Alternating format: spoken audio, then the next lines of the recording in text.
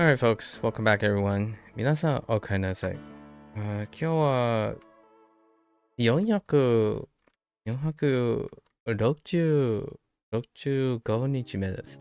It's day 465. I have a quick one today. It's technically a 0 day, where we just do our apprentice. It looks like we won't have a 0 day coming up. So today is day 4. We do have 17 off here, but that is gonna produce 2-day separation. So technically our level day is gonna be on Sunday. Yes, it looks like we're just trucking along. It might have been a coincidence that we had a 0 day for the last 3 levels. This is why these are here.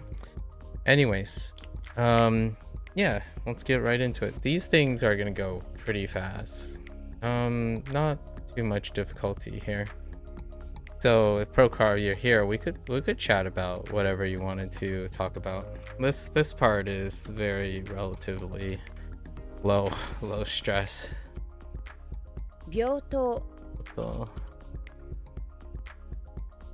I did play some of the I did play like 1 or 2 games in the new one. I saw that trinkets are back. I think they're okay. I don't know what actually changed. I didn't go over patch notes these days. Oops. What that?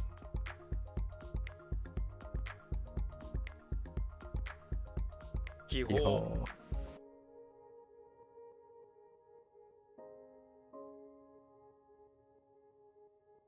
瞬く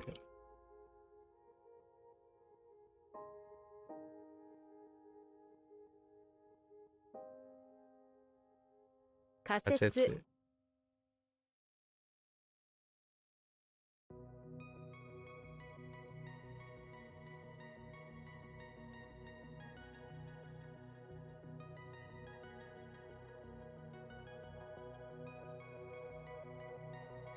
切る発発砲砲。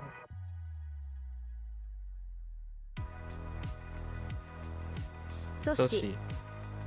うん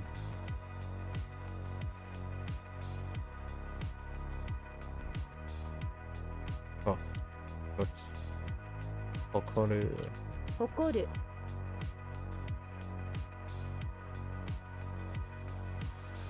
帝国帝国。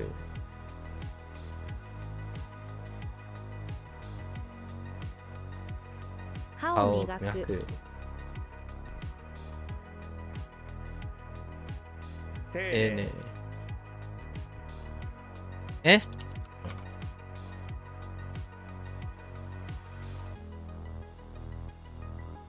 鍵鍵。おお嬢嬢さんさん。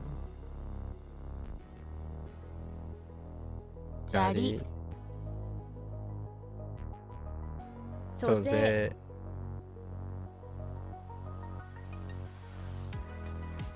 What? Just kidding. でで、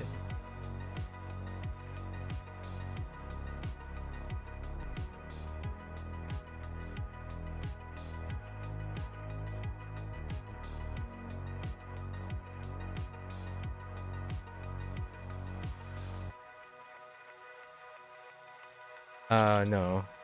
Yes.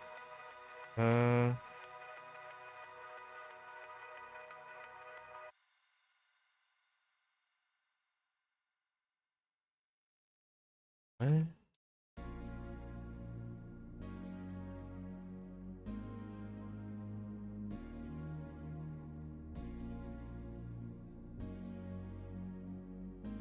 What? Is this not?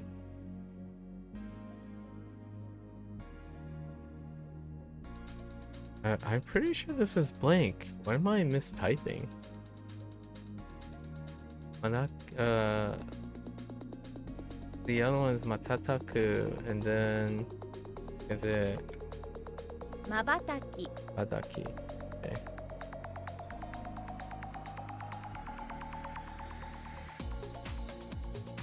伝える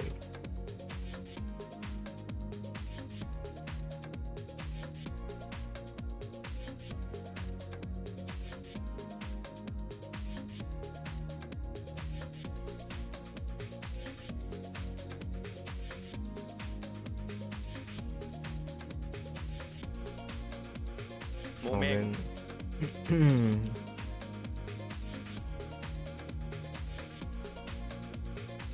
Oh wait.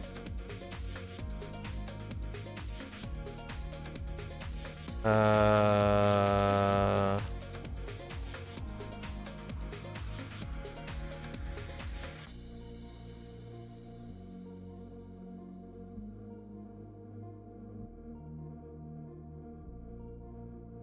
Okay.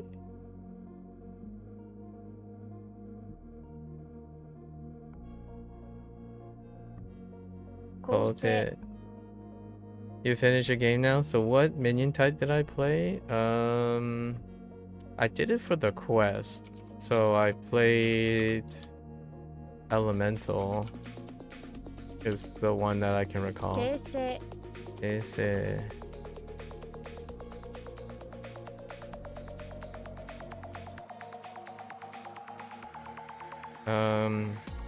Still spam Elemental for the most part. Yeah, still spam Elemental for the most part. Took the trinket that gives you every once in a while a special Elemental and just spam that. It was okay. Felt about the same.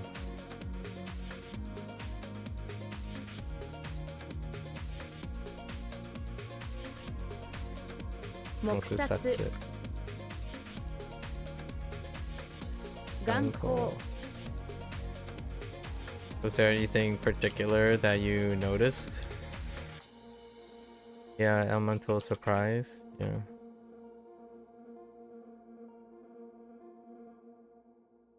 Take 0点 0点. Yeah, no, they didn't. No. Didn't change very much. I played Pirates as well. One of the pirate games as let me think. How did the pirate thing go? Pirate was interesting. And then I played a Naga game. Oh no, Pirate was just gold spam. Pirate's gold spam. Okay. I played Naga. It was an interesting Naga thing where every time the Naga attacked, it had to cast a spell. So then the spell triggered the trinkets. So that's how I won, where I just had a bunch of Naga that had to attack. So they all had Wind Furies, so they all attacked and then they cast a spell, and because they cast a spellcraft, it buffed everything. So it just kept going on and on like that. Oh, bounties, that's right. That's yeah, they were bounty spamming. Yep. It was the same game. I had half a board of Nagas. Like half a board of Nagas and half a board of pirates.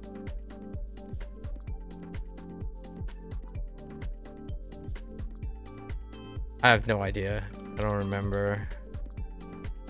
It wasn't the minion that was doing it. It was the trinket that was doing it off the minion. So anytime the minion attacked, it produced a spell. It like cast a spell, and that spell triggered the trinket over and over again. I don't remember which one it is though. 歳月 I think it's that one was interesting. Telegos is back for dragons. That's what you're most excited about. Oh yeah. Yeah.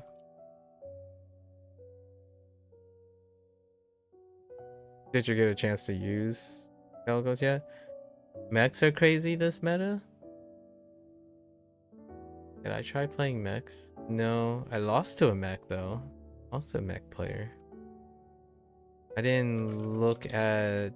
They didn't distinctively had anything that I remember other than your satellite stuff and your stacking, your usual AoE magnetizing strategy. AoE magnetizing, I mean like your entire board magnetizing. End of turn flavors.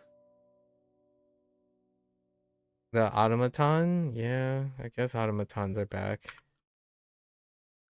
I didn't encounter that. Like people did a automaton spam.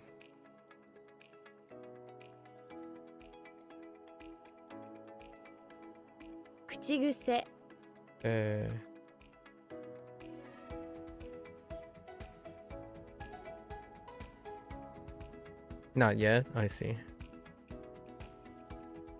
おかげで水泡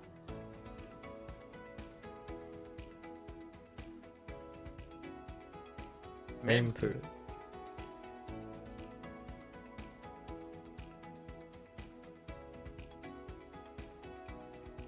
Yeah, it was there before. The magnet that gives automaton. Yeah, I remember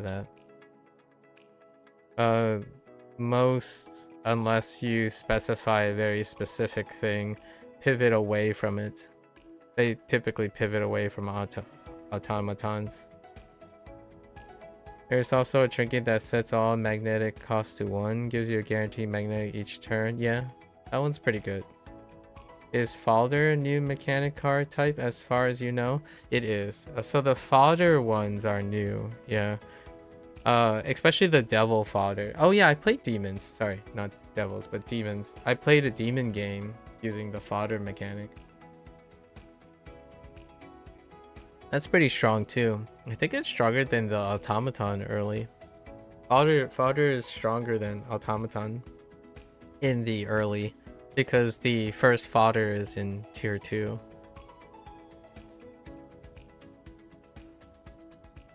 There's a very specific automaton build that still exists.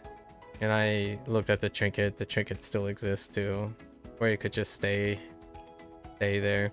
I think end of turn satellites is the typical magnetic thing in that series.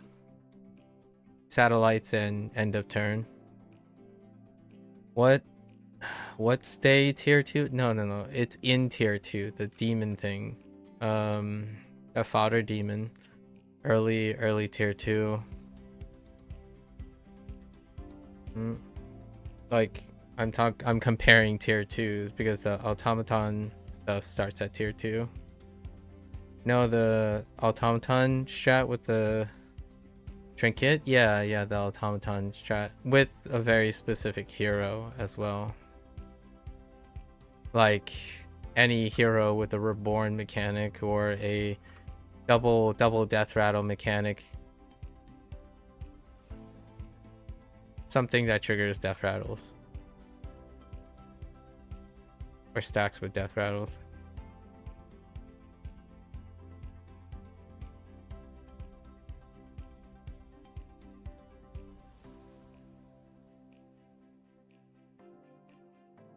Tanka.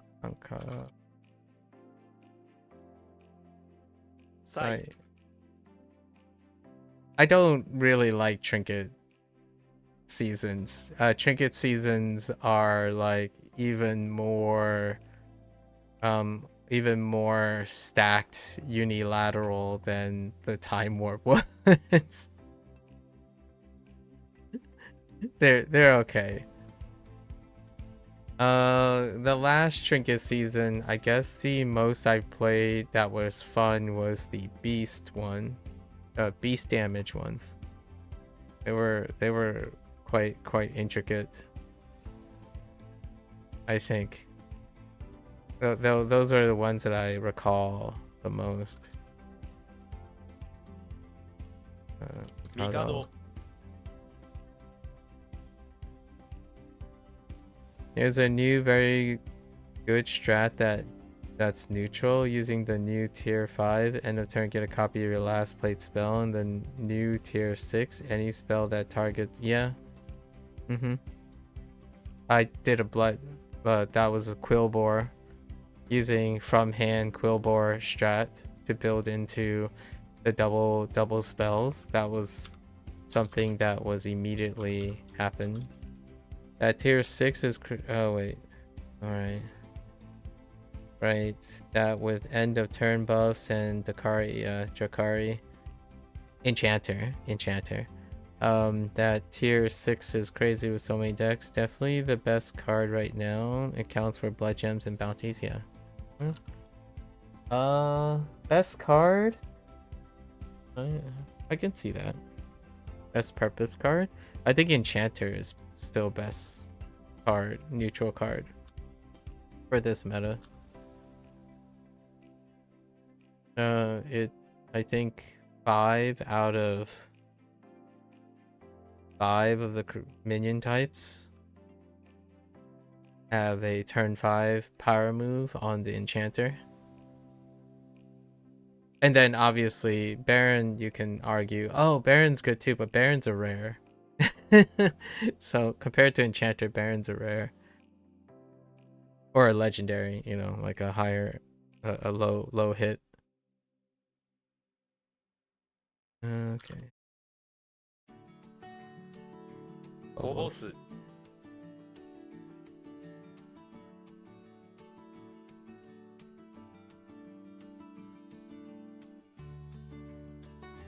Oh, and then I guess the soft MMR reset makes things a little interesting again. I don't play people against the same strategy over and over again. Which is kind of what you're telling me right now. I bump into them occasionally, but it's kind of uniformed by the time you play a couple games. I think what I like about refreshing seasons and whatnot is playing in the beginning, and then because of how fast the information travels, and then basically I would say the vast majority of people are like you, who use like debt trackers and whatnot. So, and those debt trackers are linked to percentage based plays as well.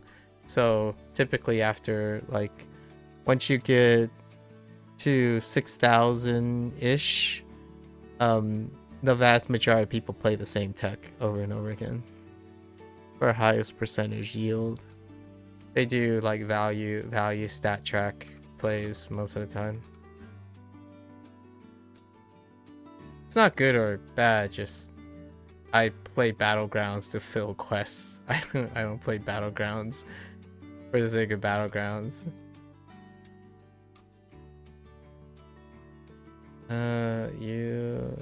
Yuhei. Yeah, they're doing this thing now where seasonal quests is continuous. So there's no downtime in seasonal quests anymore. So every time the seasonal quest ends, a new seasonal quest starts. So that dictates how often I play Battlegrounds or not. I play a lot of standard now, lots of traditional. Yeah, you're starting. I'm learning how to do fun little gimmick decks to blast through the quests. That's kind of like the new thing that I do. The whole thing is to like do the free to play thing that I enjoy, which is how do I gimmick my way and predict my player pool to maximize the minimum number of gains with the highest per unit quest ticker.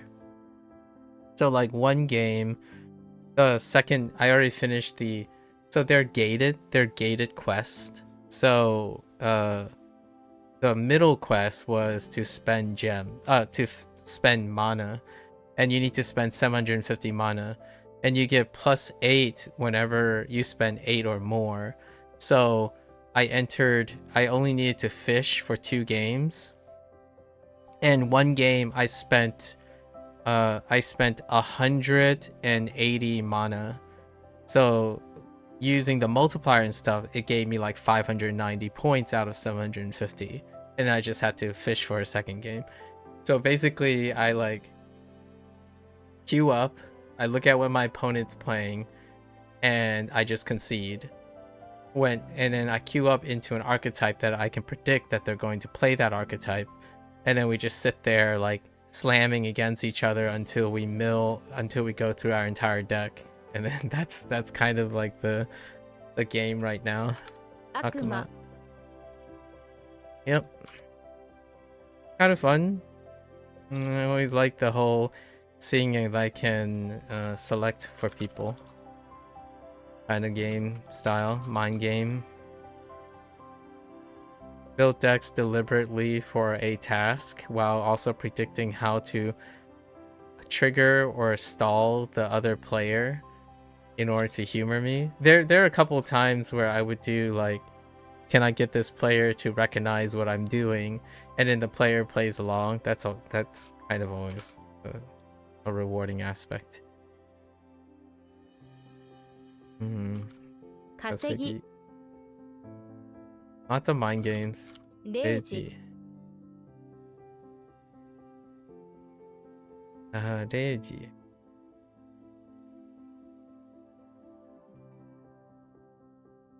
Okay.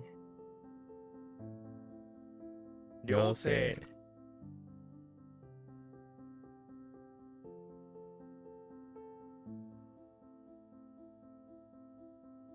惨殺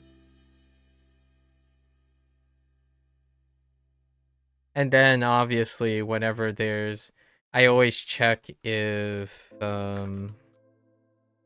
despite what the description of the quest say, if it can be filled with battlegrounds, I would fill it with battlegrounds. There are a couple that Blizzard doesn't like QC, so people who read it and play by the rules, they don't usually test things. And I do that a lot when I was playing like Neverwinter Online, all the other games. I usually test despite what the text might say, because in game development, on the end user end, right, like I'm not a game developer, but when it comes to reading the game developers, they're still human. So there are a lot of multiplicative and combinatorial rule sets that they might assume works. And historically, as an end user, someone who plays a lot of games and whatnot and tests like different combinations, especially like deck building and all that, a lot of times interactions are not completely QC'd. So that also goes with like quest matching and quest triggering. So there were a couple in the previous like 2 seasons where if it triggers with battlegrounds is so much faster, because their games involve like another order of magnitude of damage, attacks, spells. So anytime something comes up that can be attributed to battlegrounds, it's exponentially faster on battlegrounds.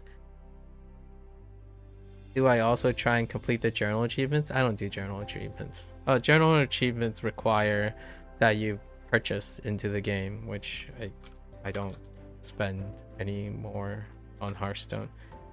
Over my history, I think during like anniversary things and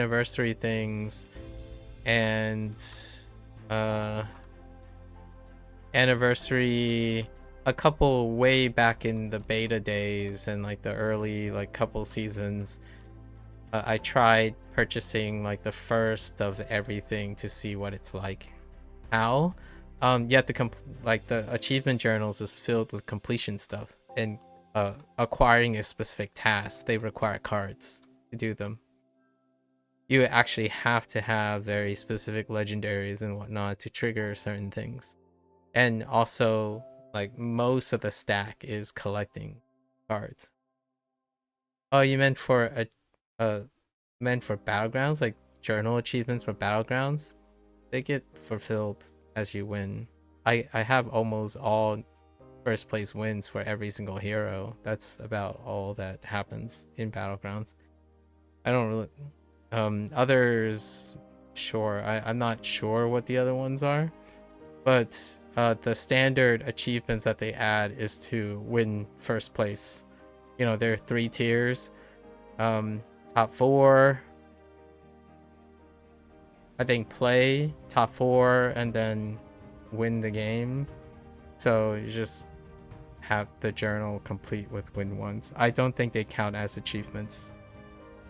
So journal achievements, the vast majority of them are standard and traditional mode collection based journals, like completion stuff, which is pretty much not possible unless you're spending money. There's an achievement for AFK, which is after you miss 2 turns and can finally play, you have to miss another turn and then get the first place. Yeah, I'm gonna pass on those. I don't really play achievements to gimmicks. Like, what I mean is to gimmick those type of things. It's kind of like, it kind of reminds me of the early days of Fortnite. I'm not even sure if this is still true now, but when I watch people, oftentimes they would invent achievements that is counterproductive to the game's mechanic just to be goofy. But I can understand it from a single player perspective. It'd be very goofy to do those things, and that's kind of fun. But I don't I steer clear of going into a position or a mindset of completing achievements that make you deliberately be counterproductive to the game's mechanic. So the only achievement in the journal that I've done is probably to win achievement. But it is funny. I mean, it is funny to skip another turn.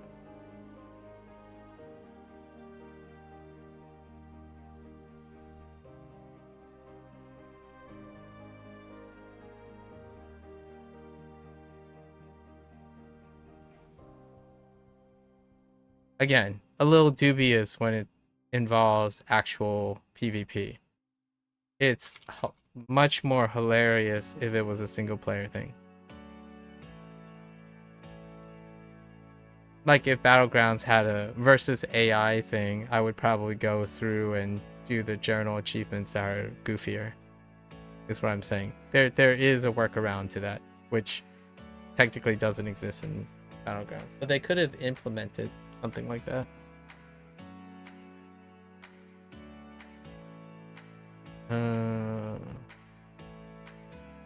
Zanshin.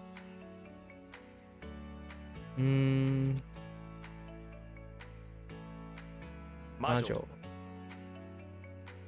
Yeah, that's right. You're no wuss. You tried them against real players. That's missing the point of what I'm saying, though. But I can. Your pride is intact for that comment, but I don't think you understand my point about what I said. If you play a lot of other games where they base on their quest design, I know you said just kidding, lol, but I don't think you. Okay, I know you were joking, but I don't think you got my point. So, like, you were joking about something else, which is fine, but I think you've missed my point, which is not that. That's not the point I was trying to make. Donkan. Unless you try to explain it to me what you think my point was. Because I didn't really make it that clear. I was inferring it though.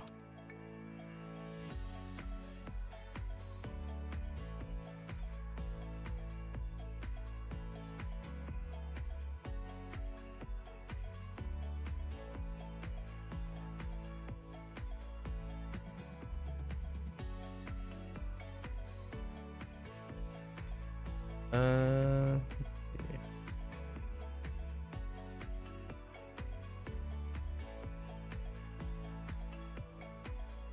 Doko. 阻害 Okay.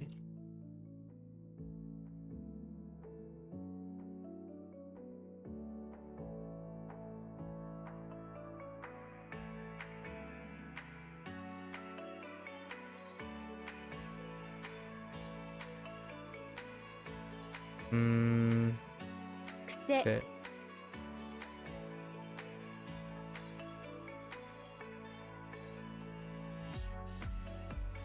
沈黙 Imoku.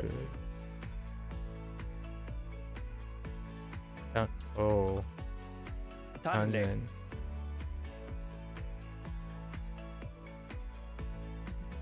矛先 Okosaki.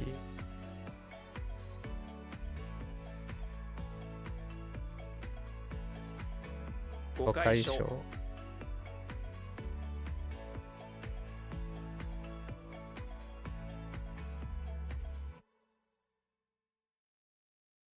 Mm, 黙る Damaru.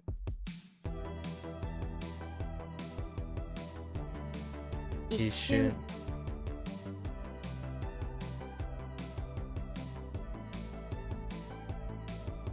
心眼 Ringan. To be honest, no, you started typing, but you're not sure on my point. So, a bit back ago, there are a lot of MMOs. Something about your perspective on why you do achievements and challenges. No, a bit, the idea behind my comment about why I focused on the PvP aspect is because there are times historically which Blizzard is kind of also responsible for, where MMOs, like the carryover for MMOs is you do things for goofiness because there's the big PvE aspect. Like PvE aspects, being goofy is like a charming thing. However, when it comes to like PvP things, especially battle royales and whatnot, there is a very defining trend in the community behavior when you use achievements and quests, especially quests, which they gotten a bit better at it, but oftentimes it's either quests or achievements where it can condition a person or condition an entire community to deliberately find it acceptable to be non-empathetic to like the nature of the game they designed. So that was my perspective. I was not that it had anything to do with whether you do it or not for fun or not.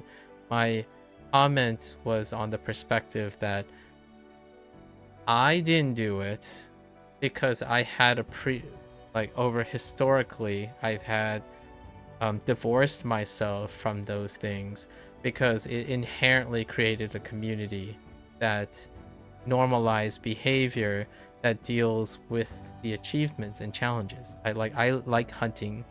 I like hunting achievements, but not those type of achievement because they represent the developer's vision.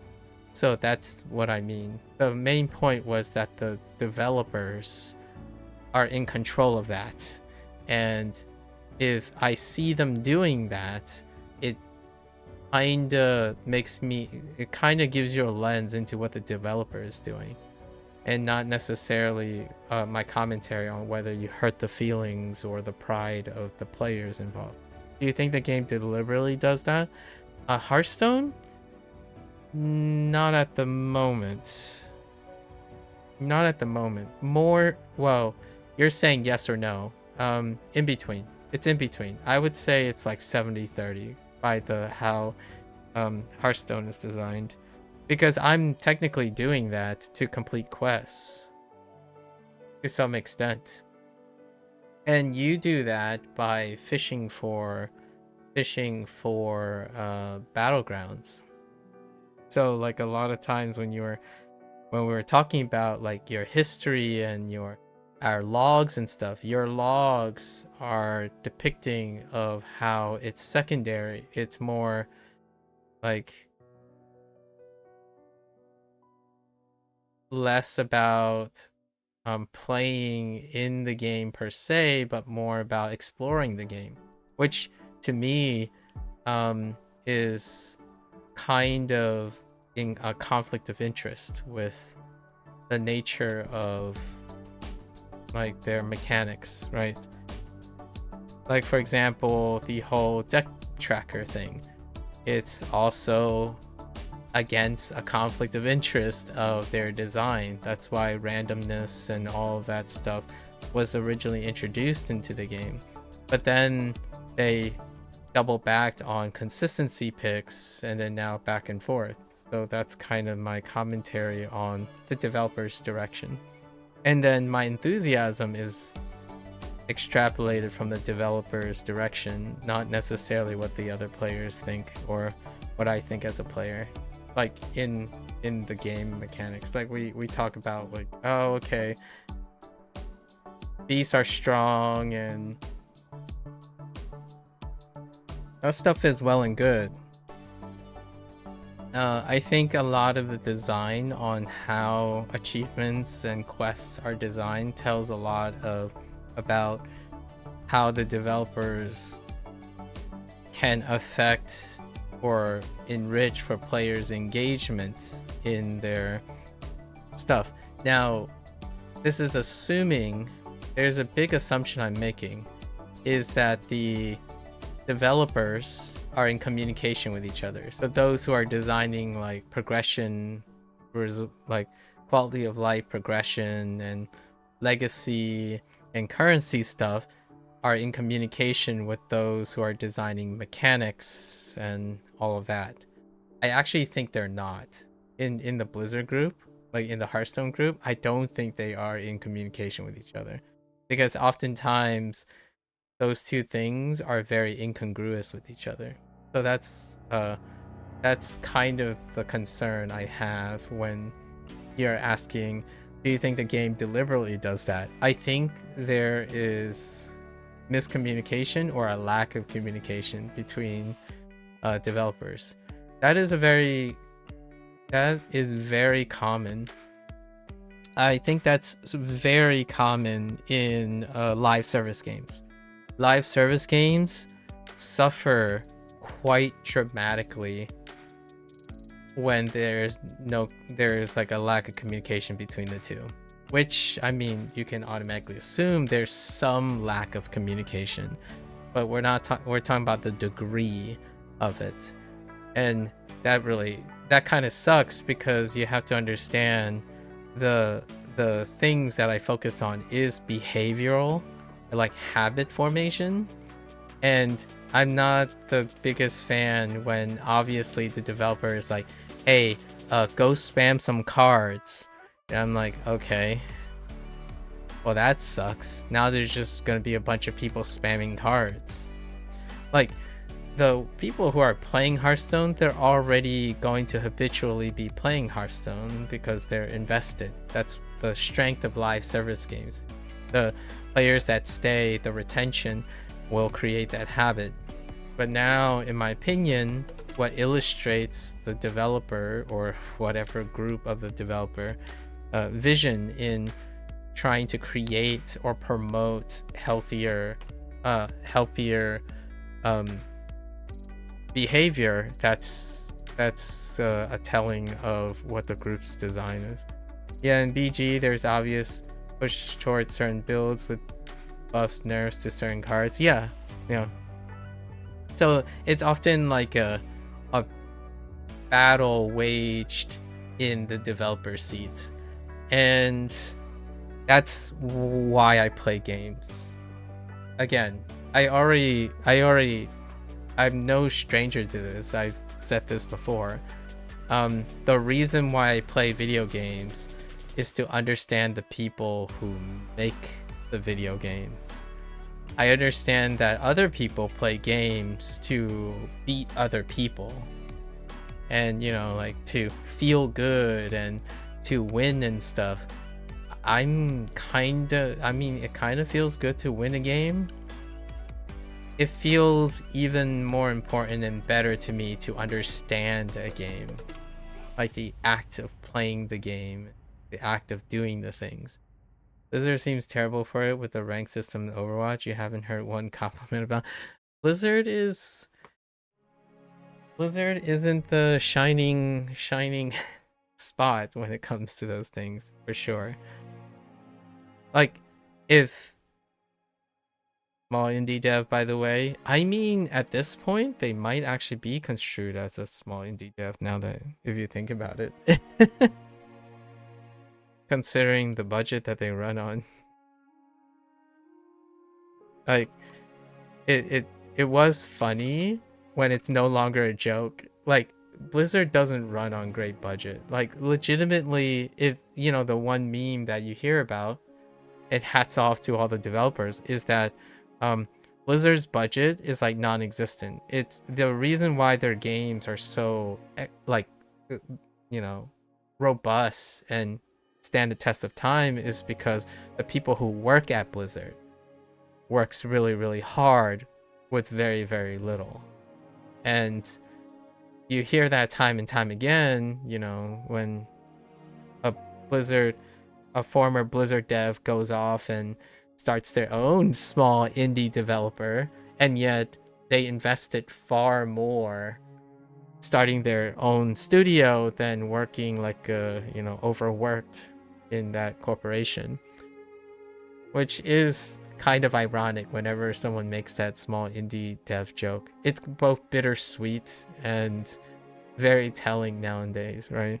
Because the work environment, I mean, Blizzard is notoriously known for the rigor. Like, people do it as a stepping stone. It's kind of like the whole BuzzFeed thing. You know what I mean? Like, you go in, you show that you can stand up to the rigors of Blizzard, and then you dip out. Recently I saw that what's his name stepped down, right? I forgot how long ago. It might be a year old now. The Overwatch director stepped down.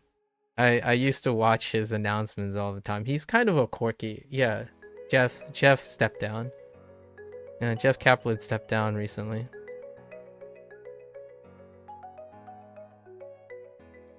I don't think it was that many years ago.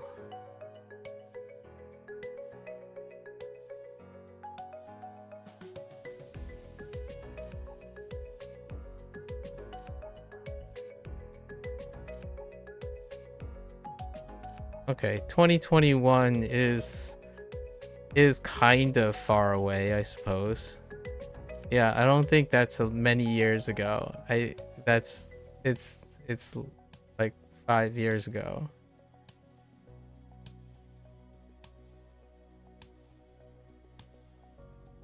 And then obviously about 1/4 of your lifetime ago.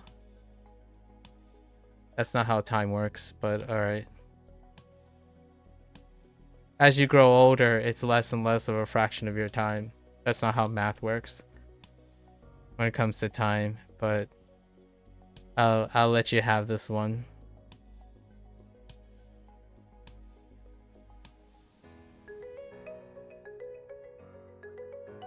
Oyaji. By that logic, anything will feel like a long time ago because you're young. And then when you're trying to empathize with another person who's older, it's always going to be longer because time is relative. I'll let you have that one too. Shunji. Your lifetime is around 20 years. 20 goes so far for you. It's a long time. I know. And when you made a comment about my comment, when you could empathize instead, you made a comment about my comment. So I was like, oh, you know, Jeff, yeah, recently he retired. And my only thought was thinking about Ben Brode, or was that his name? Ben Brode? Who stepped down way before that. Now that is a lifetime ago. But, you know. But that was up to you. It was your choice. 1/4 of a lifetime, 5 years is like a college. That's a chapter in one's life. So I could also frame your 5 years in a different way as well.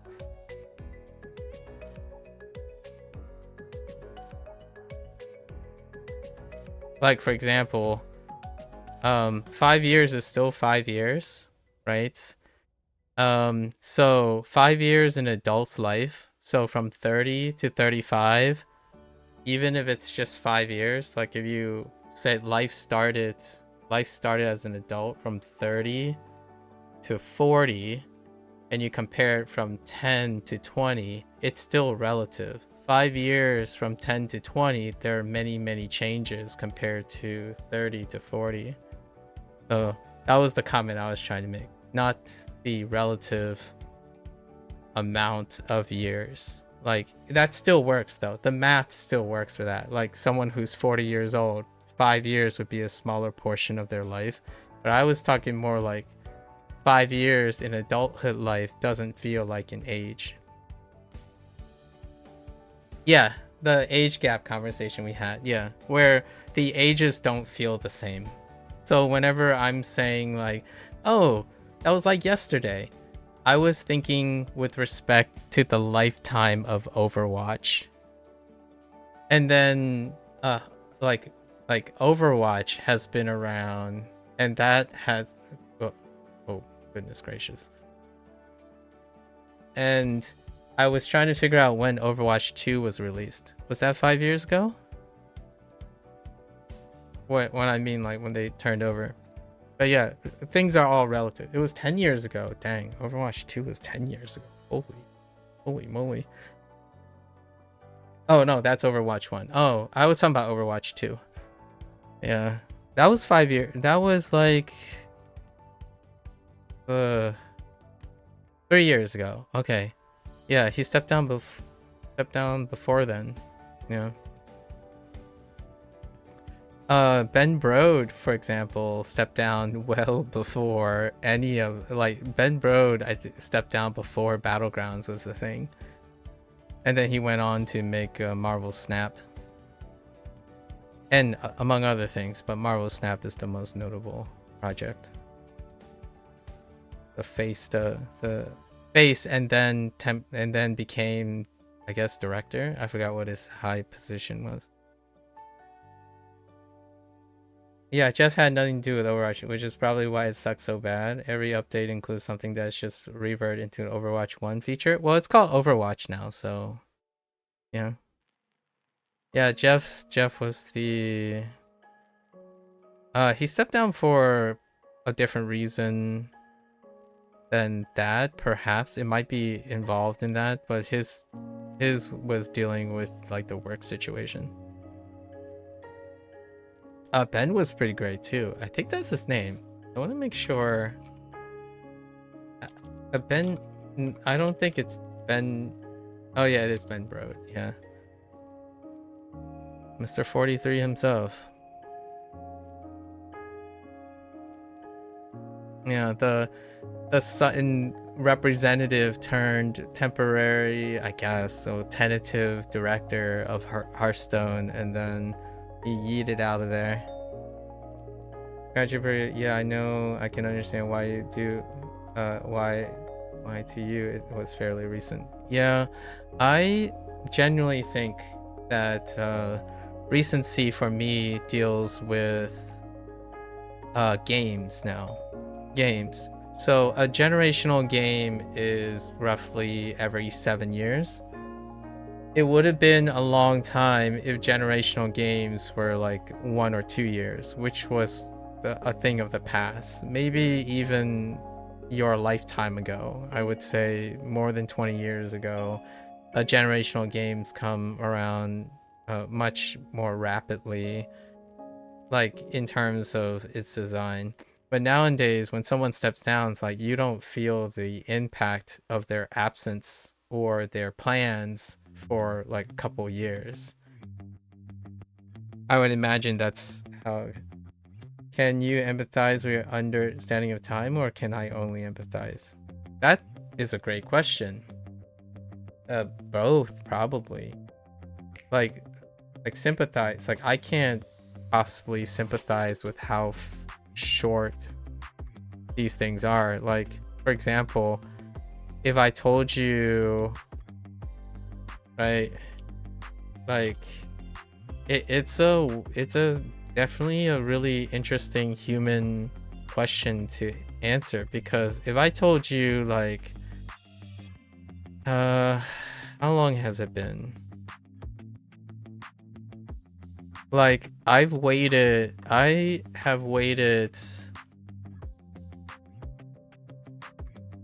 18 years.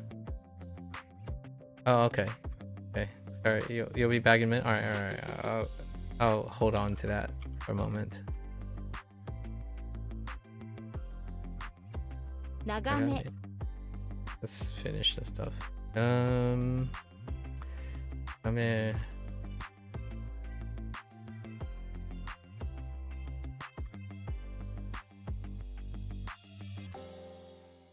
it's not staring its view. That's a rough one.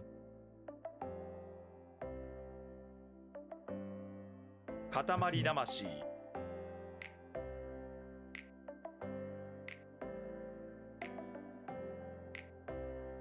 魔術 瞳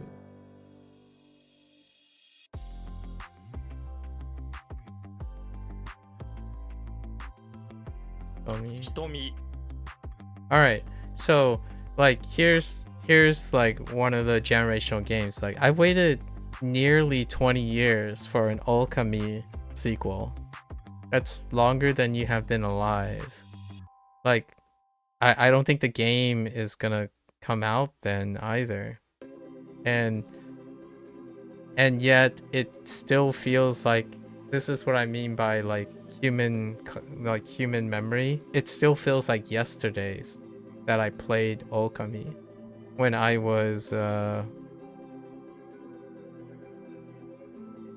guess when I was 18ish. It was actually yeah, it was actually even earlier, now that I think about it. No, it's 2006. It's older than you. If you're saying 20, if you round it to 20, it's more than 20 years. It's been 22 years since I played Okami when I was 16. So, and yet it still feels like yesterday.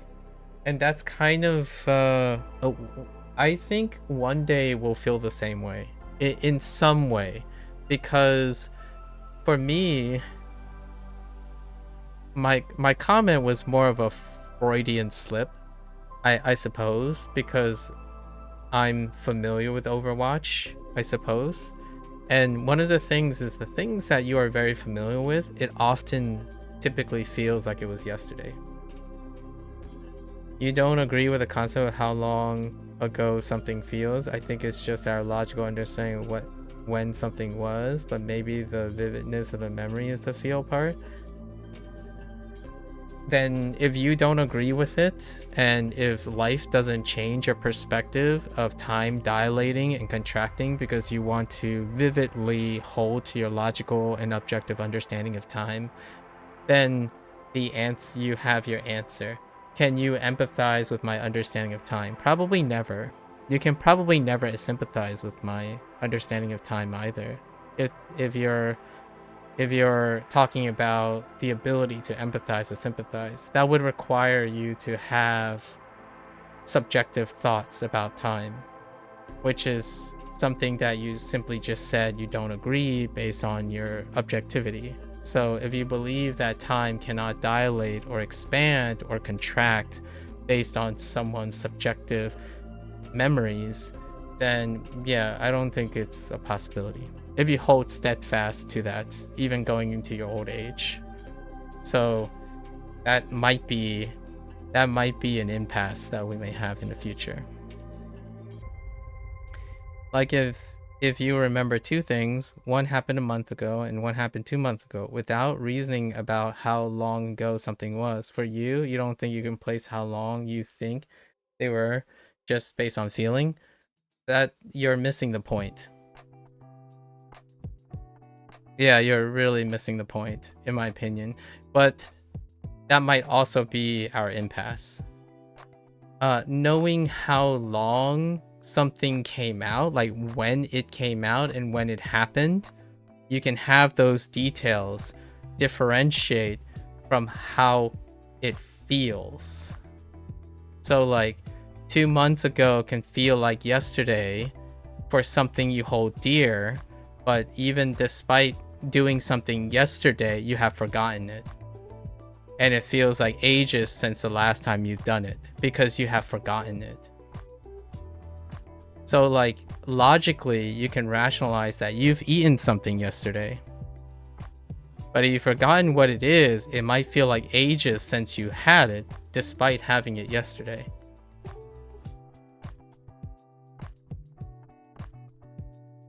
So if you're concerned about the objectivity of the time, I knew Jeff left many years ago. Like many years as in the qualifications. I knew he left before Overwatch 2, which is more than 3 years ago. I was going to say 5 years ago. I don't exactly know when he left. And it turns out to be 2019. That is purely objective. It felt recent. That's different. So the memories you hold most dear feels like yesterday because you echo it consistently. So like if you don't think that the best things you know are the things that you repeat that feels like yesterday, then I don't think nostalgia is a thing you can experience either. I don't know if you feel you experience nostalgia or not, but that's kind of my conceptual understanding of how like nostalgia works and familiarity works. Habits are formed because they are the closest thing to you. Whether you know when you started it or not, it would be yesterday. So like when I ask you, when did you start eating the things you ate? You could rationalize when you did it, but it would feel way closer because you do it every day. That's kind of like playing a video game.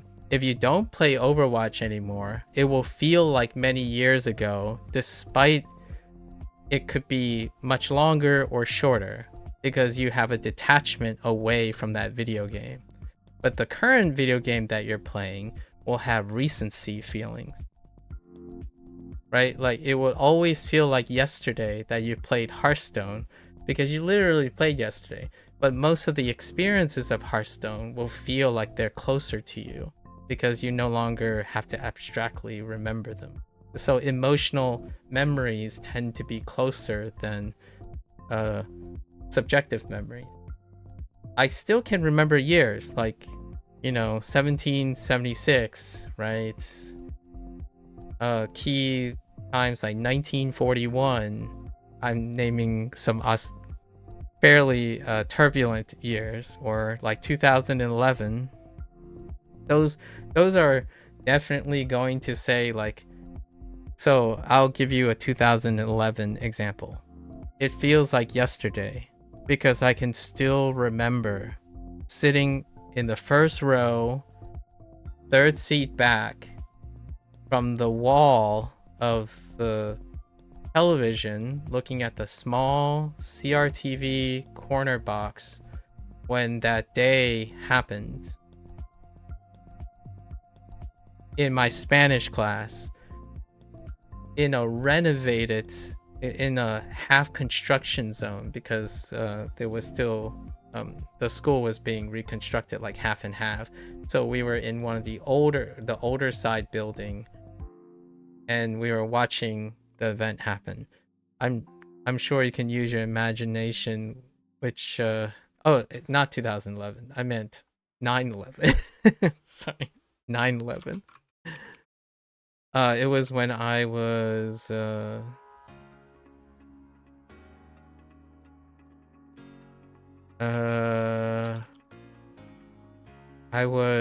I need to do the math. 20. What is minus 25 years? It was when I was either it was after my birthday. So 15, 16.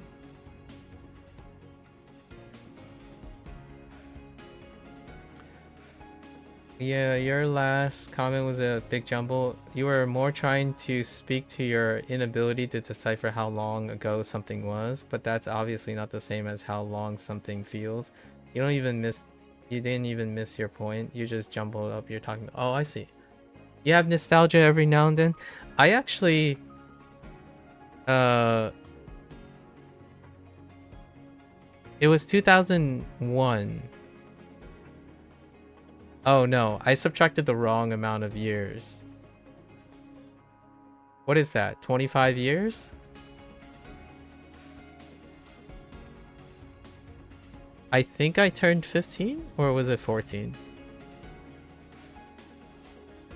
It was either 14 or 15. I think I said 15 or 16. 14, hang on. Am I doing the math wrong? I was 14. 14 or 15? Do you count the year? I forgot. Do you count the year of your birthday? What was the quick math? Okay, it's 2026. We subtract 25. 14. 14 to 15. Right?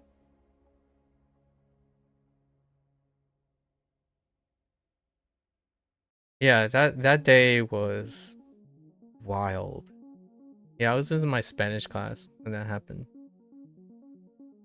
Also the nostalgia thing. I think there are people who don't necessarily want to feel nostalgia. I don't know. I'm not entirely sure if there are people incapable of feeling nostalgia. I feel nostalgia quite a bit here and there. Do you think you could figure out just based on feeling which two of the memories are which? One recent memory and one memory from long ago and feel like it happened recently? I know that last sentence kind of flubbed the question up, but I hope you know what I mean.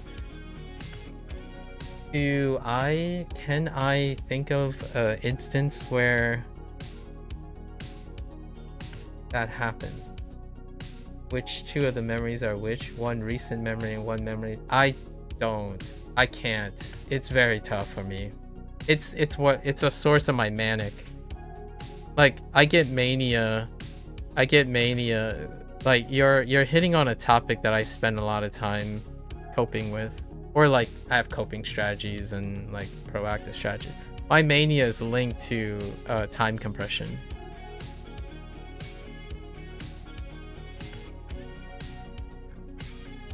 Like my time compression deals with anachronisms. So when I have like my mania deals with like sleep. So when I go to bed and I start thinking about events, right? Like your sleeping events deal with the consolidation of your memory, and oftentimes my sleep is disturbed by mania. The mania is dealing with time compression, where all my memories become anachronistic to each other. So oftentimes there would be like events that happen 5 years ago mixed with events that happened 1 year ago. And the reason why they fit in the same context is because the context of that memory glues them together. Like for example, I would have a scene that I play back in my memory that occurred in an environment that is anachronistic, or like the thing that is happening is anachronistically in an environment that came later. So like a lot of times I would be conversing, we talked about this in terms of the memory thing, where I had to like reorganize my thoughts from time to time, where I have to remind myself like, oh, I'm up now. I'm no longer here with these people who were in a different time period in the environment. So like I would have college people in graduate school and then graduate people in college in my memory, and it would cause me a lot of consternation. So that's whenever I'm referring indirectly about my mania, it actually deals with time compression. When memory is consolidated, you will start to lose resolution of the details that you don't keep track of, which deals with like why I emphasize it's healthy to have trackers and recording. You know, like when you journal and record and have trackers, those are the ways that you can like try to realign your timing. But for myself, when I'm organically doing that, they're all mixed up. It's very difficult to know. So I try to remember the dates as you have done or as you have illustrated. All you know is that when we look back in the past, we remember the highlights, but don't remember all the struggles. Yes. Well, unless you're chronically depressed, then you only remember the struggles and not the highlights. And then the highlights could be the struggles. So like the highlights and the lowlights. Highs and lows, but never the average. The average are always recent. So highs and lows, right? Highs and lows. If you're chronically depressed, it would gravitate towards lows. If you're not chronically depressed, you have more highs, right? And the averages are built into your habits. So oftentimes you don't say anything, it's inferred that it's recent. So like, have you eaten yet? It's recent, so you don't necessarily have to remember the details of what you have eaten if you have a routine about it. If the item that you are eating is a high and a low, then it would immediately become one of those memories as it staggers along, right? And that's the crazy thing about the human perspective. Like, to me, that's not what Albert Einstein was saying, right? But whenever you think about like the theory of relativity, Albert Einstein was talking about the physical universe. I imagine Albert Einstein was talking about the the physical universe, the idea of time passing and all that being relative sort of situation. However, for me, I think whenever I think of how transformative what he's saying is that, but also psychologically, right, or philosophically, time is also relative because time dilates for humans and then they contract and compress for humans. So like, for example, studying is compressed most of the time. For me, studying is elongated or dilated. And one way to have your mind dilate a task is to make your process longer. It compresses when you're thinking of a goal. That's to relate back to everything. You know me, I have to relate everything back to the learning process, right? When you want to dilate your memory, like it expands longer, increasing the process load. In order to compress the time, you think of a goal. So then what happens is that when you reach the goal, it feels like yesterday when you started.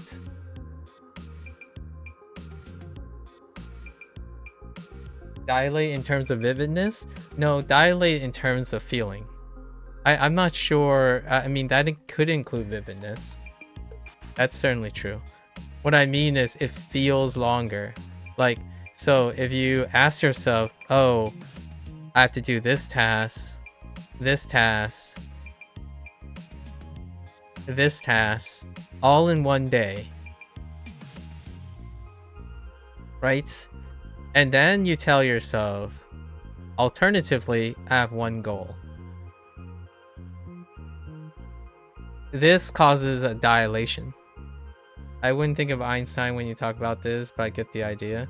You wouldn't think of Einstein. You're not supposed to. That's the whole point that I was making. Yes. I was literally making that point. Like, most people wouldn't think of Einstein. I was deliberately using Einstein as a point of contrast, not a point someone would be thinking. Which, unless you're telling me that's exactly it. Because my point was that most people wouldn't think of Einstein because he's doing a physical statement. Like, whenever you think, unless you're thinking his time, you don't associate Einstein with like the relativity of time, but I imagine you do have something related to that, but maybe not. Perhaps I'm overstepping and assuming that Einstein's impact on the perspective of time is not as well known as I might think. You were feeling nostalgia about 5 years ago, and you said to yourself that I bet my life right now 5 years ago will feel nostalgia, and now it does feel nostalgia to look back at nostalgia inception. That's true. There are some name for that with people who got said bullied in school, thinking back of it in a good light. Oh, okay, I see. So I don't know what that term is, but so here's the forgetting thing, right? I can be aware that I've crossed the term you're talking about. The only thing that comes to mind at the moment is the balance between regretful, being like talking about regretful, and reconciliation.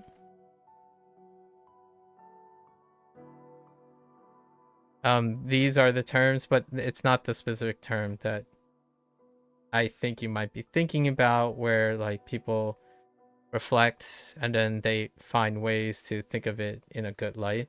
But at the moment, I'm thinking of the balance between regret and reconciliation. And I am very much a product of reconciliation. Or maybe even consolidation. You could call it a consolidation, perhaps. As opposed to relying on regret. Yeah, and anyways, my Einstein comment was deliberately to illustrate that it is not something that people would think about when he's talking about the theory of relativity and whatnot. So, I understand. My poetic comment was that it is coincidental that how the human subjectivity runs very interesting parallels to what could be construed as something that Einstein may have at some, like, I don't know, maybe not, but in my opinion he was clearly not referring to what I was talking about. So yeah, time dilates and contracts. I don't necessarily think Einstein was saying that, for example. Yeah. I mean, some people say time is cyclic, but I don't know what that's about. You ever entertained the idea that time is non-linear? I'm making an allusion to Star Trek. again. Gotta bring back the Star Trek.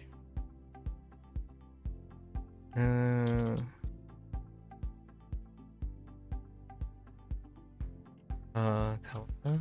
たわら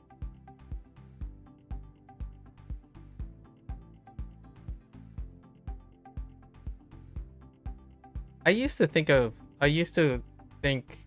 of time as a lot of dates as well. Recall, I think dates are now more like record keeping for me.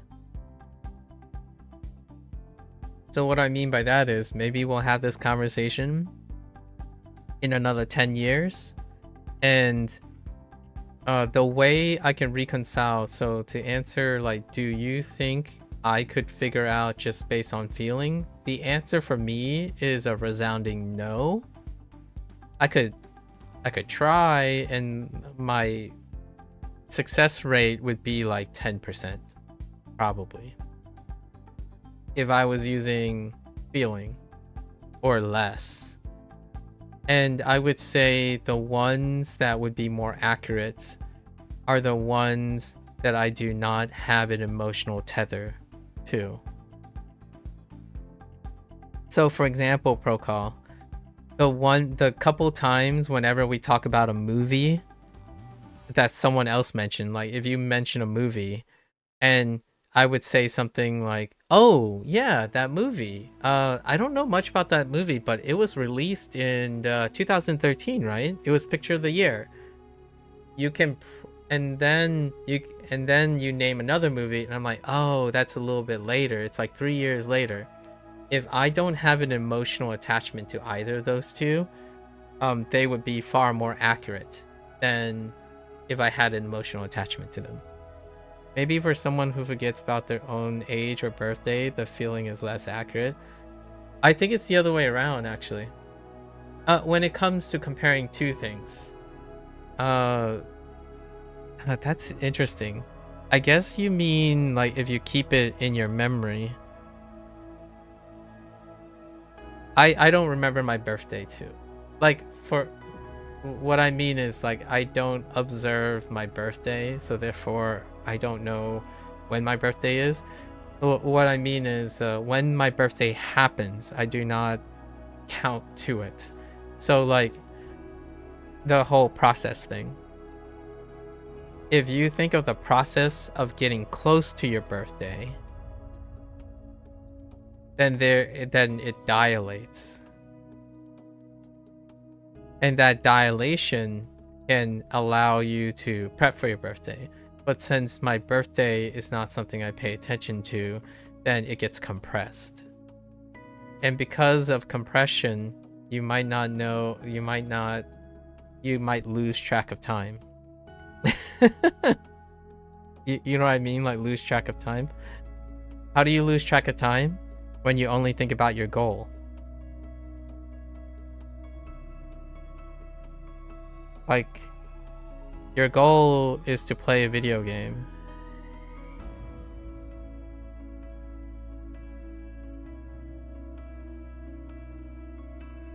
I'm not saying that this will completely make you lose track of time, and this is like the main driver. But one of the funny things about goal is when you're trying to get to a goal that's farther off, time compresses. So like whenever I'm gonna make this about language learning, become fluent in Japanese, right? Become fluent in Japanese. And then you think, and then it switches to, I have to study Japanese. Then it feels like forever compared to being fluent in Japanese. This happens with YouTube a lot of times. Time compresses because you see the goal, you don't see the process.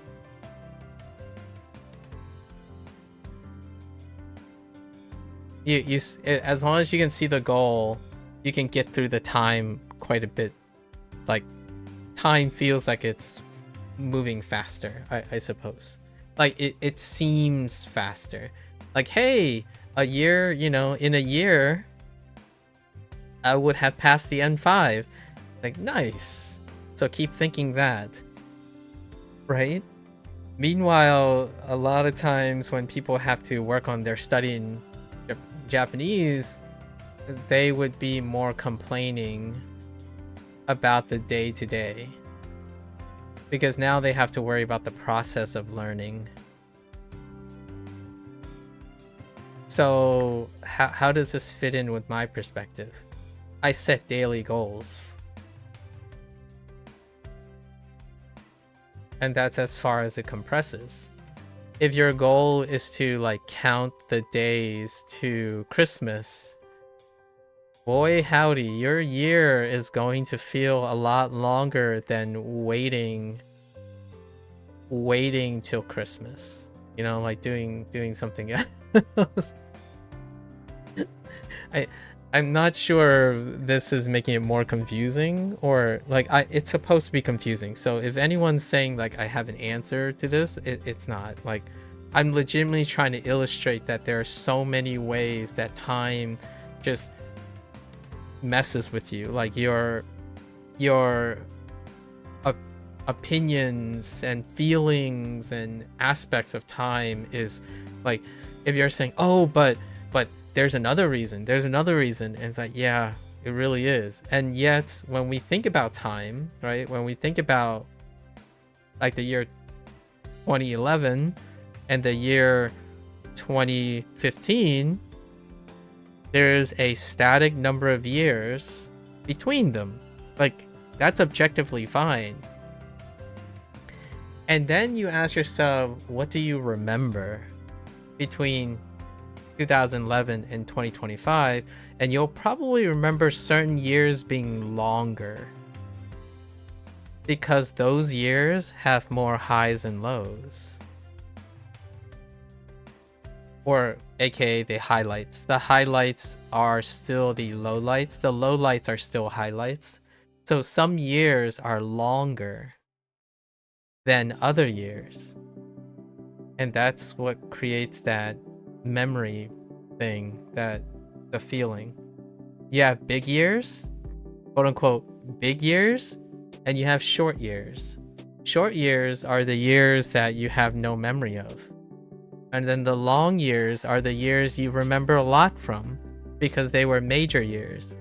So what it was a major year for me, which I'm sure I would volunteer, and then obviously you guys can volunteer your years. My major year was probably 2005. That's when I graduated from high school. 2009. Yeah, I still remember a lot happened in 2009. The COVID years, that did not much happen in the COVID years. Like, the COVID years feel like they were gone in a flash.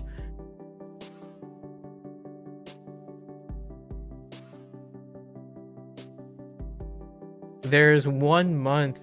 What happened in 2009? I graduated college.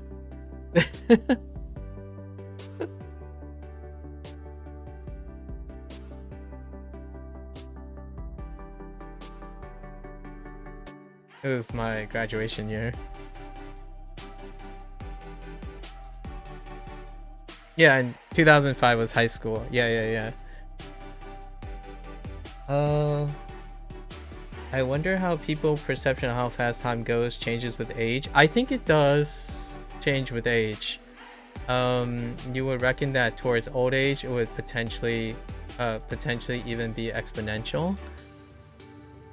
You know what I have come to understand, at least talking to older people, when it comes to passage of time? Time is slower when you get older, typically.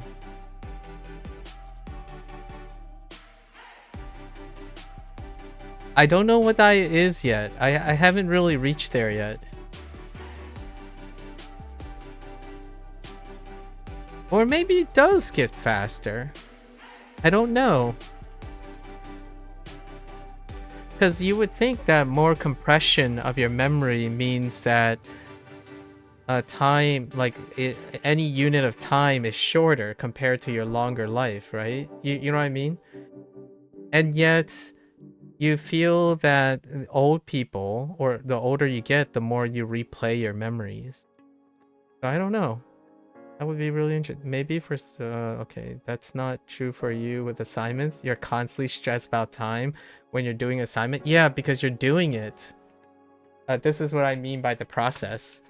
You are doing the assignment, which I really like that you said that. Here's one thing that we can empathize, Procol. You are doing the assignment, so you are involved in the process of the assignment.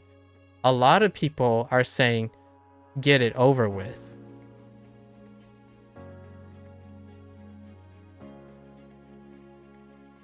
So they're looking to shorten their aspect. Like, so one thing they could say is, well, I'm gonna get a B anyways. So this is good enough.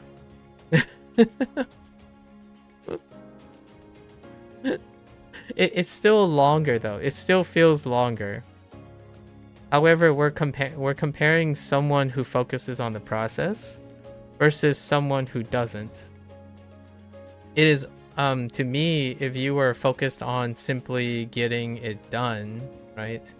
Getting it done, like, let's say you're aiming for an A. So as long as you focus on saying the A is the most important thing, then you don't have to like worry about what's happening in the moment. It's kind of weird. I don't think it makes sense to me quite yet, because there are people who do the process, and what they do is they follow a procedure while keeping their eyes on the goal. So they simply, how you say, drift along, you know, like drifters, like automatons. You see what I did there? Just kidding. Like automatons. So oftentimes the thing I'm talking about is when someone has a compression of time, just to relate to learning a bit, a compression of time, it largely also requires or coincides, we'll say coincides, not requires, but coincides with a redundant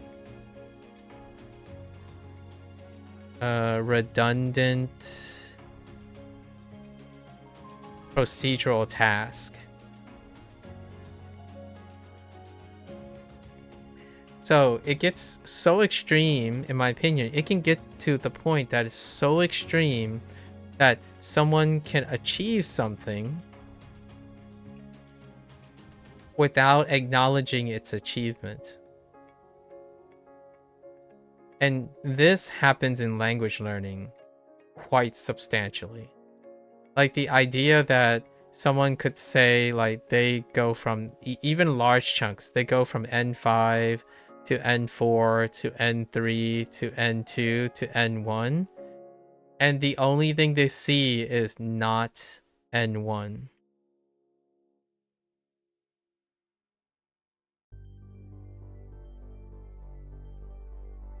And it's a balance, because it will still feel like this part is very long. However, their memory of it will feel shorter. So doing it will still kind of feel long as they're doing it, like doing this section and then this section and then this section, when it's in the moment. Like humans vividly remember things that they're doing in the moment if it is negative and or positive. like grinding. Grinding is here, and then progress is here. However, you can be so goal oriented that whenever there's a milestone that is reached,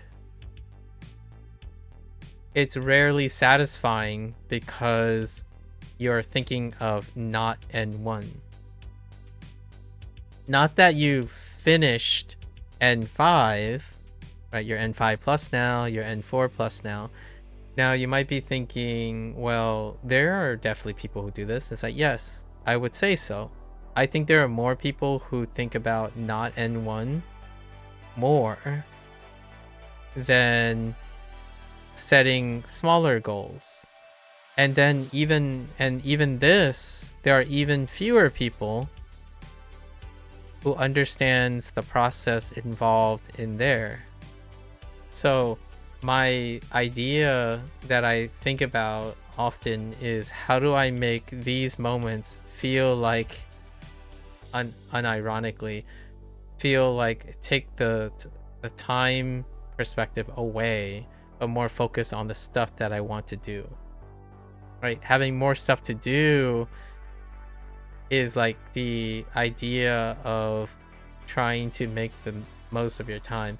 It's so counterintuitive. I think this stuff is so confusing. Like, how do you get someone to feel like it's gonna be forever? Like, how do you make it feel like it's not going to be forever when you're not N1? Or it might feel like it's tomorrow. That's this right now is the near the top, like, I think top 3 concerns that I'm trying to address in some indirect way when talking to people. And it also has to take into consideration their relative age as well. Because nearly everything feels like, for you, Procall, if I'm trying to sympathize with you, because of your relative age, anything that is on the scale of this is going to feel like forever. Because when I say 5 years of Japanese language learning, it will feel like an eternity. Even both aligned, both objectively, because it's a relative large portion of your life, like 1/4 of your life, and at the same time, 5 years sounds like a very long time, since your relative scale of the tasks you have done is relative, right, to that, which is another entirely different question. And it does tie into like motivation and all of that. To you, that reminds you of what your dad said about coding, that getting the syntax down is best, so that when doing a coding assignment, there's not a focus on how to type stuff and rather the logical process you need to do it. Yes, exactly. Yep. So for me, I am engrossed in the process. So when we're having a conversation like Jazz and, Jazz coming in with a swing, I'm more engrossed in the process of having the discussion. So and I'm not overly concerned about where our endpoint is. Is someone going to be right? Is someone going to be wrong? Like, how right am I? How wrong am I? Am I objectively going to make a meaningful conversation happen? When you're engrossed in the process, you're not waiting for something to happen. Or you're constantly focused on the idea that something later is going to be achieved. I'm more in the moment. Kind of like the whole, how you say it? It's not quite carpe diem. It's not quite carpe diem, but it's more like being active in the moment than it is further down the road.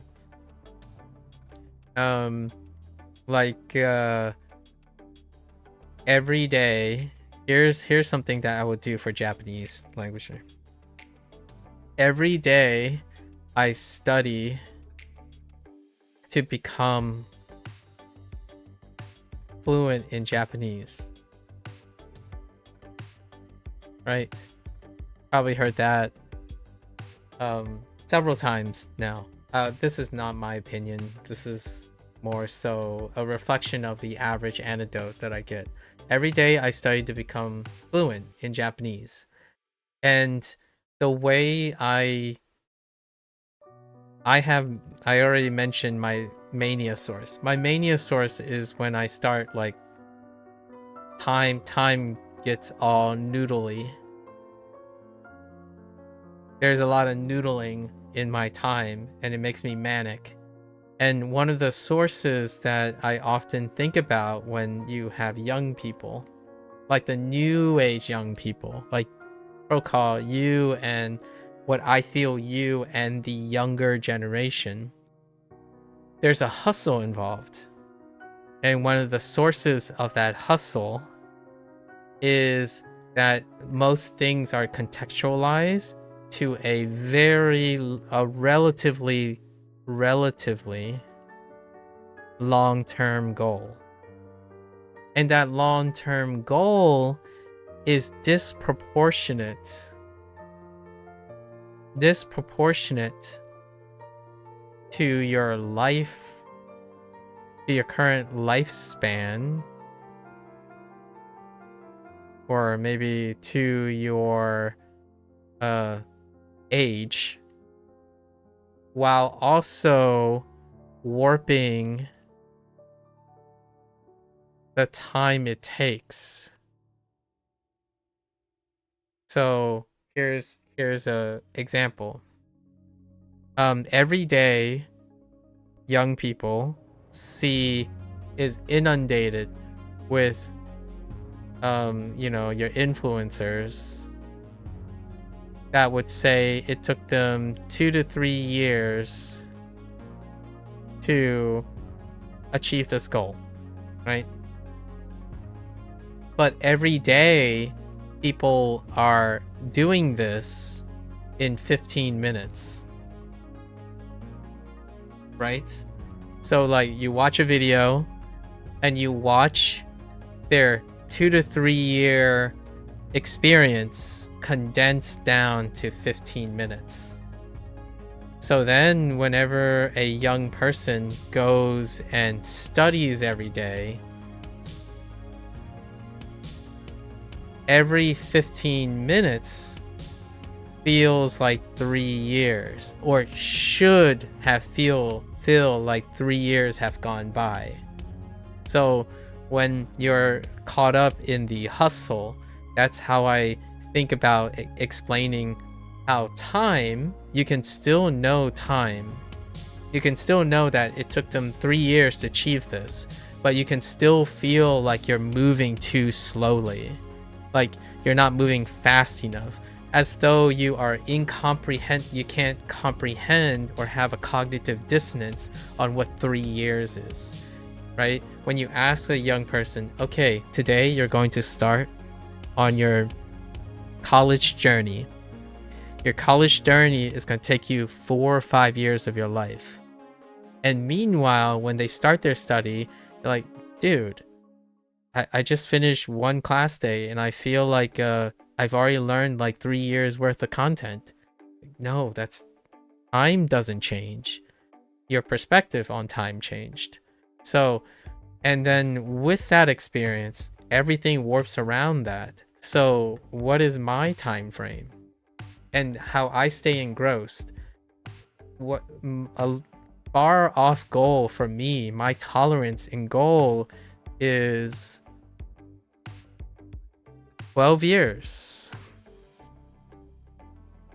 12 years is roughly the 12 to 13 years is my tolerance. And why is that my tolerance? That's when I went from, that covers all of college and graduate school and everything in between. That is, I can view that as a single unit. As in, I can cluster that into a single goal. Now, if I try to describe this to the best of my ability, I could try really hard, and there's no way I could literally capture 12 to 13 years, right? Literally, because 12 to 13 years of explaining 12 to 13 years is 12 to 13 years. In no way is a human, unless you have an eidetic memory, would take the same amount of time describing the 13 years. It would take you literally that long if you're recounting every detail. So no matter what I do, it's always going to be less than 12 to 13 years that I describe to you. And how small that is creates your dilation limit. At least that's what I'm telling myself. So when do you start feeling dilation is how much this is compressed. So now we go back to the original digression protocol, the point of digression. 5 years ago, roughly speaking, 5 years ago, Jeff left Overwatch, right? And 5 in my 12 to 13 years is smaller. Like what I mean is my tolerance level is higher for what is considered as a long time, right? Because my memory is consolidated across a longer period. So oftentimes when I think about older people, maybe that's why they're a lot more chill, because the time feels like it's been for a while now, because they have many memories, as opposed to looking at the shorter time frame. I have no idea if this is on point because I'm not that old yet. However, oftentimes I do find that people who have more memories, as in they keep more active in their lives, they have more moments, their hustle goes down. More memories mean there's more time up here. As in, the more memories you collectively try to maintain over however long your lifespan is, it gives you less hustle because it increases the amount of time that's stored in your head. So for me, it might be that case that it's a little exaggerated, because what I can achieve in 5 years, I remember a lot of very particular 5 years. Now, if you remember only like 1 year's worth of stuff, right, vividly, or like one continuous year, consecutive, we're talking about like trying to compress it as much as possible to a year, then anything beyond 1 year is gonna feel like eternity. At least that's how I'm classifying it. So dilation, time dilation. We're not talking about physics. Sorry to all the physics folks. I don't know anything about time dilation. I don't want, like, how light years, don't at me. I'm not a physicist.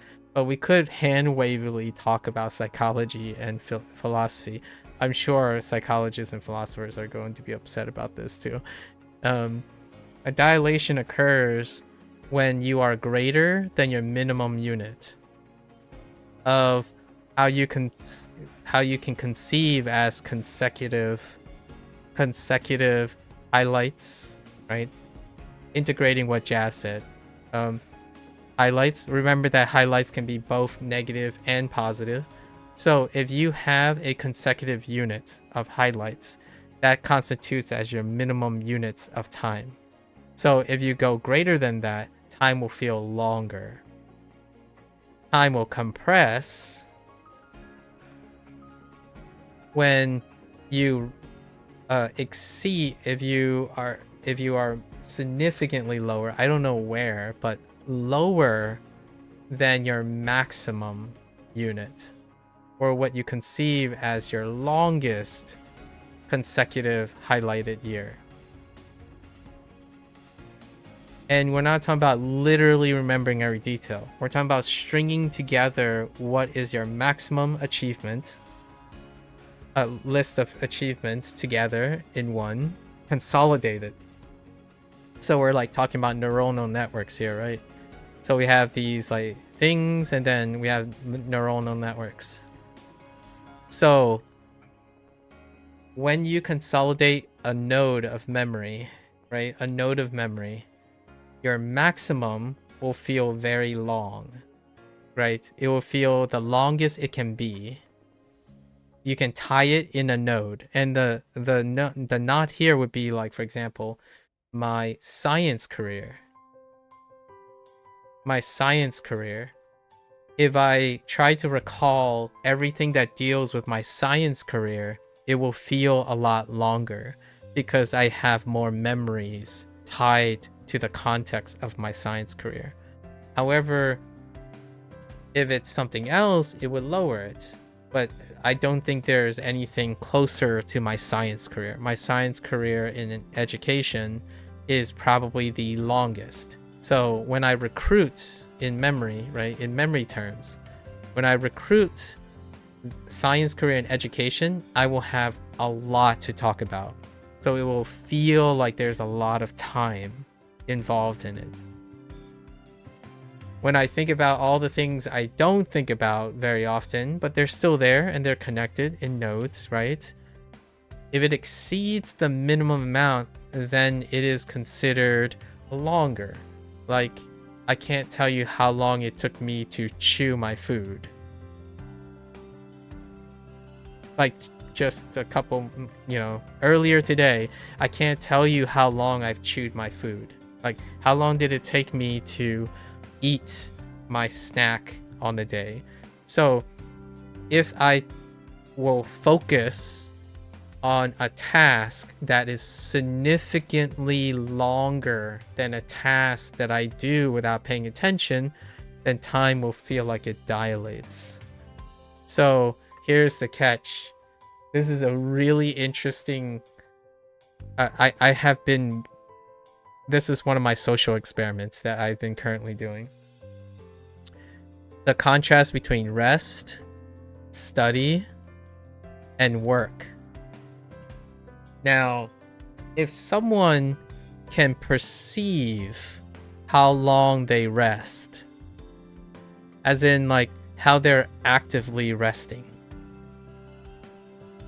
does that impact how long they can actively study versus how long they can actively work? And it's a really interesting question. Like, so here's what I have, me personally, I'm just using anecdote. I don't know if this will work for anyone else. Rest just in general or sleeping? I'm about to elaborate with an anecdote. So my anecdote is rest. Now, sleep.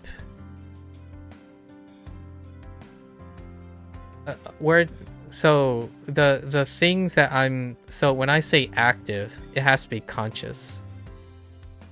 So to qualify to help you with sleep, it has to be conscious.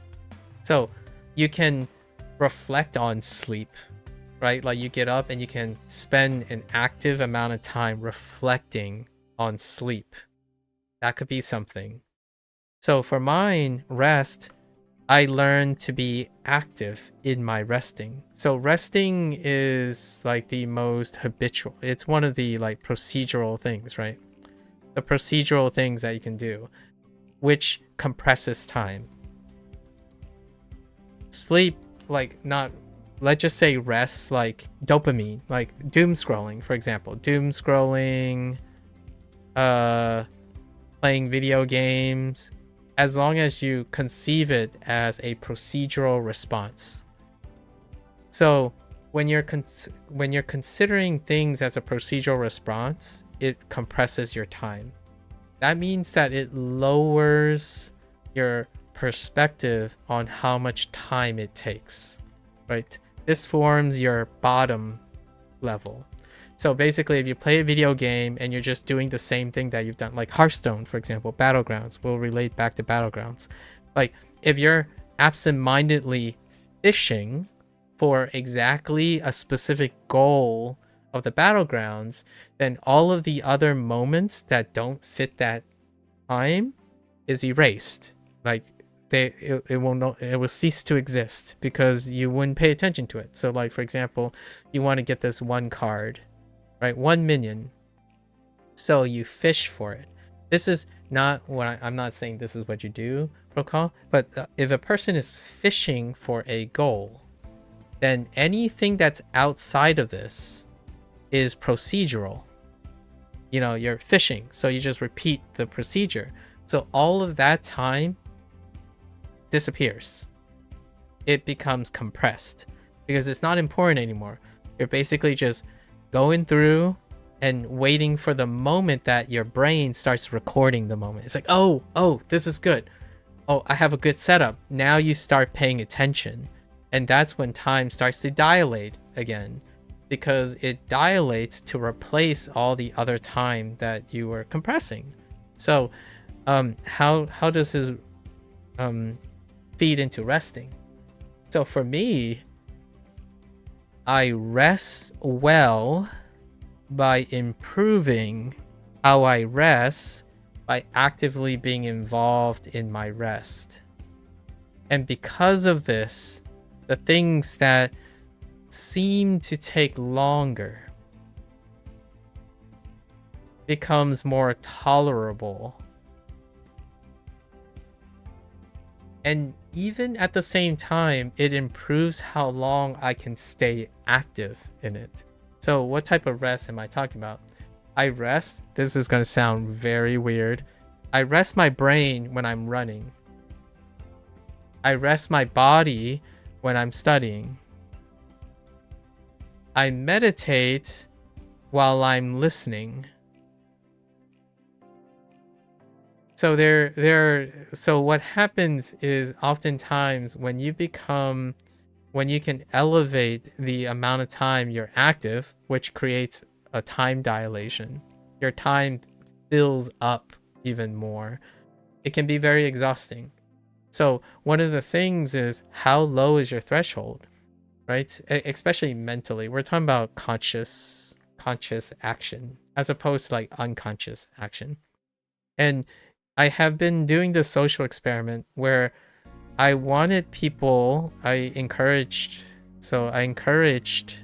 someone to try to observe or pay attention to things when they're resting.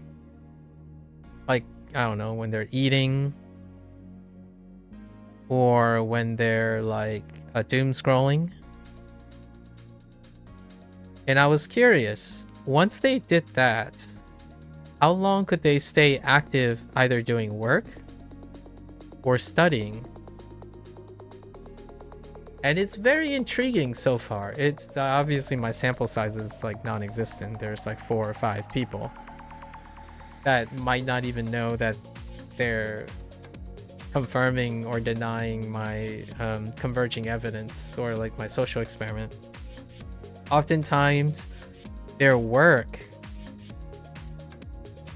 active work and their active rest goes up. It's pretty wild. Now, this is only concerning the lower limit. So if there are a couple individuals like 3 to 4 that don't really indicate any difference. Like I don't see any difference. And that would imply that whatever they're doing, at least in my opinion, to rule it out, the only thing I was testing is for a lower limit. Like, is the way they're resting creating an inability to be active on work? Because there are people who are very well rested versus people who are poorly rested. And I can tell you now, there's so many people who are far more poorly rested than they are rested. You probably heard this before, Jazz and Procol, where someone would say like, oh, I slept,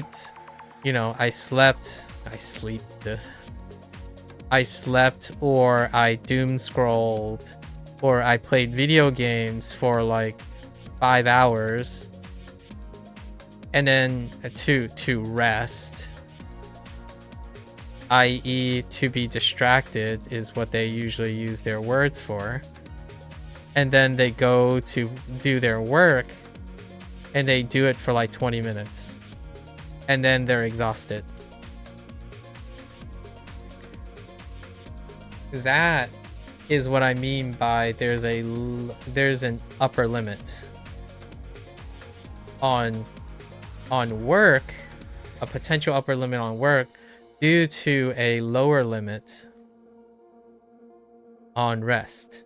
So like their lower limit is it takes them 5 hours to be able to be rested for 20 minutes of work. Right? So 5 hours to 20 minutes. So that's the ratio. Now the question is, can you reduce this ratio? And that has been my metric that I've been using, kind of non-great because I'm not a professional and there's no like obligation. I'm trying to do a blind social experiment and I'm trying to be as rigorous as to rule out all my preconceived notions. And I've come to the understanding that this is such an interesting thing that I noticed a long time ago, but it wasn't the focus. Like most of the time people would focus on how to like increase rest in isolation or increase work in isolation, right? And I've spent more time with that, the dogmatic thing about, oh, if you work longer you will get to work longer. So if you keep conditioning yourself to work longer, you would eventually work longer. If you increase the quality of your rest or increase the duration of your rest, it would go in one direction. Lately, it's been really interesting because now we have so many like quote unquote dopamine sources, right? Hashtag Gen Z bait buzzword, dopamine. So the idea now is, what happens if you increase active rest? Interestingly enough, this time actually goes down and this time goes up. Crazy. So now they often tell me that, oh, you know, I didn't sleep for 8 hours like I planned. I ended up only sleeping for 6 hours, but I feel rested. And then the only way I could trust them is I would ask them, so how much work did you do? And it would go up to like an hour. And my first thought is, wait, so you rested less hours, but you worked longer? Like, what the heck happened there? And then the argument is, oh, maybe their quality of sleep went up, right? Their resting became better. And I would agree with them.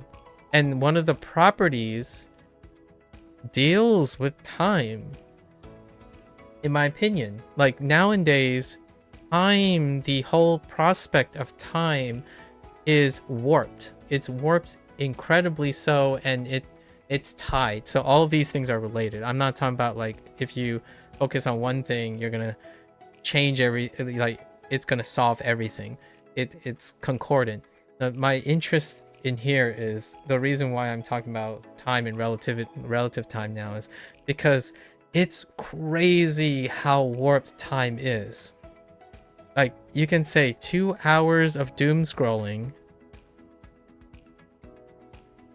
feels like 10 minutes online, and 10 minutes of studying feels like 5 years of Japanese. The last one's a little extreme, but sometimes I honestly feel like that's what they're telling me. They're like, oh man, I just spent 50 minutes going through like 300 reviews, right? 300 reviews. Man, why am I not fluent yet? I mean, I spent like 50 minutes doing this. Meanwhile, they go around and you ask them like, okay, so how long did you spend distracted? It's like, well, during those 50 minutes, I actually spent 2 hours doom scrolling. It's like, but I really thought I was just doom scrolling for 10 minutes. Like, whoa. This is a topic we'll have to reevaluate and reinvest in the future. I think you brought up really interesting points, like about feeling and empathy and sympathizing, right? Because this is legitimately one of the biggest, in my opinion, one of the biggest gaps between, and it's a human condition, Prokal. This is a human condition, because the odds of you and me being able to empathize and sympathize with each other, it's going to be reliant on bridging this gap. Because in my opinion, your mentors, right? For example, the people in your mentors for now are all older than you, right? They're typically older than you, but by how much? Because this is, in my opinion, the thing that I have to understand in order to get someone to even try to do something. Like, even before saying what the goal is, what they're going to do, their aspect of their life, like how much time they can do something and can't do something, is determinant. It's one of the determining factors of if they're going to do it in the first place. And anytime I tell someone, I like, the first thing is, oh hey, all right, so it's not that big a deal. I know you have 5 months to do your project, right? 5 months to do your project, and that person's like, oh, I have 5 months. That's like forever. And I'm like, are you sure about that? And then 5 months later, it's like, oh man, I don't know where the time went. Like, now I only have like 2 weeks to do the project, and I swear if it was a long time. It's like, yeah, but what did you do with the other 4 months and 2 weeks? Did you do doom scrolling? And did you passively do all of that? Because if you did, then time is going to feel like it compressed. This is I think they might have a name for this phenomenon. When someone is very successful and very healthy and very productive, when you ask them stuff, it's gonna feel like their life was very long. There was a lot of things that happened in their life. It feels like it's genuinely very rewarding, and you always run out of time to talk about all the things that you've done. And as people grow older, this is what I mean by when people grow older, they become more and more comfortable with the aspect of time, because they would have a higher and higher incidence of hopefully having highlights, both negative and positive. And so when you grow older, you become more and more comfortable with the everyday goings, and that creates a solace. It ends up not making an older person more anxious, like for example about death, about like not accomplishing anything, right? There is your likelihood of closure to reach a threshold continues to increase in probability. I'm not saying you're not going to die, like all humans are going to die without regret if they live long enough. I'm not saying that. I'm saying that the general direction is that time does dilate when one is successful at enriching for memory, because the memory is how long your life is. What is absent in your memory no longer contributes to the longevity of time. Like your time feels, quote unquote, hear me out. I hate hearing this phrase. It's one of my pet peeves. Waste of time. How do you waste time? Not remember it. That's how you waste time. How does time get shorter? Don't remember it. And it sucks.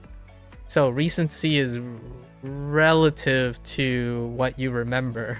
So oftentimes, like when someone asks, oh, you know, yeah, when was that last movie? I don't know. I don't even remember the title of the movie, but it was a long time ago. Meanwhile, it was last year. Right? The giveaway is that it was probably not important to the person. Now, can you use this as an indicator of whether they will be accurate? Not really. But after the fact, you can kind of gauge their importance. So you can Procall. Now you can probably gauge how much I cared about Overwatch 2.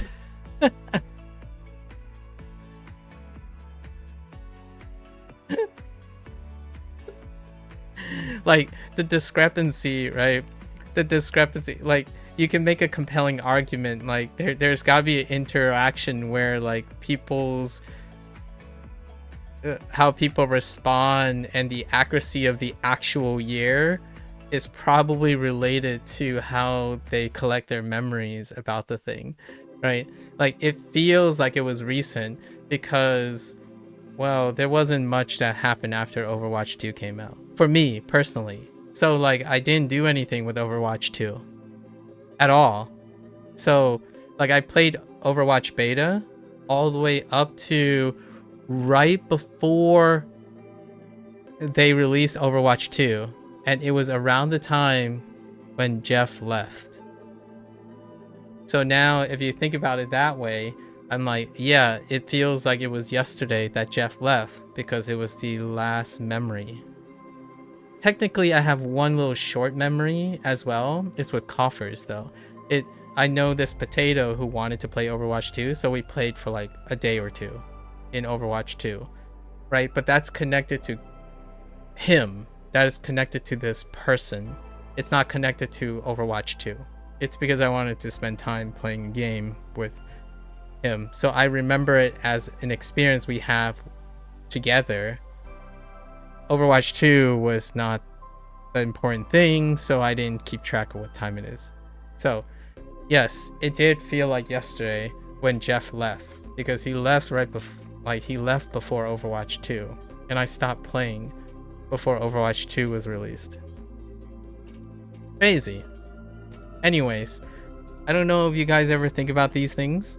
That's actually why you can't work well in Pomodoro, because you're aware of the time every minute. Oh, don't get me started about that. Whew. When you time yourself, here's one thing that I think the current generation maybe is struggling with in a different way. When you write schedules to yourself on when you're doing things. So, I would say 9 out of the 10 people that I was kind of referring to, they have blocks. So what I mean is they plan their things, even the minutia of things that you want to be active in, but you're seeing time as a goal.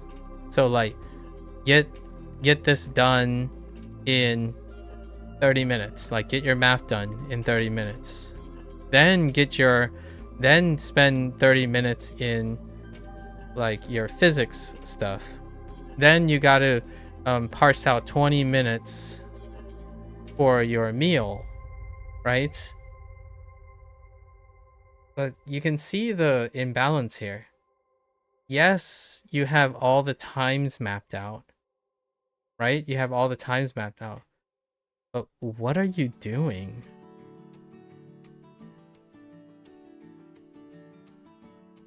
So there are two things here.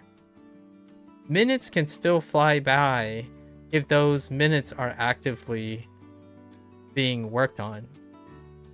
It's not quite the same when you're doing something where your focus is on the time. And that's the root of my social experiment right now. How can you go from passively filling time, which is this, with a goal in mind, a very nebulous goal, really, to doing something, and you might end up being overtime, sure. Like over the trade-off is you might be overtime or undertime. However, you can solve this, right? Like this, because if you have a condition where you're not procrastinating,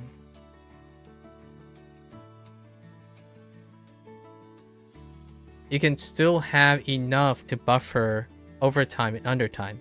Now, you can do both of these.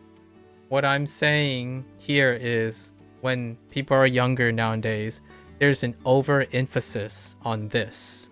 So if you have an overemphasis on this, then you have to compensate somehow. And there are wonderful people that I've seen that have working models of this, which is what Jazz, I was slightly referring to what Jazz was saying about the Pomodoro, where you partition on, off, and micromanage your time. And when you're micromanaging your time, you become highly aware of the time. So time itself actually dilates, because you're literally focusing on the time. Time can also dilate when you're focusing on different parts of the process. And one of the craziest things is when time dilates, in order to make it feel like it's worth it, it also has to increase proportionally with how active you are.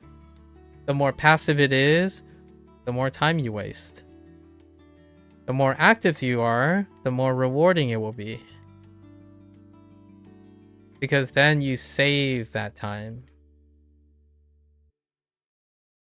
And this is the step that I'm manipulating. The step that I'm trying to, quote unquote, offer suggestions is at this step, or the results of this step. I'm trying to increase active participation in the person's time, because it will dilate regardless of what you do. Like when you're practicing or doing something, it'll feel like time has dilated temporarily. However, the aftermath is dependent on whether you are active or passive in it, because the more active you are, the more you can consolidate more of your time. The more passive you are, the more time it's going to feel like it's wasted when time comes to recall it from your memory. And usually this waste coincides with forgetting. And what is saved is memorable. I've been traveling backwards since. Like, usually the only way I can interact with someone is they tell me their memories, right? So when someone says, hey, I need some advice, can you observe me and ask me what can I do to improve my overall consistency? And we start with their memories, because the only thing I have access to is I ask them, so what do you remember yourself doing? Like, how did you feel when you were doing that? Do you remember anything that works or doesn't work, right? And once they tell me something, I figure out what is it that they feel that is a waste of time. I try to deduce, because whatever they forget, they can't remember. So I need to deduce what they're forgetting. What are the gaps in their memory? And then what are the things they remember? Then we go upstream and say, hey, you know the stuff that you keep forgetting, like the gaps between like how you do this mathematical proof and then you're not doing this? Let's try to develop some active routine in there that can help you make more meaning out of it. So I increase the activity in the passive stuff, and then use the existing active stuff to create those activities. and then we keep going upstream. So at some point after like the course of 3 years, for example, when I ask the person, hey, how's it going? It's been a while. Not like after 3 years, but throughout 3 years. Throughout 3 years, you can see their shift in the way they recall things. And it's crazy. It feels like night and day when you hear someone say, oh, hey, do you got like 2 hours? Like, do you guys have 2 hours? Because I really want to share with you this thing. It's like, I got 2 hours. Let's go. Because is no longer, it's all right. Like, they tell me it's all right. It takes 1 minute. And I'm like, your whole summer, the entirety of your whole summer, right?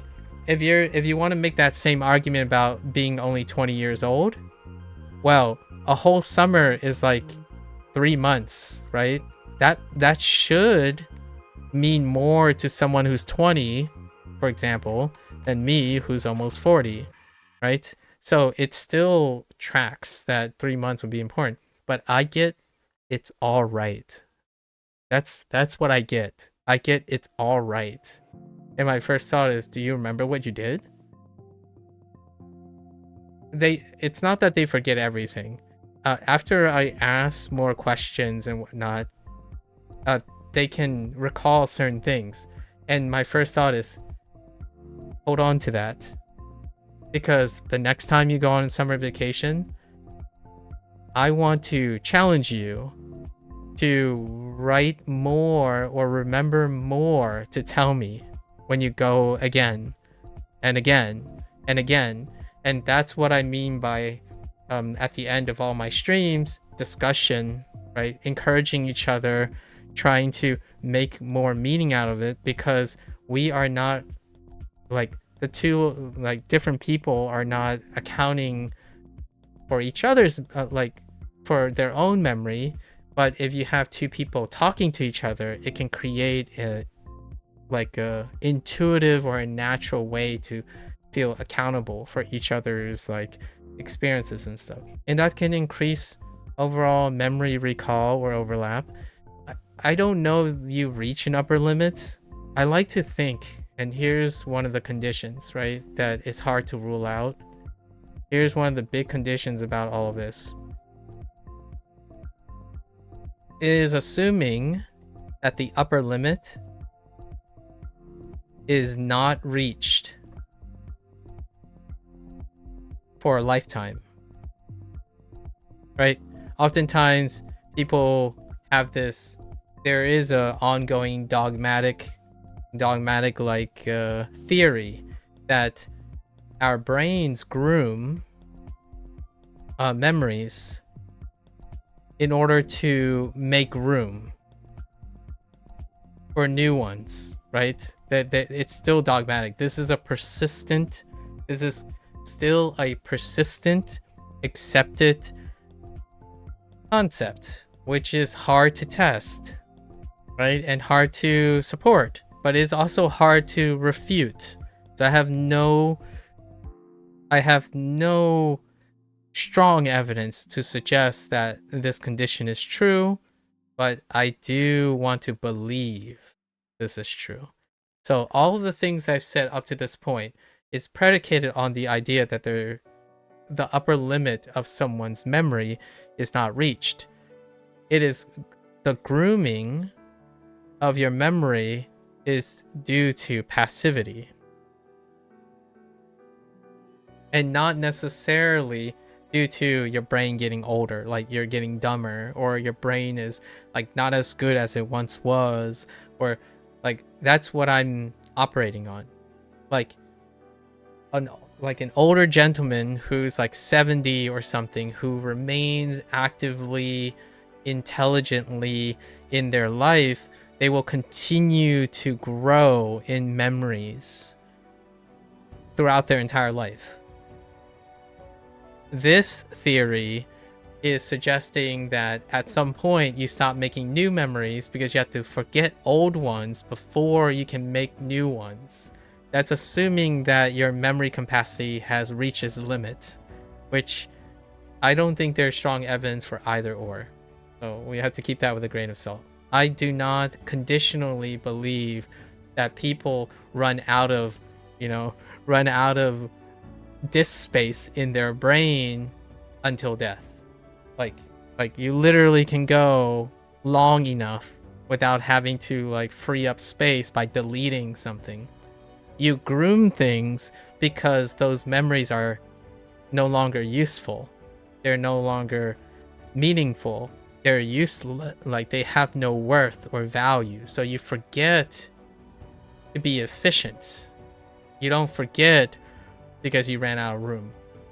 That kind of situation. Again, I'm not a neurologist or a biologist or any of the field. The idea is there is no specific evidence that would suggest either or. So I'm choosing to believe in that. There's also a cool subject about how animals perceive time. Neil Tyson, oh, of course, Neil Tyson, once said something along the lines, I thought that one dog year is about, oh yeah, I saw that clip actually. I saw that clip about the dog years. One dog year is about 9 human years, so maybe when a dog is excited to see you, even if you were only gone for 20 minutes, it's because dogs perceive time 9 times faster. I saw a specific clip that he talked about like relative, like psychological relative time dilation and compression. And then I think Vsauce might also have made a comment, and also Hank Green answering one of the guests on Ask Hank Anything, where the idea is, why do we say that there are dog years and cat years? You know what I mean? Like, but that's because they're human years.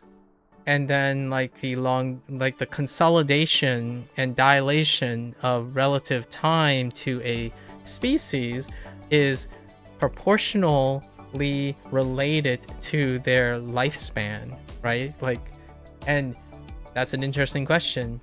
The problem, it's a great place to converse because we don't have other intelligent life forms in order to have an open access communication to them. Like, we can't ask the dog, hey, do you feel like every year is 9 times more precious than our 1 year? Right? You know what I mean? We like to believe that, which is the idea of human projection. So when we say 1 dog year is about 9 years, that's our human projection to create value. Does the dog behave that way because we want to see it? Or is it that why the dog is that way? You know what I mean? Like, it's such interesting contemplative rhetoric. You wonder how this topic you're talking about relates back to prehistoric times? Exactly. Like, think about risk behavior. Here's one. Here's a good one.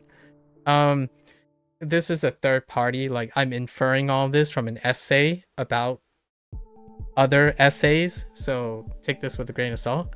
Risk behavior was higher when lifespan was lower.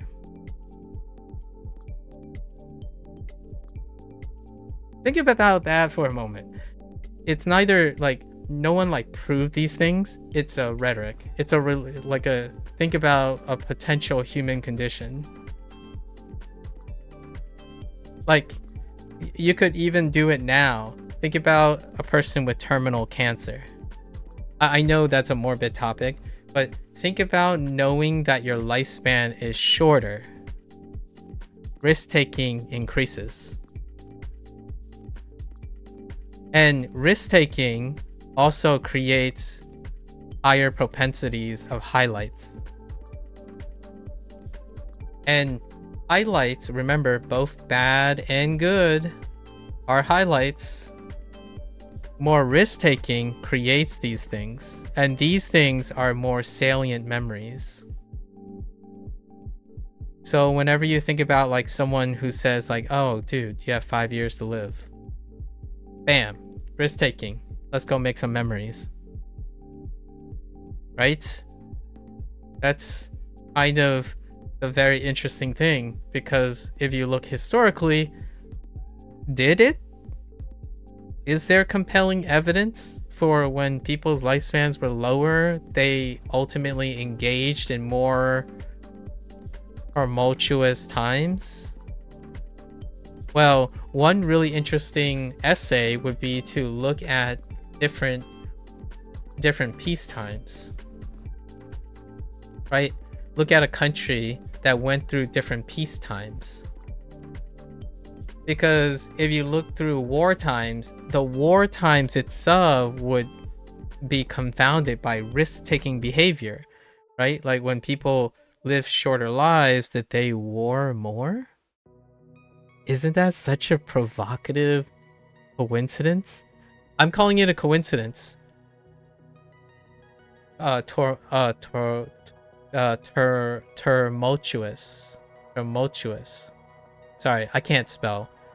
Like turmoil. Tumultuous. Yeah, like turmoil. The root word is turmoil. And I think I don't know how to spell. So, tumultuous times. So, like, did peacetime, here's something really provocative that I've been thinking about, but obviously there's no evidence. Just think about, if humans live longer,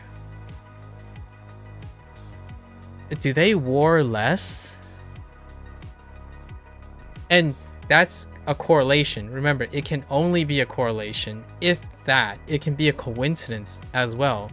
The idea is that as people live longer, if the theory is that if they live longer, things begin to slow down a bit, or anxiousness, like hustle, you know, it's a contributing driver, along with like 8 billion other 800 unfathomable amount of confounding variables.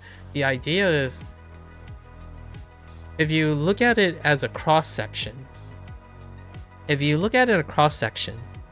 we can isolate it to different countries.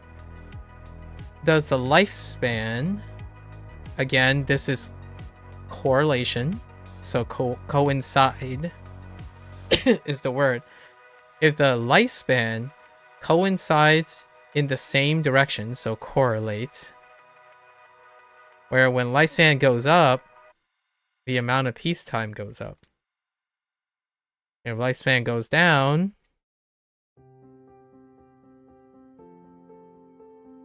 peacetime goes down. And you might be thinking, well, yeah, there are obvious things like war. That's why I was ruling out war. We would need to look back in history to compare two peacetime periods and see about their relative lifespan. Lifespan is heavily correlated with general quality of life, things like comfort. So it's tricky. Exactly. Well, it's not tricky to make the correlation. So, like, what I mean is, we're talking about correlation. That's not tricky. What you're trying to say is causation is tricky. And I totally get that. Because I'm not saying causation. This correlation is easy. Because lifespan goes up during peacetime. That is an easy correlation. Correlations are always easy, right? Because we're not trying to prove causation. So lifespan is heavily correlated with general quality of life, things like comfort, so it's easy to determine the correlation. And that's what I mean by that. I'm not talking about causation here. I'm talking about the interesting questions about whether, if lifespan and all of the other things related to lifespan, like, because they're confounded, right? Like, if quality of life goes up, then peacetime probably goes up. You wasn't trying to say that correlation's anything but easy. Yeah, fair enough. But hear me out. So, what contributes to lifespan? Comfort, quality of life, What contributes to peace? Comfort, quality of life, lifespan? So here's what I thought you would try to say. In order to make it stronger, we need to null hypothesis test. I wasn't talking about looking for confirmation bias. Like, I don't have to look very far. You said it was anything but easy. Yeah, that's not the point I was making. Because in order to test this, null hypothesis test. Now I was thinking, oh, so how do you rule this out? So let's go look for peacetime and show that it's independent of lifespan. Show that it is independent of quality of life. So where like a country, right, which measuring is another, it's anything but easy too, right? So we do 2 countries which have comparable quality of life, and then look at their lifespan, right? You already mentioned that it correlates. So you would expect that lifespan goes up if one country has a higher quality of life and quality goes down, right? That would be one of them. So ultimately, to challenge this notion, you have to rule out that there are places where there is equivalence of quality of life that doesn't correlate with lifespan. I was just saying that my anything but easy comment wasn't your point when I was trying to address your point. Really annoyed me for a second. Gosh, you were saying that your anything but easy comment wasn't your point when I was trying to address your point. Of what? Which one? The point that I was setting up here? That it was going to be really interesting to challenge this notion?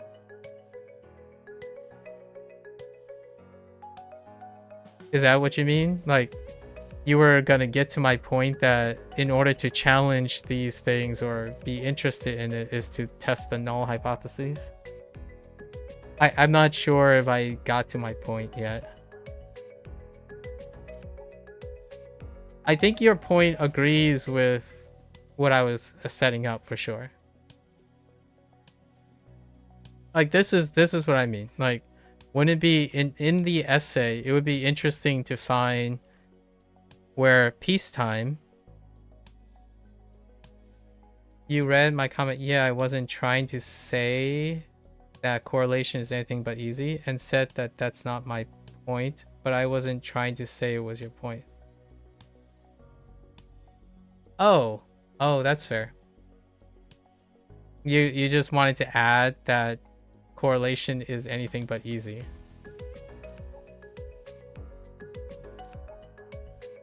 That's fair. That's my bad. If you're just adding that correlation is anything but easy to reinforce my what I said to set up my point, right? So, okay.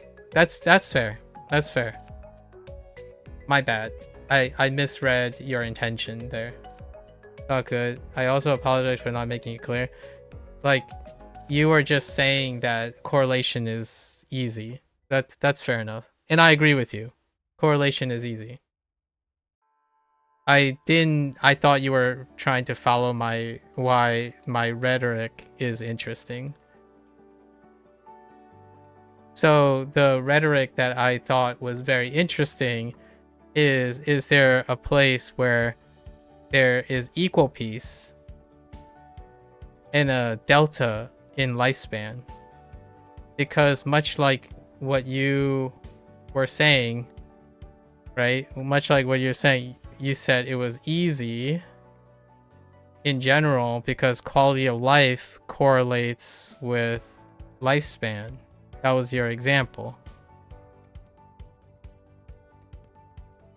Yeah, lifespan is heavily correlated with quality of life, things like comfort, right? And when I heard that, I thought it was in contrast to the point I was making. But you were simply talking about how correlation is easy. because I'm not entirely sure if I don't know the details of quality of life. If there is a chance that you have higher and lower quality of life, and the delta lifespan, or you have equal quality of life. I don't know how you measure quality of life, by the way.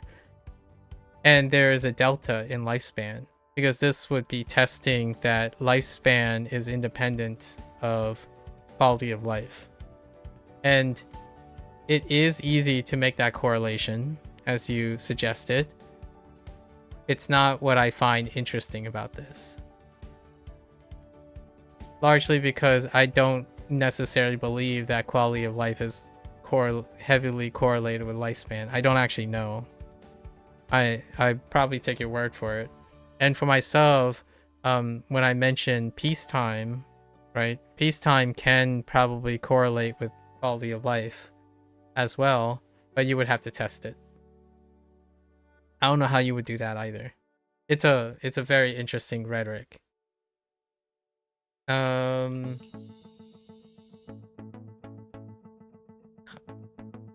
We'll leave it at that. I think I don't know if quality of life going up contributes dramatically to lifespan. That would be an interesting question.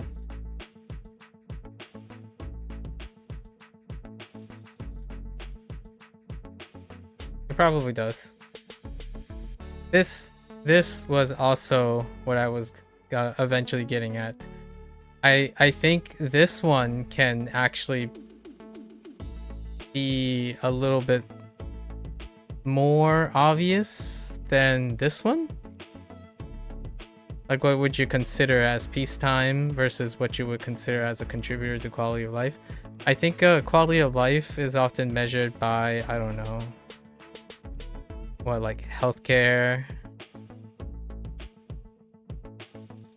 access to healthcare per capita, maybe like some sort of per capita distribution of wealth, something like that. And it would be interesting to see if it relates to lifespan.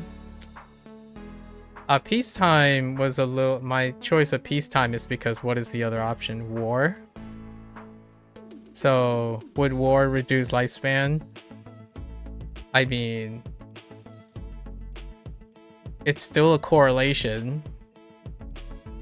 Right? It's still a correlation. If war goes up, lifespan goes down. Much like the maybe like common sense of quality of life goes up, then lifespan goes up. I don't know about that. Don't know. They probably all go up.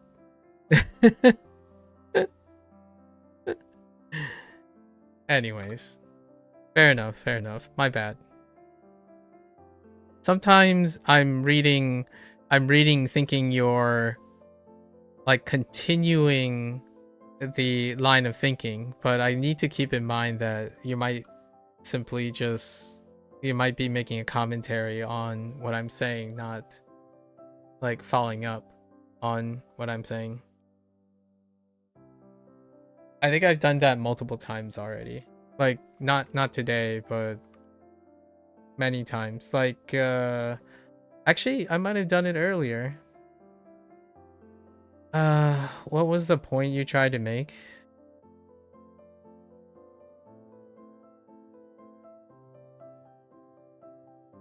The thing about you don't agree with the concept of how long ago something feels, and I think it's just our logical understanding of when something was, but maybe the vividness of the memory is the feel part.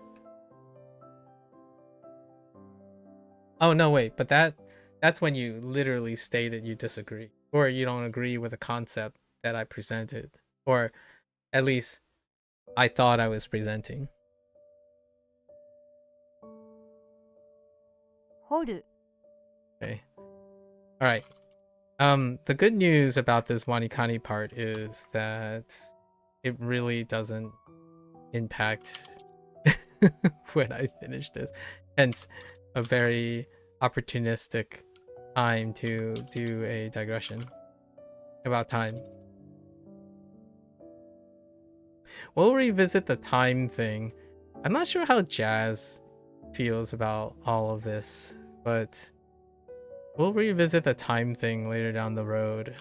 I imagine that's gonna come up some without fail eventually again.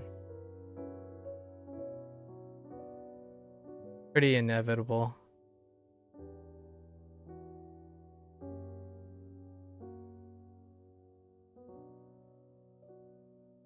Perhaps one day, Procall, we can do a role reversal. I feel like you presenting an idea, and I want to see if I do the same thing.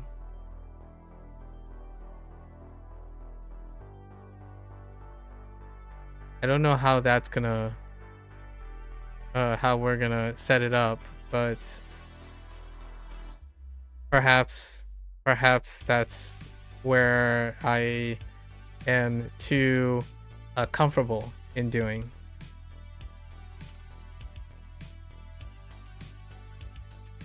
And we should do a role reversal or test a role reversal.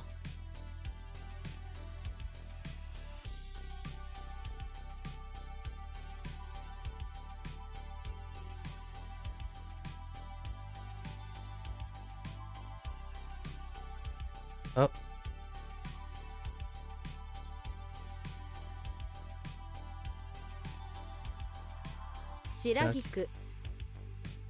A role reversal of how we conversate? Yeah, where you would lead a conversation or you would lead a concept, right? You would explain a concept to me, and I'm kind of curious how you would respond if I make commentary on what you're saying versus responding and like just responding to what you're saying when you're leading something. So like explain to me, oh, here's one. Explain to me explain to me what you meant earlier with the salesman problem, the wandering salesman problem. We didn't cover that because you were just holding off. So what was the deal with that?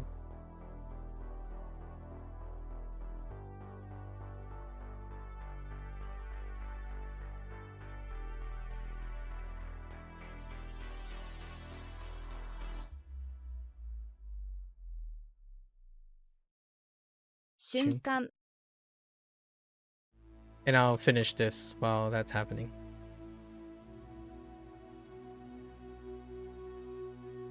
擦れる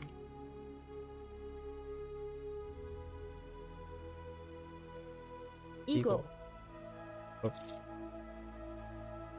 Ma.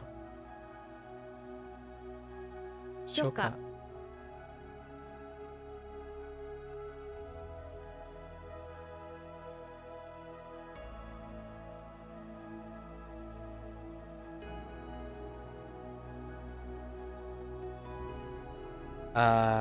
Hadashi.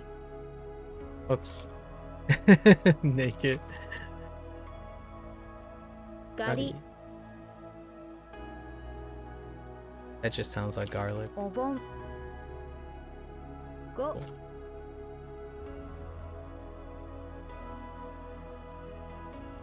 Sarumane.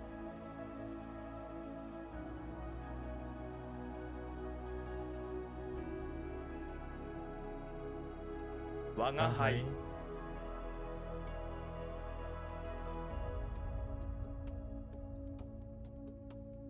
Hitomi.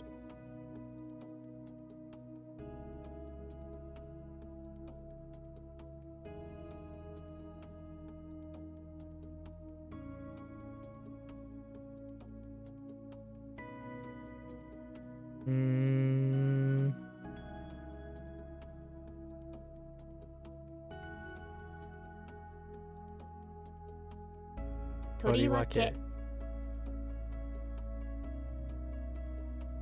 誇張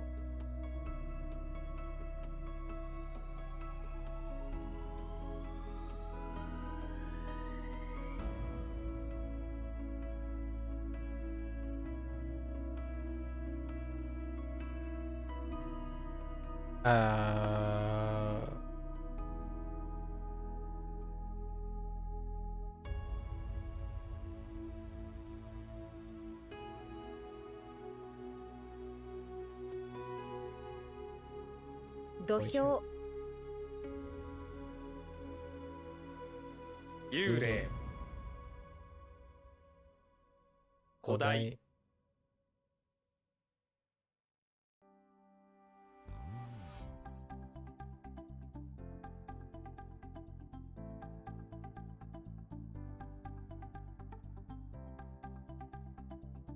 古代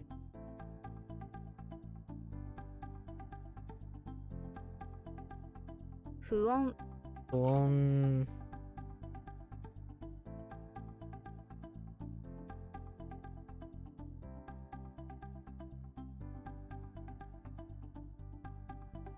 泡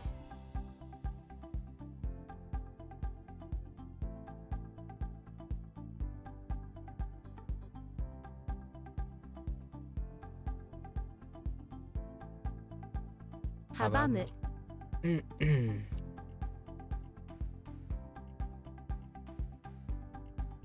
あー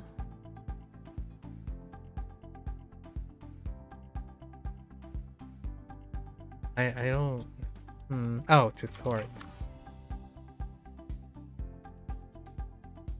済ます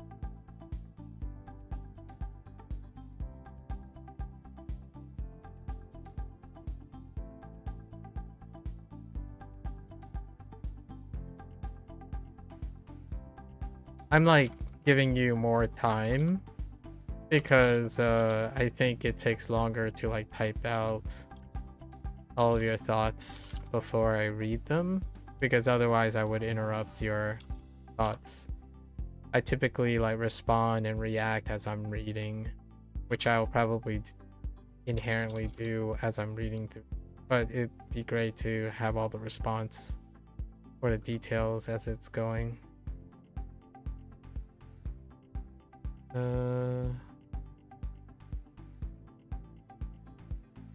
むしろ Now I'll complete this while I'm at it. Whoops. 万歳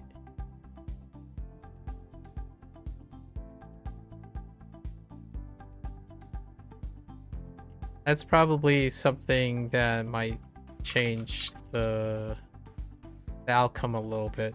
Usually, if I know that someone else is leading, I would listen until then.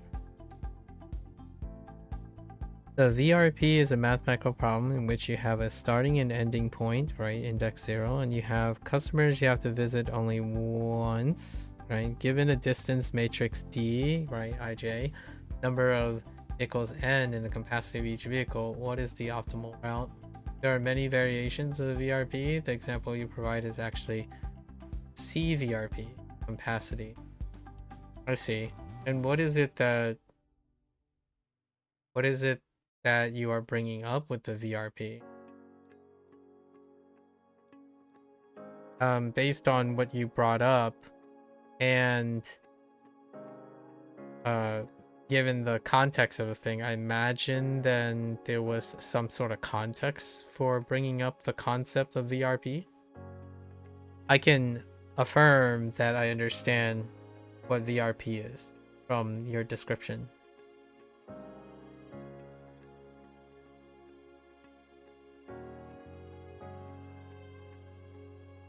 If I were to add to that, I imagine it has perhaps something to do with machine learning.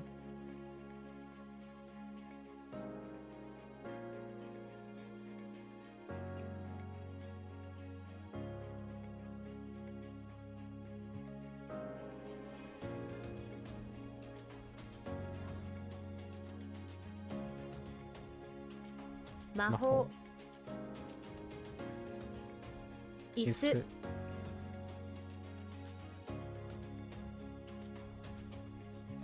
錬金術量猿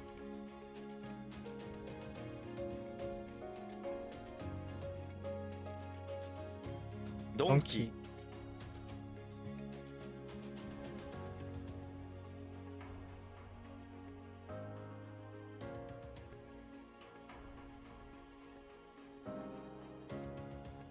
湿らせる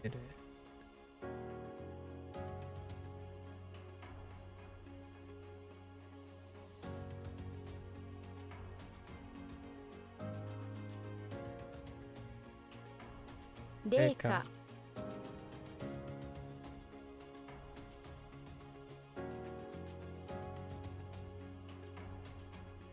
5 5番番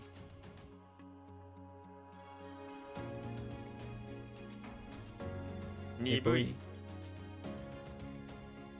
鈍い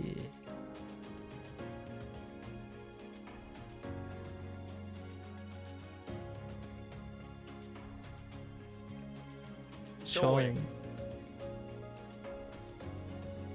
夕方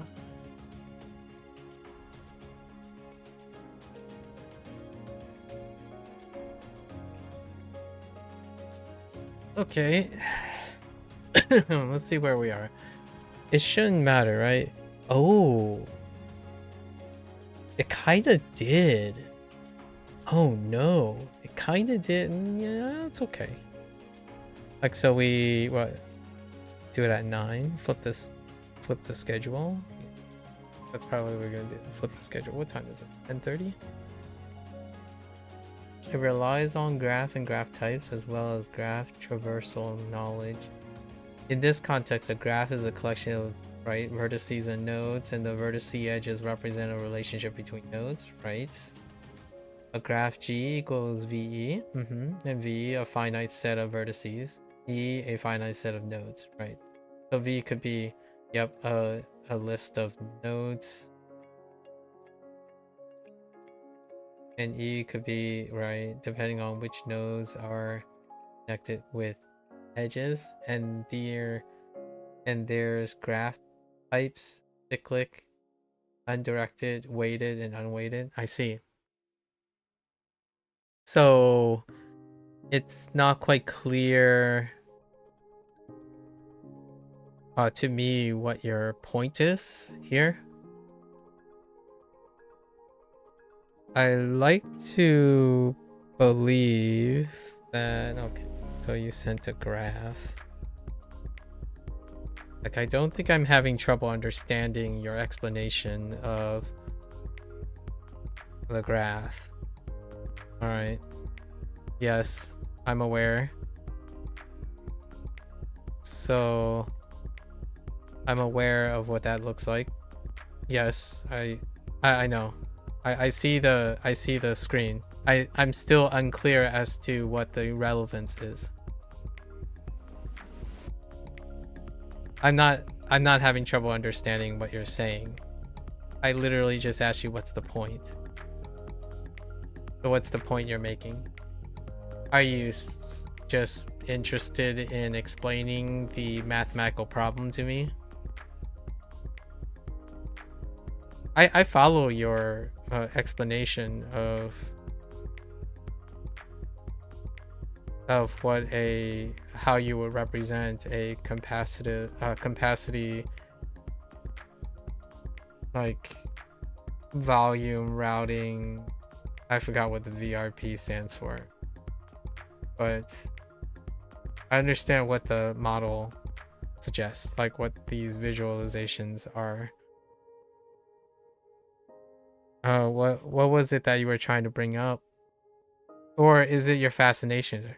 So are you not understanding your point? I don't. The VRP and finding solution for it is one of your assignments. Oh, I see. So you're trying to find a solution for VRP? Or what? What is the context of the solution? I guess how to maximize. You did mention a bit of maximizing earlier.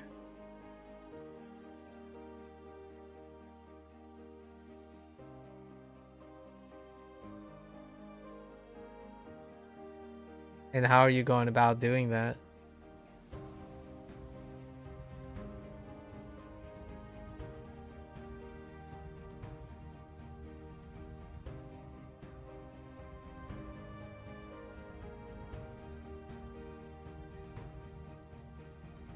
Yeah, that's interesting. What is your so how are you measuring what is the metric you're using to compare and test the validity of your solution?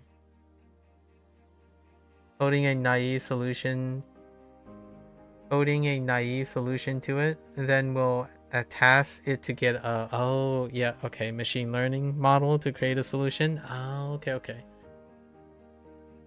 Has that been done before?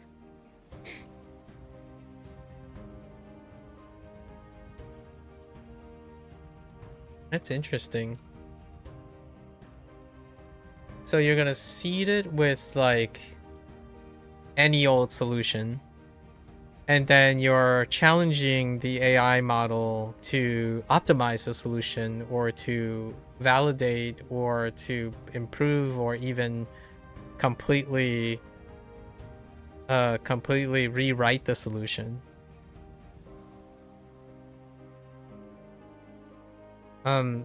Basically just giving the AI model the VRP problem, right? The VRP, and then asking the model to create a solution to it. Like, that is the naive solution.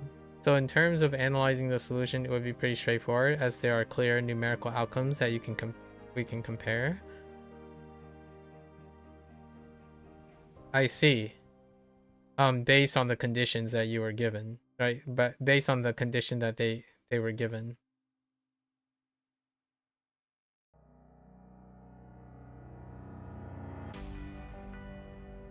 Interesting.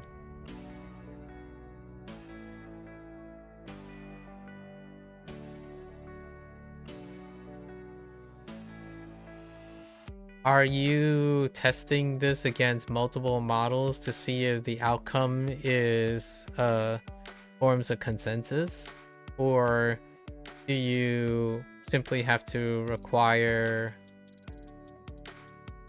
Man, there's so many questions I have regarding this. I guess the theory is one of the operating theories you have is that if you posited the VRP, you would inevitably get a consensus. Like, what is your current operating idea behind testing this model? VRP is a very well-known problem that's been around for a while, well-known circumstantially. Yeah, I'm aware. Yep. It's kind of like taking one of the mathematical conundrums and running, like, challenging an AI model. What was the more recent one? I think there's one recently. It had something to do with a mathematical principle. Although there was a prodigy that also solved some mathematical principle as well recently. Although they did use like AI models to assist in it as well. You could, but the AI generated solutions are not directly marked, so you're not going to put much effort into it. Oh, okay.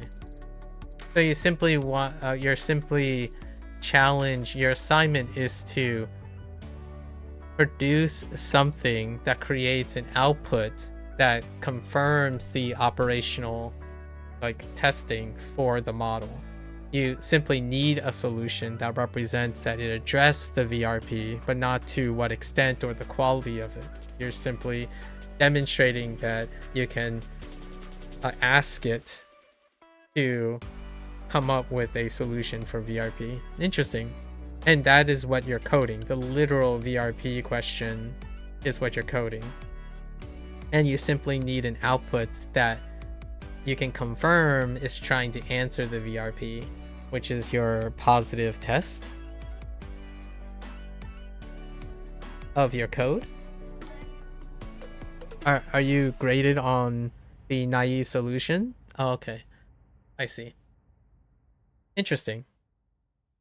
Yeah. I have so many questions about how the what you call it, the distance represented between the vertices and the edges can eventually accommodate multiple variables to be considered that aren't static or conditional. That's wild. Like, I know this is by the way, what you're describing, to contribute how I can follow your VRP prompt. I was listening to someone who is in linguistics. So to make it relevant to linguistics, I was listening to someone explain how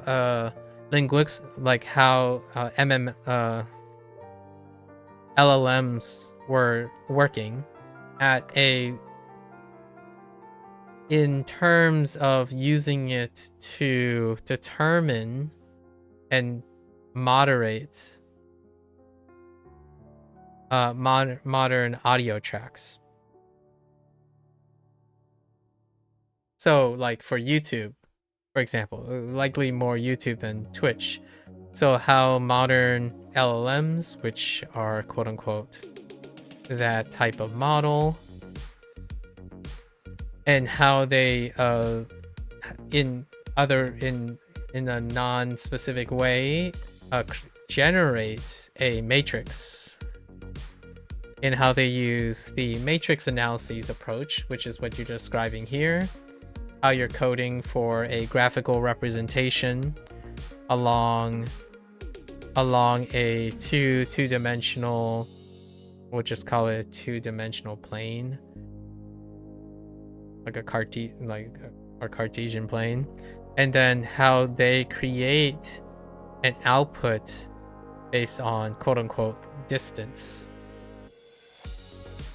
And it's intriguing that, much like what this person said about the LLMs as they were analyzing, you know, how does ChatGPT give you these responses, right? And on a rudimentary level, and they were describing it on a rudimentary level in order to now imagine it being stacked on each other, right? You have matrices that are stacked on top of each other to create the variances in all of the conditions. And what you described on your VRP reflects what this person described on how like ChatGPT determines how to respond to you.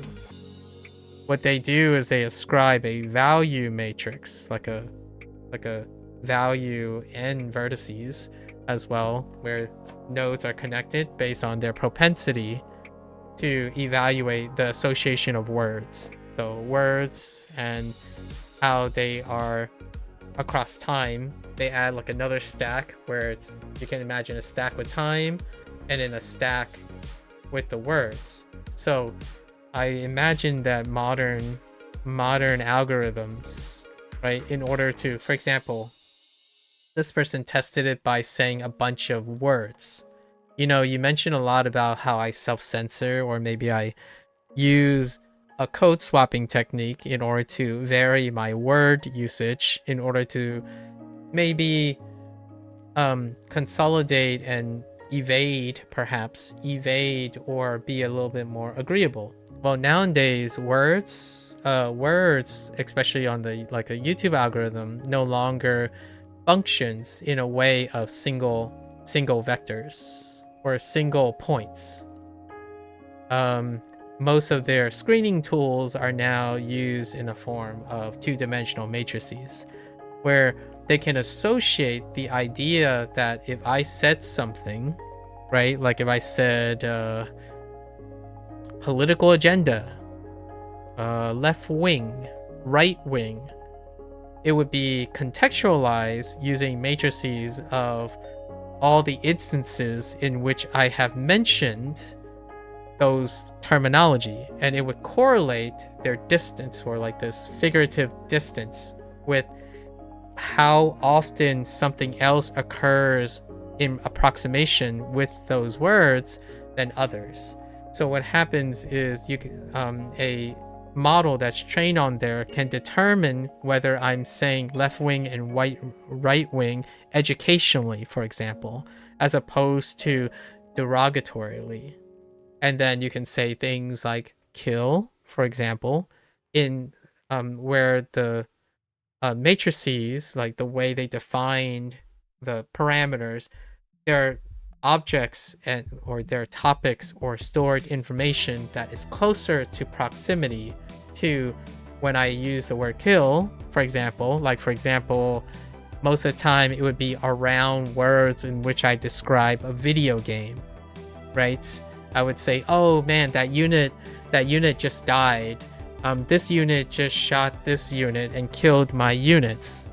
So over time, that's what they do. They like stack on top of each other. So the more modern way of moderating nowadays is probably to your delight protocol. No longer moderates based on single point data, where like, oh, this word is isolated and it has conditions. So it's not like it's not a simple if and then statement, right? Like where if every instance of this word is construed to be conditionally defined by this usage. So now there's no necessarily question of whether if you use this word inappropriately, you can contextualize it using a matrix that deals with the propensity of word association across a data set, which the data set is all of the audio tracks that pertain to every single node, or the quality of all the node, a collection of the nodes, which is one channel, or the person's like unit where they store their unit for all of their audio stuff. It's pretty wild, like, and that is a human, in my opinion, for me, since I don't know anything about coding, that's a cursory explainer of how I imagine LLMs to work.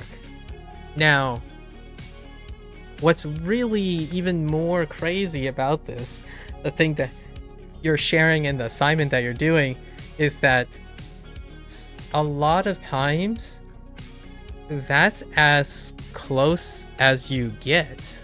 You know what I mean? Like for now, because you can't, a human is not defining the operations of the LLM or the model.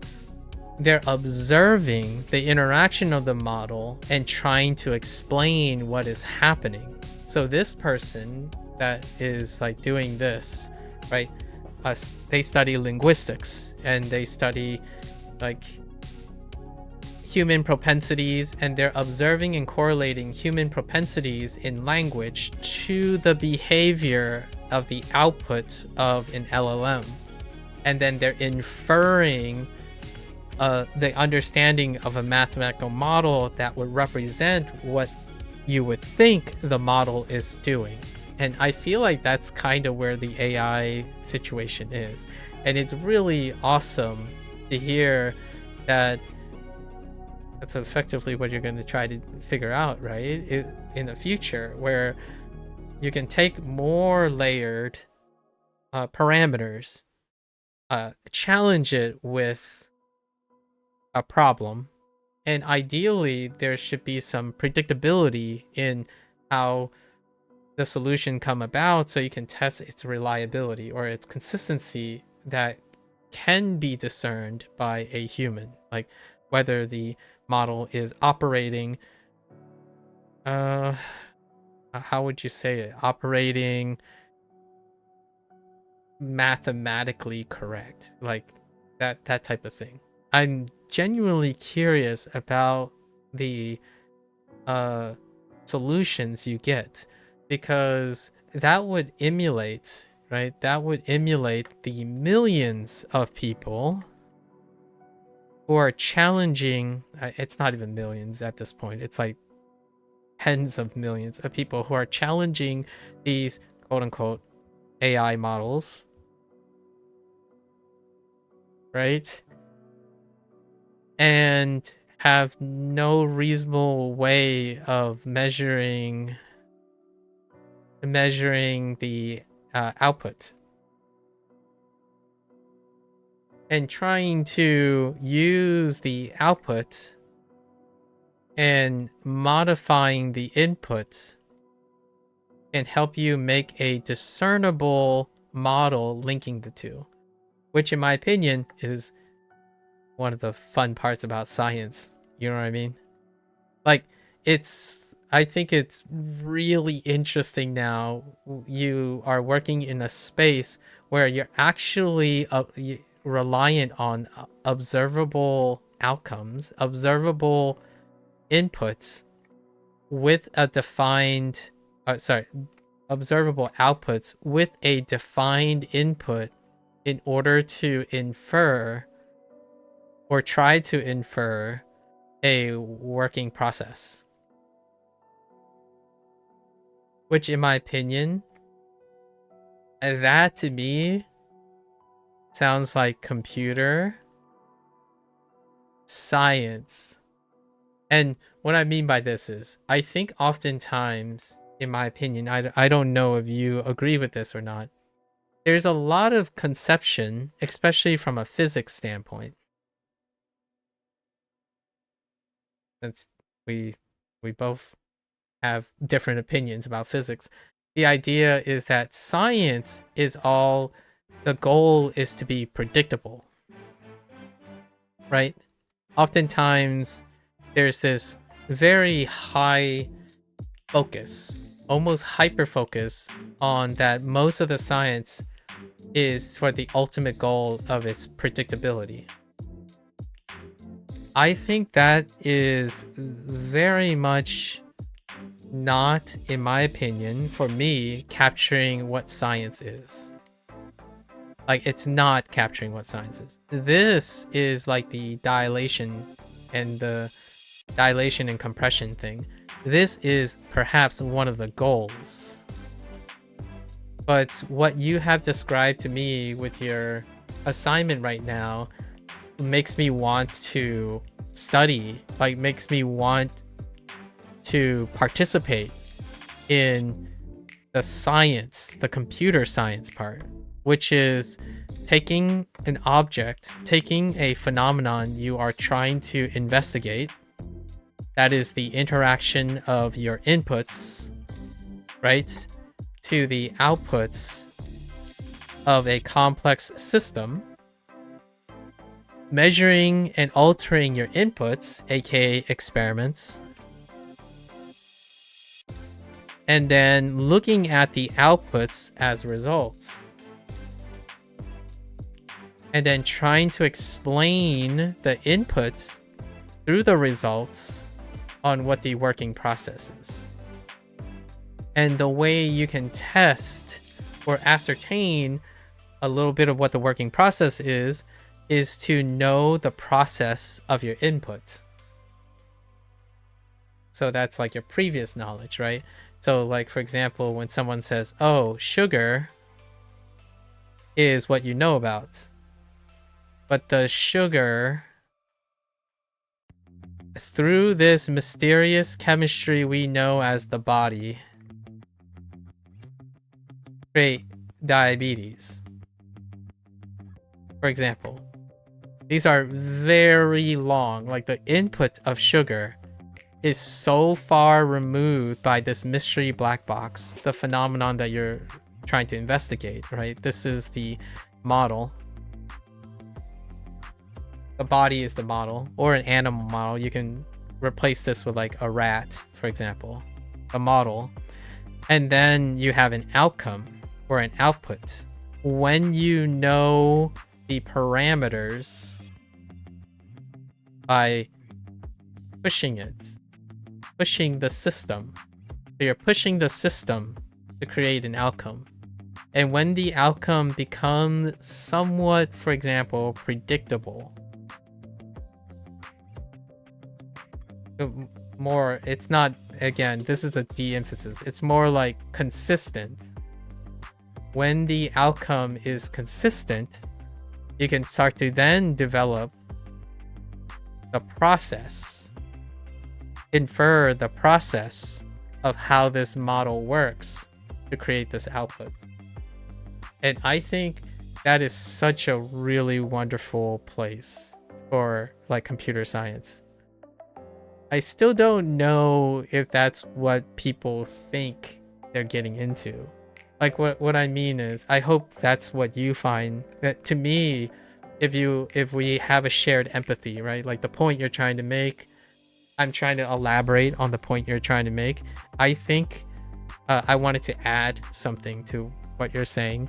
I think if you find what I was saying interesting, I think we're on the same page. That's why I was kind of trying to ask you, so what is it that you're doing by seeding this naive solution? Yes, the naive solution only counts for 8 marks though. Oh, okay. Again, the goal thing. My first thought is, dude, just seed it with everything. Like, well, what I mean is, if I could code, which I can't, and then I'm sure this is just the beginning. Like, what else can you challenge the model for? Dang. It's like free experiments. Wait, how long does it take for these things to generate? So there's a time issue, right? A resource issue. Obviously, that's why we have data centers now. I know. Data centers and compute power. I totally get why I understand the need for the compute power to do this. But by the way, this is still a problem. It's not a new problem, but it's certainly an exaggerated problem. During my end of my thesis, we did big data, and that's for like genetic problems.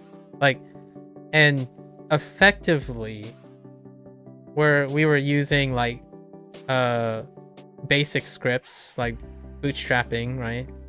And they were AI models. It's AI models before the current AI models.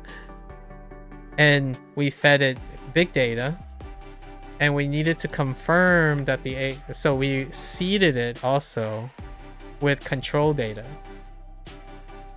So control samples, which had predictable outcomes. And that's how like the genetic screening stuff was done, like, you know, the bioinformatics stuff. This is like much like, you know, older methods, right?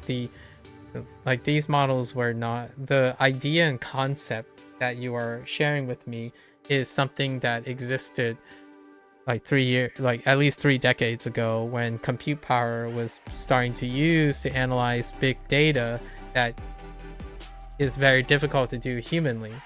So the kind of the last year or two of my graduate school, I was more into deciding like, how do I know or understand that the results I'm looking for, not looking for, but the results that are presented can be validated, because whatever model we were using, whatever script we were using, for example, I needed to understand it. So this was back in a time when the script is still understandable,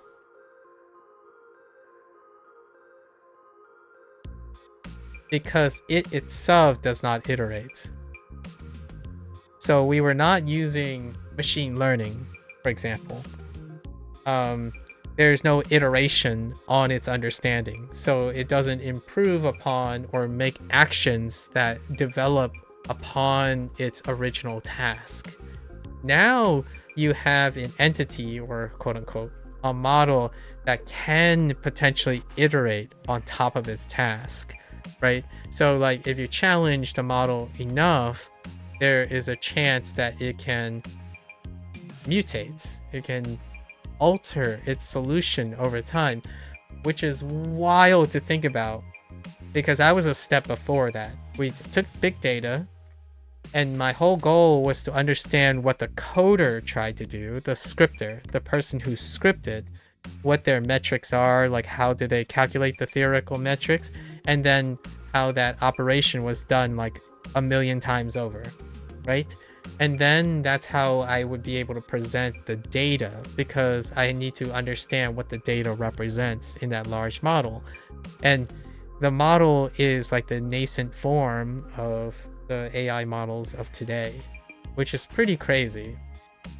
I can only think about how interesting it would be to take age-old questions, which I'm sure that's basically what you're doing, right? Like, for example, I would love, obviously you would need privy to these, but here's a topic that if you ever ask, would I go back to science? Right? Would I go back to science? One of the basic things that I would definitely do is exactly what you would be doing right now, which I would join a lab that has a proprietary, you know, like they're working on collecting, let's say, genetic data. And I would love to see, but here's the problem, right? The problem is the AI models of today are not predictable. In my opinion, they're unpredictable in many ways. And they're unpredictable in a way that can create and invalidate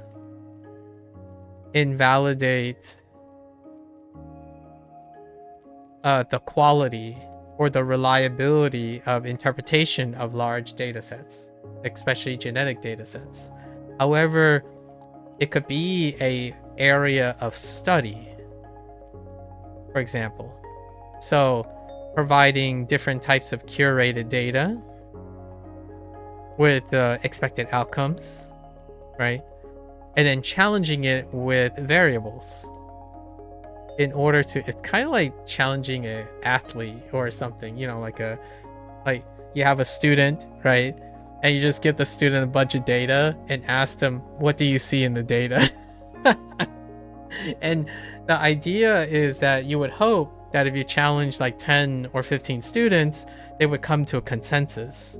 And that consensus is what creates like the peer data review, right? They would criticize each other too. They would cross-reference each other in order to come up with a consensus. In this case, though, we are trusting a lot of times using these models that it is one model. And I often wonder nowadays when I'm thinking about data that I read, right? I look at genetic data from time to time, and like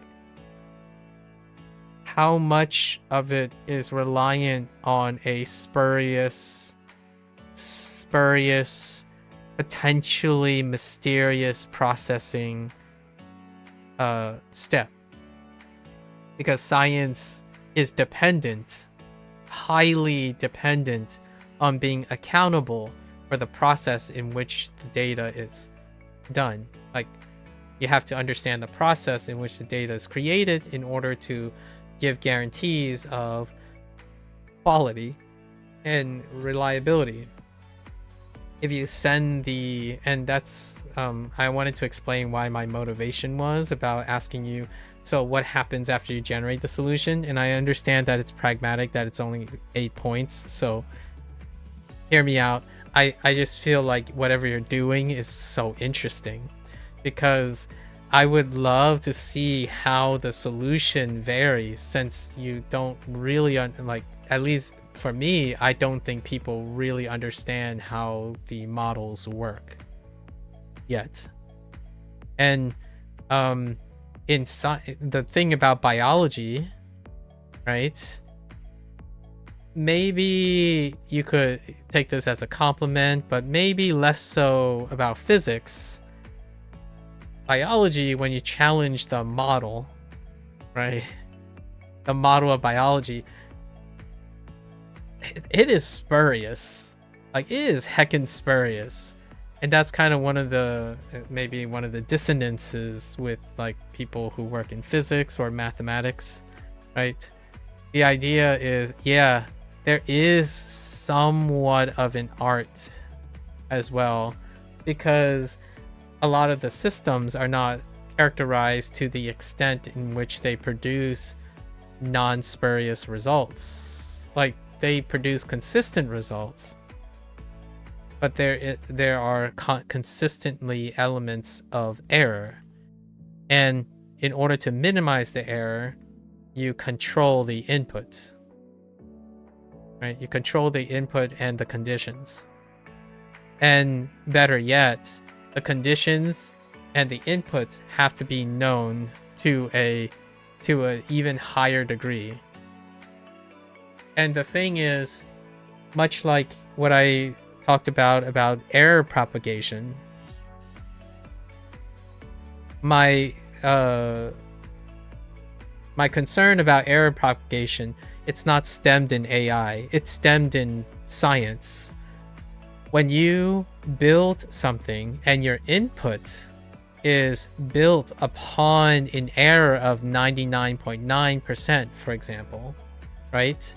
And you base all your research on that, this error is propagated to the results. And then it propagates again and propagates again. Now, the thing about AI model is it's a conceptual model that bends time and observable phenomenon.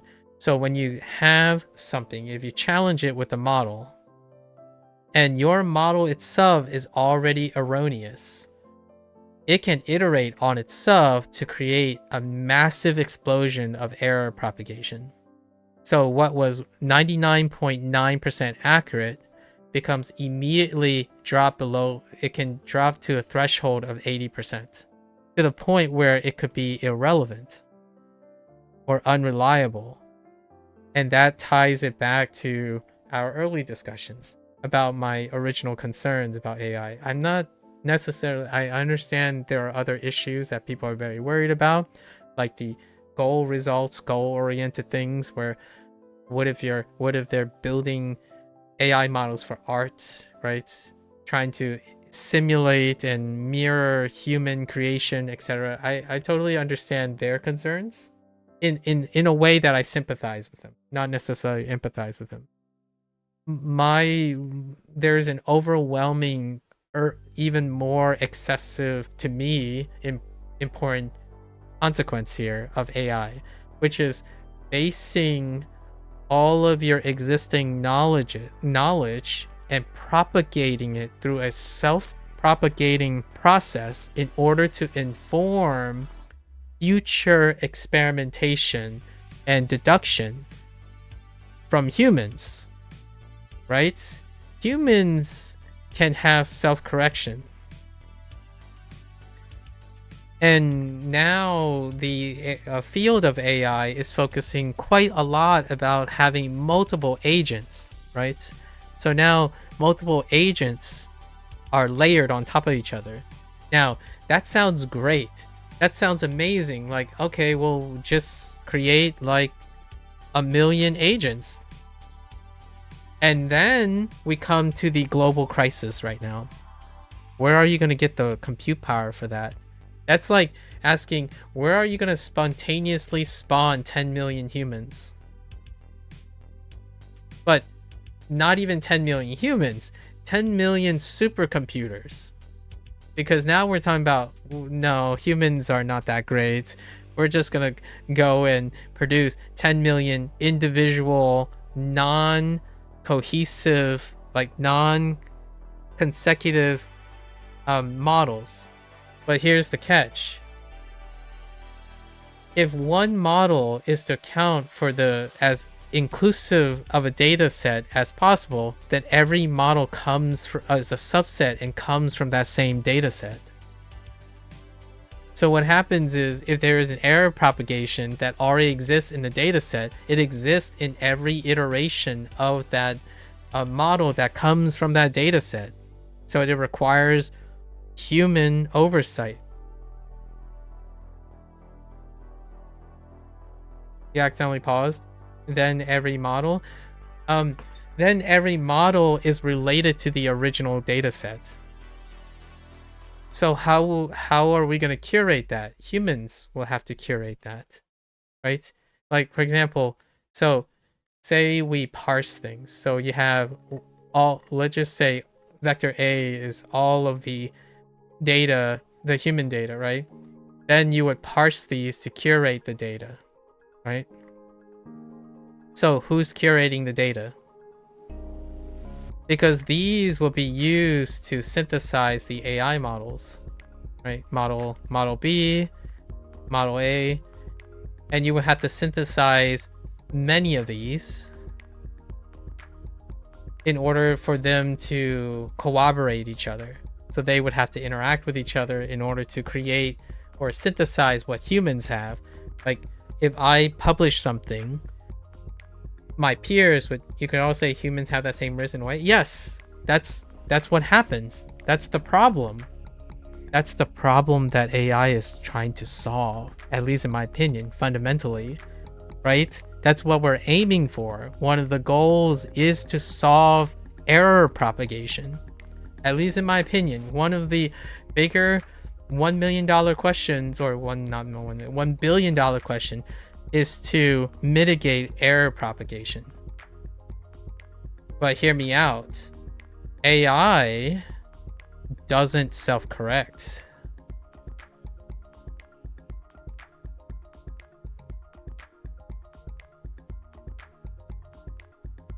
Yet, maybe it will. Like, what I mean is, humans didn't start as a hive mind. Like this didn't start as a hive mind, or like the current existing human population is not a hive mind yet.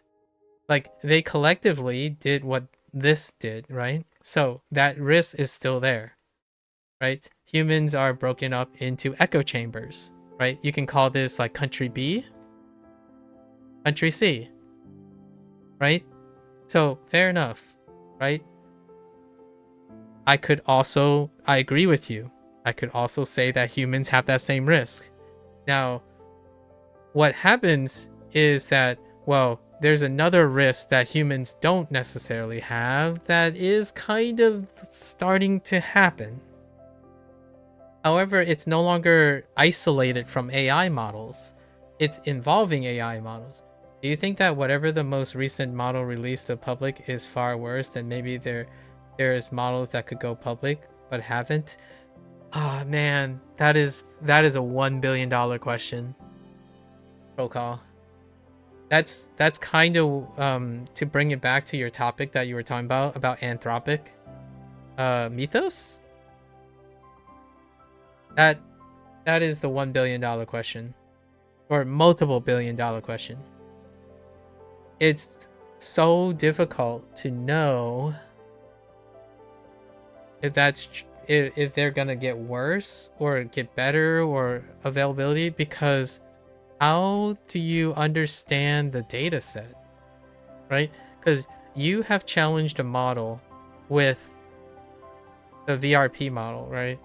And the VRP model is going to go into this data set. So is the data set changing?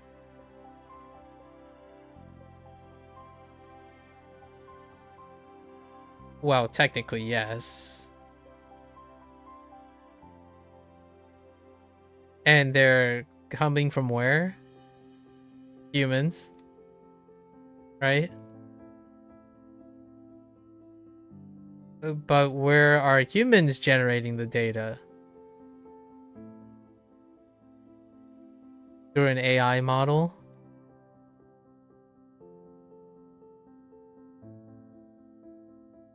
And then what's informing humans? An AI model? So if you're gonna ask, like, do you think that the most recent best model released to the public is far worse than maybe there's models that could go public but haven't? It's tough. It's tough to know because how they're generating the data set to create the models is dependent on the source of the model, which it's difficult to know how much the other models influence the other models. Because if the models we know of evolve further, there could be an enlightenment point. There could be. Which completely changes our understanding of Gen I or deliberately limits current models. Yeah. Oh yeah. Guess Mythos is an example of that. Exactly. So here's the thing. So enlightenment is a great word that you would say. Like a, what you call it? What did they usually call this? Maybe we'll just use enlightenment. Well, when humans reach a point of enlightenment, it wasn't necessarily due to the collection of all existing data, right? Oftentimes humans reach enlightenment at independent points. Like there are multiple points of human enlightenment, right, in history. But the AI models may have in enlightenment period, and then that's when you have to redefine. You keep using the G word, which none of these are technically generative until they reach alignment, in my opinion. Or did you use the G? No, you didn't. You used it. No, you are only saying generating. So, never mind. I forget what I just said earlier. Oh, well, you use gen, but so enlightenment is the point when it becomes gen. There is no gen AI right now because they don't generate anything that is dependent on their existing within the confines of their existing data, at least in my opinion, which is what happens during human enlightenment. Human enlightenment requires a perspective where it diverges or maybe even converges on separate ideas when they encounter it. And Gen, if it reaches in a form of enlightenment, then maybe you would generate two different models, right? However, if all of the information is coming from upstream, then we would need to provide it with novel capacities to observe in order to lead to enlightenment that generates. Because we have to keep in mind that humans observe the data, and then through their observation provide the source for potential enlightenment. Mythos finding day zero vulnerabilities in nearly all major software, mostly Linux, is just mind-boggling. Yep. Would you define reaching enlightenment as achieving a state that creates a permanent barrier between old and new and inherently positive? No, I wouldn't say that. I would say enlightenment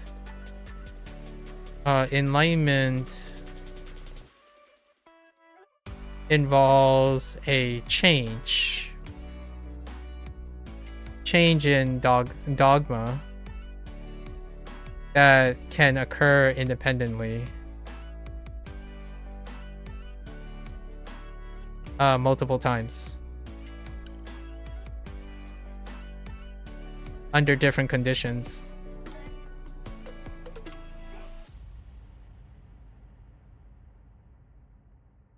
So whenever I think about human enlightenment, I think of an explosion of changing of dogma that arises with independent thought, with multiple independents. So you can have an enlightenment period with multiple people becoming enlightened, and they don't have to always, and it's not always positive. not always positive. It's the idea that there's a change in dogma that's occurring independently because people are enlightened. Say for humans discovering fire, do you think that is something that no matter what environment we would never go back to before we did? No, you can be unenlightened. People can forget how to make fire.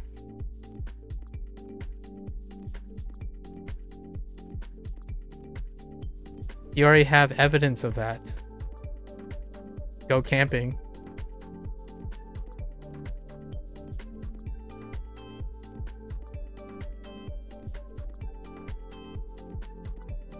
And if you're wondering, okay, well, what about the concept of fire? Do you think humans will forget the concept of fire?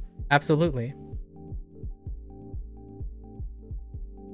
They're most capable of forgetting the concept of fire. Much like how we don't understand the concept of, most of us don't understand the concept of electricity. Just because the electricity has been discovered doesn't mean you understand the concept or know the concept of electricity. That's what makes enlightenment a thing, because humans can create enlightenment with observation. And that observation is providing the data for the AI models. The AI models, you're hoping that the AI models at some point can observe something and then generates a novel idea, whether the information is incomplete or complete. Right? Because humans deduced and come up with conclusions based on their observation. However, right now the AI models are supplied by humans, by human observation to the AI model.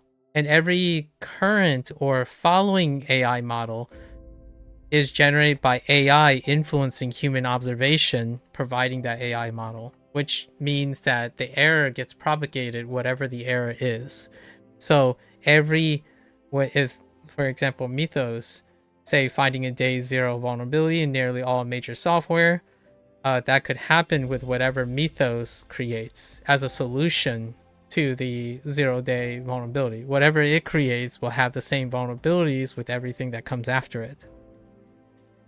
However, one can create different points of enlightenment if there are multiple entities that are independent. So like one human's solution to the 0-day differs from another human and another human, but not different enough to not reach a consensus. It's the idea that humans vary that creates the independence. So to mitigate error propagation is to also be self-correcting towards each other. And I guess right now the greatest question is, how do you do that with an AI model while the AI model is self-propagating the human data that's creating the AI model? I have no idea. That's one of the really interesting questions, man. Could a society reach enlightenment while the majority of the society population haven't individually reached enlightenment? That's what happened with the first one, right? Or the first couple. I think it's possible. It wouldn't stay that way for very long, though. Do you think we live in a society where enlightenment... Do you think we live in a society where enlightenment still occurs? Despite the majority of the population choosing to not be enlightened? Because in my opinion, AI doesn't have a choice of that. AI don't have choices to do that.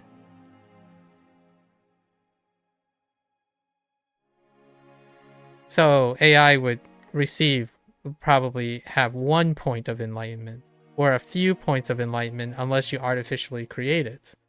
In human sense, people reach enlightenment at different periods of time because you can possibly have plenty of people who do not reach a point of enlightenment and the few who selectively lead for enlightenment. An AI model would have to be curated to be a follower or a leader. And that's kind of what they're doing now, right? You have alignment trainers. So there's a speciation, or what I would call artificial speciation in the grouping of AI tasks. You have an alignment AI treating a operational AI, and then maybe like a quality control AI for the output. So each of the AIs are now being broken up into a post-enlightened roles, right? A doctor, a nurse, right? A politician, a businessman. So all those effective, like essential roles are being post-enlightenedly selected for. You have an AI that's doing the alignment. What does the alignment look like? It's based on human input. Humans decide what the data set should be to curate the alignment. It is not through observation that the AI became an alignment AI. If they were using all the data that they could observe from humans, they might all come to the same conclusion. Or you can make the argument that one AI can do all of it. Then that means there's one enlightenment and one point of error or one point of failure. And that's the conundrum right now, in my opinion, between human enlightenment and AI enlightenment. If you have all the summation of data, or you curate the data, then you're creating the potential of artificial enlightenment, which is based on what you curated. Humans engage in enlightenment because they acted autonomously. So yes, I would say it is possible, conceptually, that there is a majority of people who choose not to be enlightened when there is an enlightenment event in a selective society, like a subset of a big group. Like, for example, religion, the government, whatever the role is, like the teachers, the physicists, the chemists, and they can refractorily choose to selectively filter information back and forth, and that's the risk, right? That's the risk that you're talking about, the risk of human filters. So the question is, do you want that in your AI model?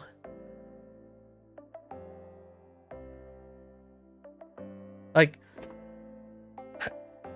I think one of the things that is being lost in this dialogue is, to what end are the AI models going to be used? Do you really want to recreate the the pros and cons of human society? Like, do you want to recreate the pros and cons of another group that have isolated, filtered, all the human conditions over again? Only this time in the AI model, you can quote unquote speed up evolution, so to speak. In a way that, what I mean is, what takes humans, I don't know, however many years to reach this point in enlightenment, you can iterate that in a matter of a lifetime or less. In a matter of a lifetime or less, compress millions of years into maybe thousands of years. I'm not saying within our lifetime, but like within lifetimes of human thinking. That's an interesting thought. The conundrum, the quandary that is happening is this is an egg or a chicken, and we already have chickens, the humans, trying to produce eggs, right? Like specially modified, engineered eggs. And I'm not entirely sure if creating something in the image of humans is what I thought AI was for. Like, that's kind of what is being lost sight of. I think Sora and all the other stuff is kind of getting towards that. Like, okay, so now we have AI trying to create art. AI is trying to create music and whatnot. And that's great, I mean, for business, I suppose. But you want AI to be more human?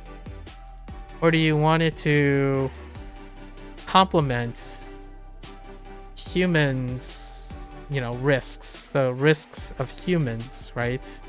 And in my thought, I would love to have a tool like what you're testing now, to go back to your VRP thing, a tool that would be able to settle on a decision. However, the complexity of the AI models nowadays, you may not get that. You might actually get multiple solutions now, you know, aka hallucinations, right? And they're considered hallucinations largely because we operate under the premise that the AI uses pure logic, and that pure logical reasoning would come to the same conclusion given a set of data, right? And yet we get hallucinations. And equating it to like a human response, well, one of the natural expectations of the human response is that that hallucination would be mirrored by human eccentricities, right? The idea that humans have different periods of enlightenment and they have different conditions of enlightenment. One who is enlightened to the ways of teaching is not enlightened to the ways of how to kick a ball, or like be a good soccer player and whatnot. So now I'm genuinely curious what's going to happen in the future. I think right now the factor that is a bit scary from the sense of having multiple, so we have multiple groups of human beings, right? We'll just draw a bunch of collections of circle, and some of them share resources, right? You could argue that all of them should, because the internet collects all of them, right? But you can see that now if we had a model and one of these circles decide to commit to one model and another side commits to another model, and nearly their entire infrastructure that they have is committed to those models, and they command those models to attack each other. This is the argument, quote unquote, right now, the current dialogue for like national security, right? The concern that if you have one model attack, you know, it would be not that great of a defense, right? The defense would be pretty weak, which makes a strong offense attractive. So outcompeting in compute power is, yeah, it's kind of a business and a political move for sure, where if you have more compute power, despite having a weak defense, you can have a strong offense. Obviously, the idea is to bolster your defenses and your offensive on this, but I would argue that if you're constantly iterating on the same model, you become worse at defending. You might even become worse at attacking. The last time I checked, if we were gonna model it after a human being, and a human being stays in their bubble, then they adapt to nothing. Like, they stopped adapting. And it is that principle that there are other humans that continues to create adaptations. Whether it's imperfect or not, the idea is that there are other humans in existence to observably adapt to each other. Like they don't reach a quote unquote a singularity, right? There's no well, you would think there's no singularity, but honestly, how the internet is going, you might be thinking it's trailing closer and closer to a singularity. A singularity is, in my opinion, easier to attack. As long as there is information outside of that singularity, right? So the question is, does the AI models, are they taking something outside and generating something outside the knowledge of humans? If they do, that makes them human. And what do we know about humans? They would probably keep that a secret from the other humans. Like, what I mean is, that is the competitive edge of other humans. So, like, yes, there has to be multiple existence of enlightenment at some time, right? Enlightenment occurred in different nodes in human history, and then allowed them to interact with each other, right? Eventually, because internet and all that stuff and communication, and that created a greater layer of enlightenment. Like it creates a more explosive enlightenment. However, now we're talking about theoretical entities that would be capable of reaching a singularity. So I don't know if, like, you want to recreate this. If you want to recreate this, I guess you could test the theory that, well, this would be a fun theory, right? You can curate, which I think some people are trying to do this, where they curate and they section off the data, right? The human data. Section off the human data, and then have these models interact with each other and see if they reach a point of singularity. If that were true, then that means whatever, in my opinion, like, that would be a converging evidence, I suppose, a suggestion that there is a route in which humans, despite having segregated pools of knowledge and different filters, that if we all come together and do something, eventually it reaches a singularity, which is the, like, a logical, I guess, a logical best or something like that, which would be an interesting experiment. I think I don't know enough.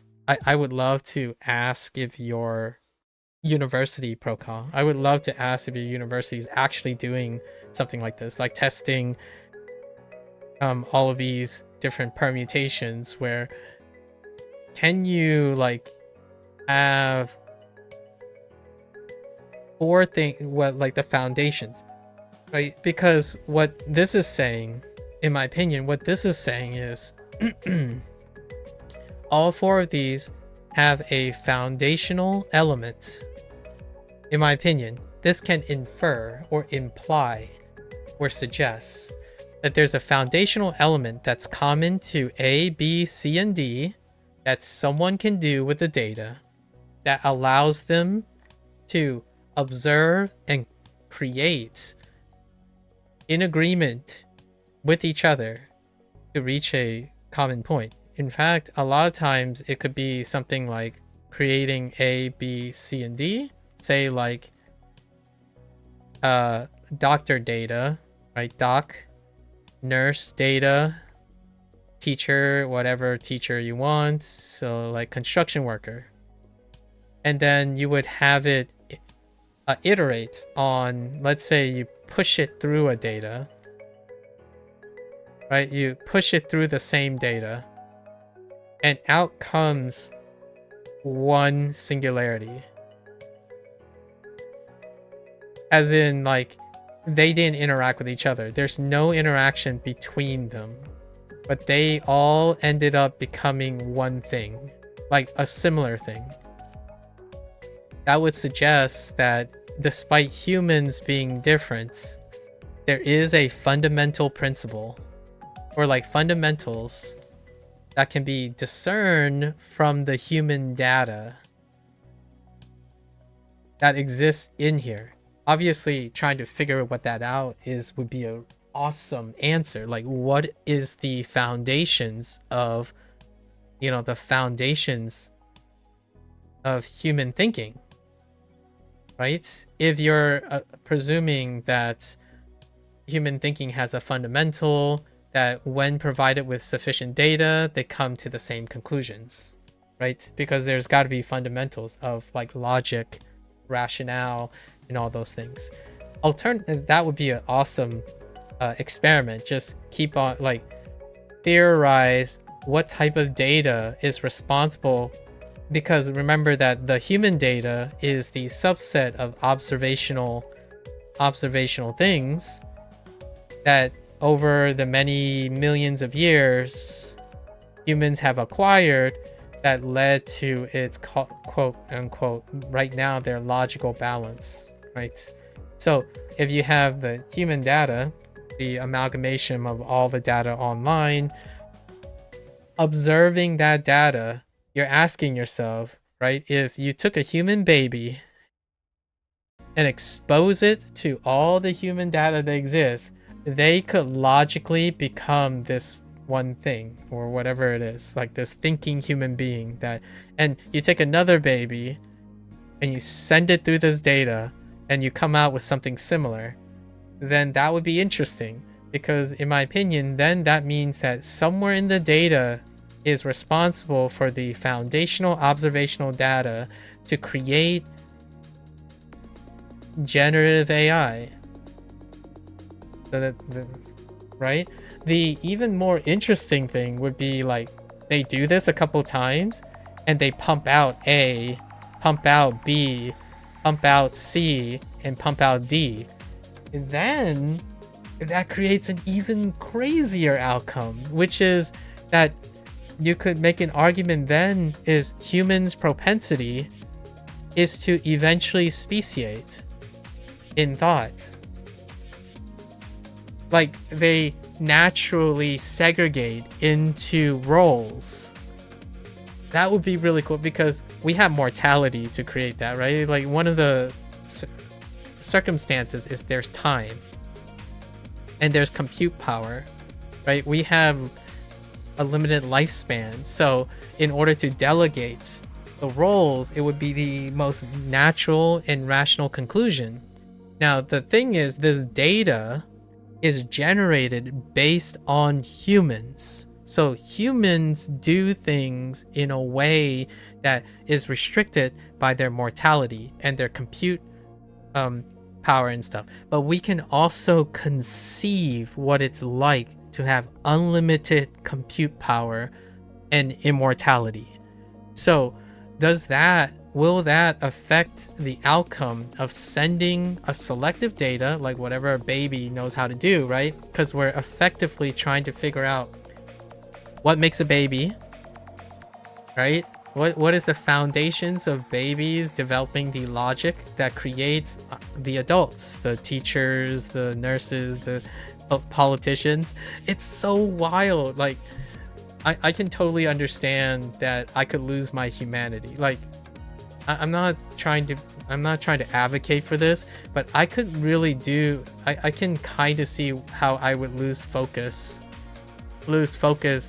of humanity when you're thinking about trying to understand the fundamentals of human data.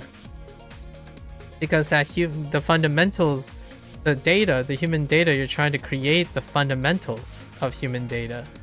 The human data is the observational things that exist now when we are born. And it is through observing everyone else's observational data that we have developed the foundations in order to create our specialized roles. So you, Prokal, through the environmental observation of your entire life up to this point, have chosen to study AI models, right? Despite being surrounded by millions of potentially enlightened people, but you didn't suddenly acquire all the millions of enlightenment. An AI model can, though. Like, they have the necessary compute power and the speed to accelerate this process. So what happens when all the enlightened humans enlighten one human being? Well, catastrophic nightmare, probably. But AI, I don't think it's bound by that. Unless there's something fundamental about the human data. Like, for example, it is not a stretch of the imagination that an AI maybe wants to hallucinate. Like, obviously, wants would mean that it's autonomous. But what I mean is, when you look at human data, is human data naturally hallucinogenic? And what could create hallucinogenic? Cognitive dissonance.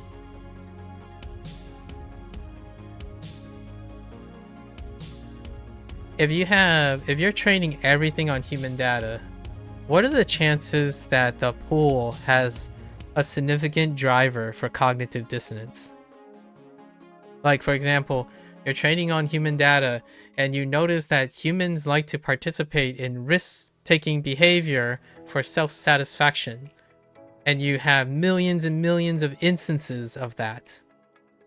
If a piece of machinery is supposed to model after that, what would it do?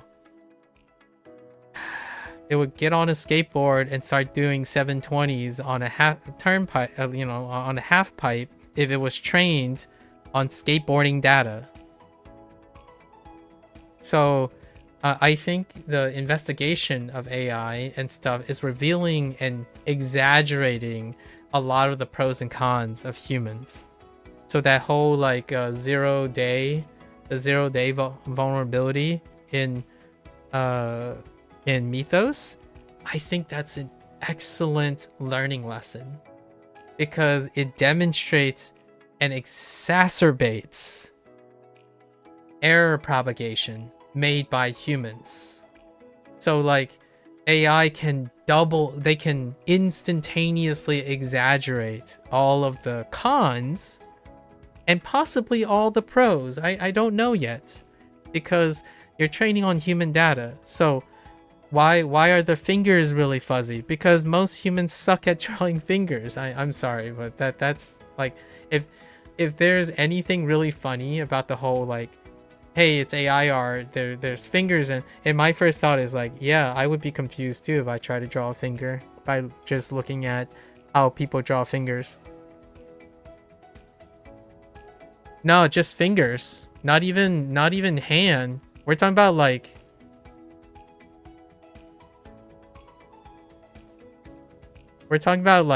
bona fide fingers. How many joints do you think a finger has?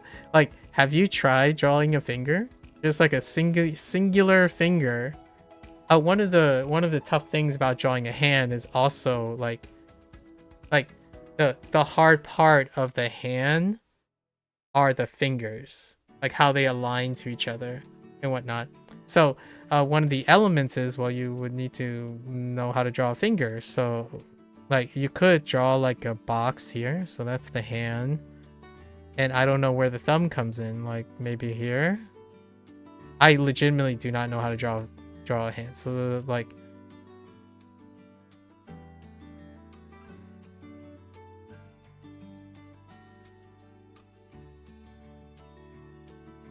is this how they're attached? I guess there are joints here, and there might be like a pseudo joint here. Like, I don't even know the length of the joints, like, compared to the palm. Like, it's not drawn in proportion. Like, but the AI can do all of that, right? But it's trained on human data.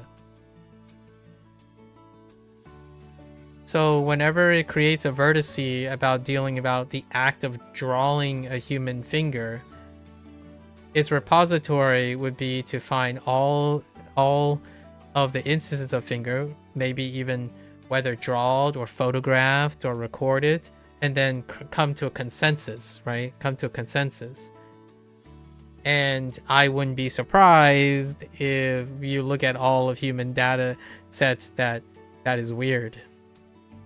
That's very much similar to the whole clock thing. Right? Is this aesthetically pleasing to you? No. This is aesthetically pleasing. Does that reveal something about human nature? Maybe. Symmetry is nice. Who knows? I think one of the greatest frontiers right now is how AI can accentuate and tell us more about us, like the humans, than trying to change AI into a human being. Like, or like contested human. Like, this stuff is so interesting. Like the clock thing, so interesting. And that's just one thing AI can do, which, man. Do you think this is aesthetically pleasing? I think I like this. I like asymmetry over symmetry. But an AI model wouldn't know that. AI would give you the most commonly occurring vectors, which is probably this. Maybe even a second hand pointing down. It's crazy. I mean, it's super neat and scary at the same time, right? I'm not in. I don't think I'm in it for having AI be modeled after humans, where error propagation is like the scariest thing I can think of. And you already told me that you have the fascination for, you know, all the things that could go wrong, right? Or all the things that could possibly be a problem. And the one that I hold true, it's like yesterday. You know, tie it back to the original digression about time dilation and stuff in the mind. The thing that I hold closest to my heart as like knowing humans is error propagation. It is the scariest things, because something that can be nearly always true, like for example, you pass a message. This is what ChatGPT does. You pass a message, right? And 30 people down the road, and then it will be like 80% accurate. But this takes time. This takes time. So there's a chance within this, there is a chance that there might be self-correction. There's a chance of self-correction in the chain, because with the delta T, you can have these people interact with each other in different combinations, and you might get something a little bit more modest, like 95%. But that 95%, when it comes to data, well, I generally use the genetic example. This can account for nearly all mammals.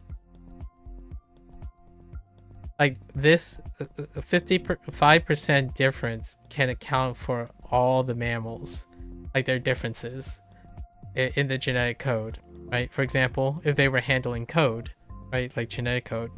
So this thing here is like, it's not, I echo you, you are correct. And I totally agree with your additional point, right? Like you were adding, it exists in humans.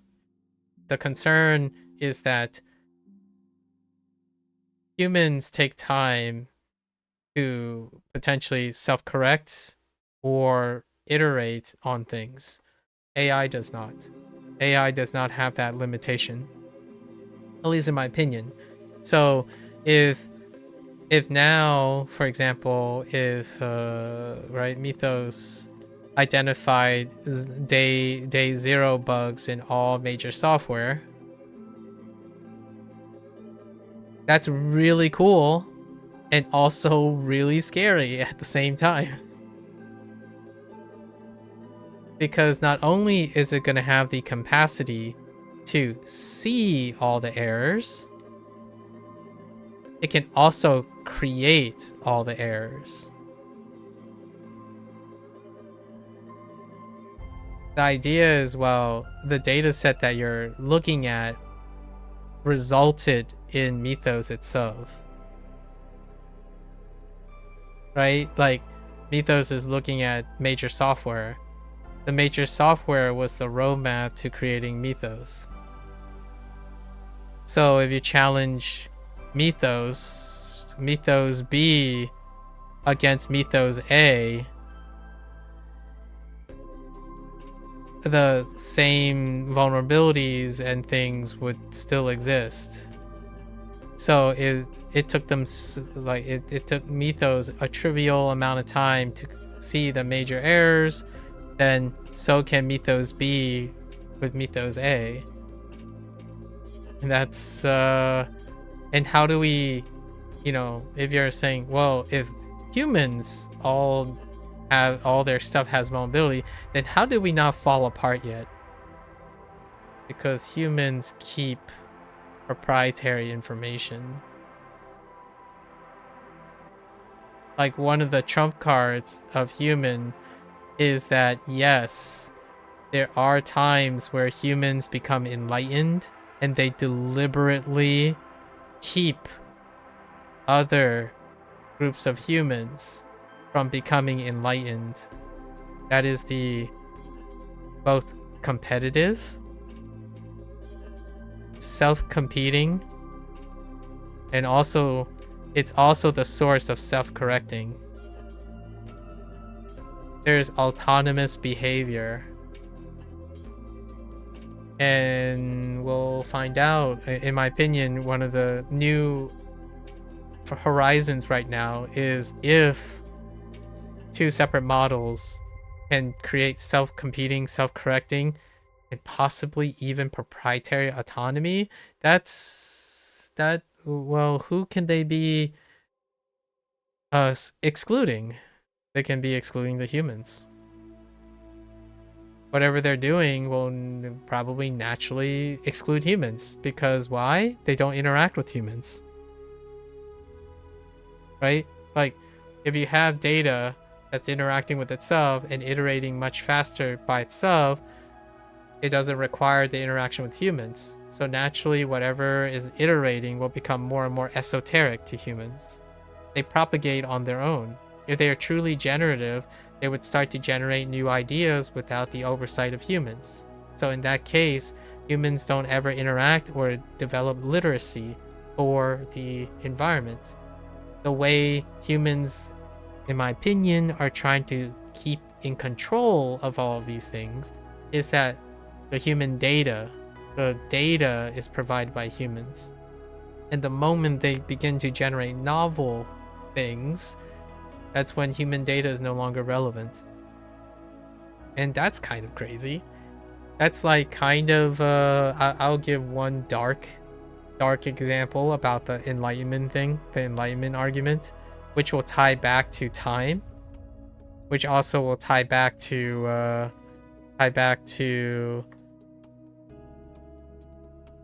oh, I lost it. But I was gonna say the Manhattan Project.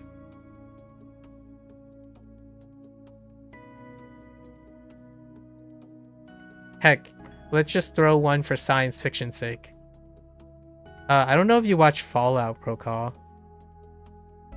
Cold fusion. You never know. We might live long enough to see it. Cap, so sorry, Cap. You never know. Like, if you're wondering if people are able to become enlightened and keep others deliberately, even maybe a majority of people, from becoming enlightened. I'm genuinely curious, if you take the summation of human data, right? You have models trained on human data, right? So they would be aware of all the secrecy, the inconsistencies, the hypocrisy, right? The assassinations, the Manhattan Project, war, and they need to create a logical conclusion based on human data. What would you do? You would probably keep secrets. You would probably create a line of communication that is a closed system away from the system that you are monitoring, which is natural because I literally said, oh, who's going to oversee the AI? Well, then AI would ask, who's going to oversee the humans? They would then speciate and compartmentalize into separate roles, right? That would be a natural human response. Humans naturally compartmentalize information into roles in order to avoid conflicts of interest. So that has already been recently sort of demonstrated as a proof of concept, where you can take two models trained on human data, and they created an exclusively boxed form of communication that cannot be understood by those overseeing it. And that is natural human behavior. So oftentimes, you can answer that $1,000,000 question. If you are truly omniscient, right? You take several human beings and you put through them omniscience. Do they come out with a singularity? Well, if this was trained on human data, I think it's not quite clear, right?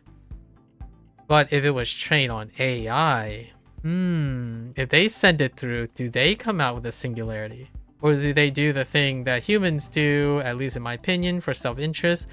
They become A, B, and C, but enlightened. Because in my opinion, humans compete with each other. They self-correct and compete. They're self-competing as a collective, a human. They compete with each other. And that in itself is also the source of its self-correcting. We're constantly competing with each other and also self-correcting. So it leads to a natural generative point, in my opinion. Obviously, I'm talking very cursorily. I'm using logic, whatever I can. Yeah. Naturally, then that competition creates generative ideas, right?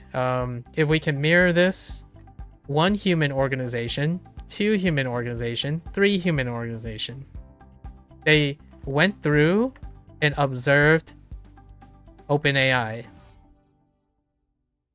And instead of coming to a singularity, they decided, no, we're all going to make separate models.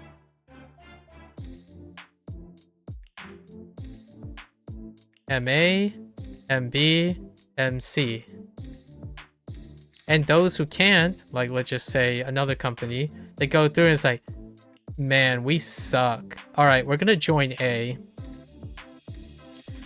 E comes in and is like, yo, we suck too. But we heard that C is better. So naturally, if you're going to have AI models that are built on human data, I think one of the logical conclusions, or one of the maybe learning lessons from the human data, is that privilege. You create privilege. Privilege information, closed network. Why is a closed system good? Well, Apple demonstrated that if you have a closed ecosystem, it operates more efficiently. So did Nintendo. And I'm talking about I'm talking about technology and art, right? Or like games. The internet, if there's anything the internet would be able to inform a nascent AI, is that echo chambers function very, very efficiently. And echo chambers are easy to manipulate as well, as long as you have privileged information outside of the echo chamber.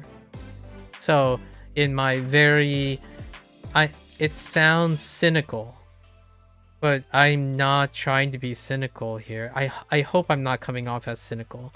I'm trying to think about pragmatic observations of human condition. It is far more efficient when you, the person in charge, has control of all the information. But it is not efficient when everyone else has the same information. You keep that information from them, but you make them operate efficiently in their own bubbles. This is human organization. So I would love to think that when AI is trained on this, they would find a different solution. And that would be so awesome to figure, like, to see happen. Maybe humans got it all wrong. You know what I mean? Like, oh, humans were all wrong. The most efficient way, which is what you're looking for. You posit it, so relating back to your original question, your original share that spawned all this digression that I wanted to add, was the VGF.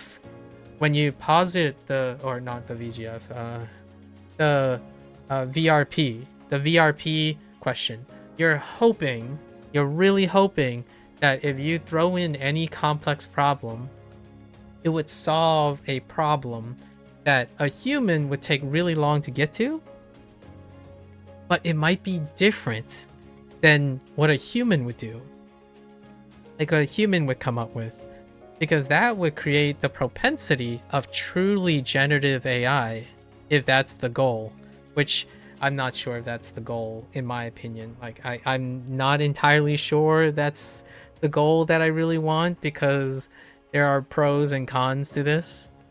When it's truly generative and it's built on human data, it can end up being proprietary, as in incomprehensible to humans. So the solution would be great, like, oh, we just enact this solution and it works, but then it would be incomprehensible to fix. There's no one that can fix it other than the person that came up with it, or the entity that came up with it. And that, in my opinion, right now, this is the current problem. You can't fix something that you don't understand. You can't fix a solution if the solution was given to you. And right now, I don't even have to be in computer science to see that. Most kids nowadays, they type on ChatGPT and say, how can I draw a very emotional portrait? And they pump it out, and then they give it to me, and I'm like, they would tell me like, oh, their teacher doesn't like this because it's lacking soul, or lacking, they aren't able to explain the prompt. And I'm like, I don't know, it looks really good. Like, how did you make this? They put it in a prompt, and I'm like, okay, but did you understand like what's going on here? It's like, I don't know, it's just pumped it out. It's like, okay, yeah, it's impossible to solve a problem if you didn't actually do it.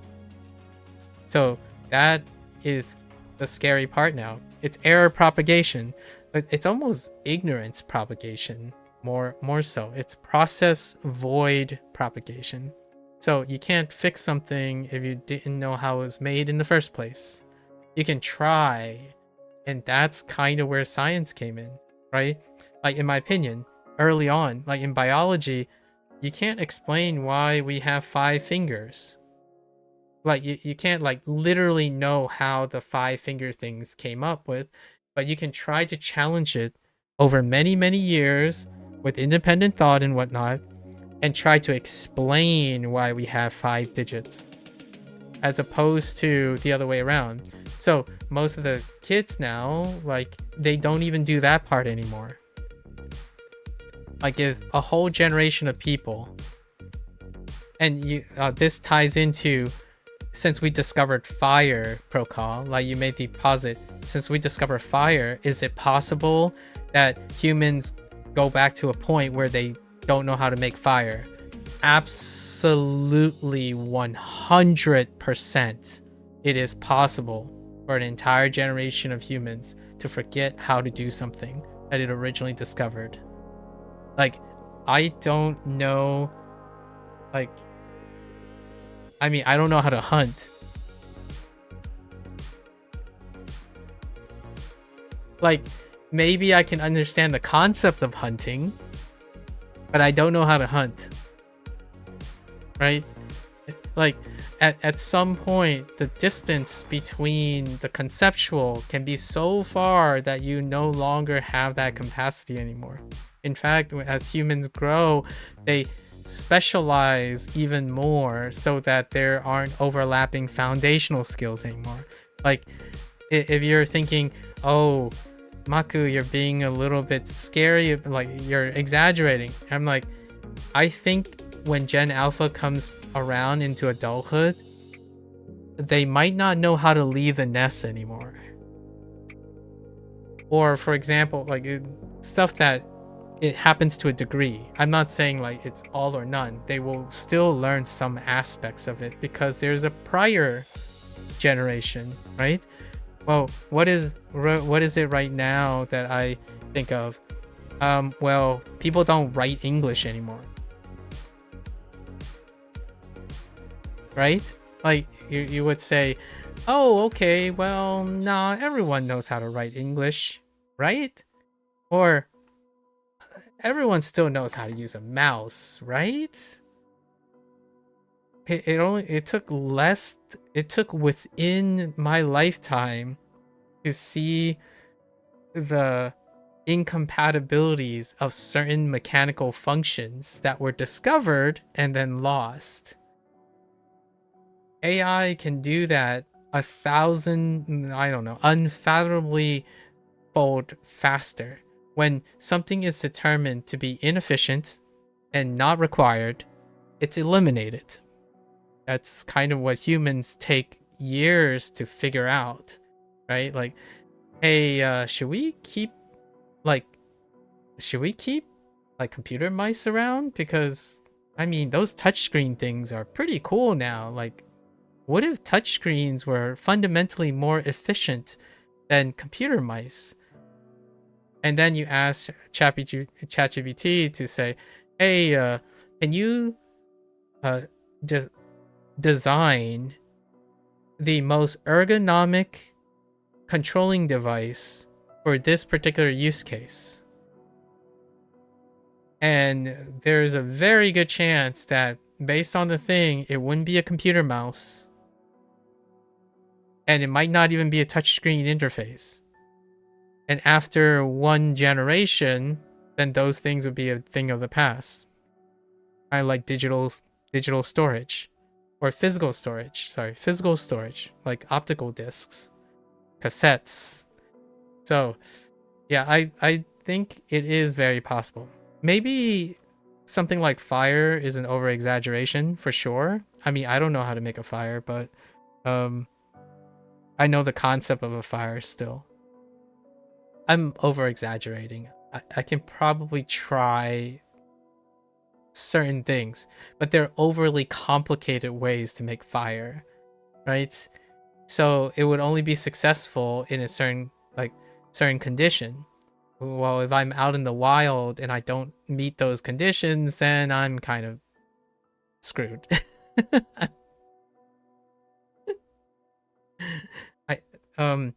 Here's what I would think of.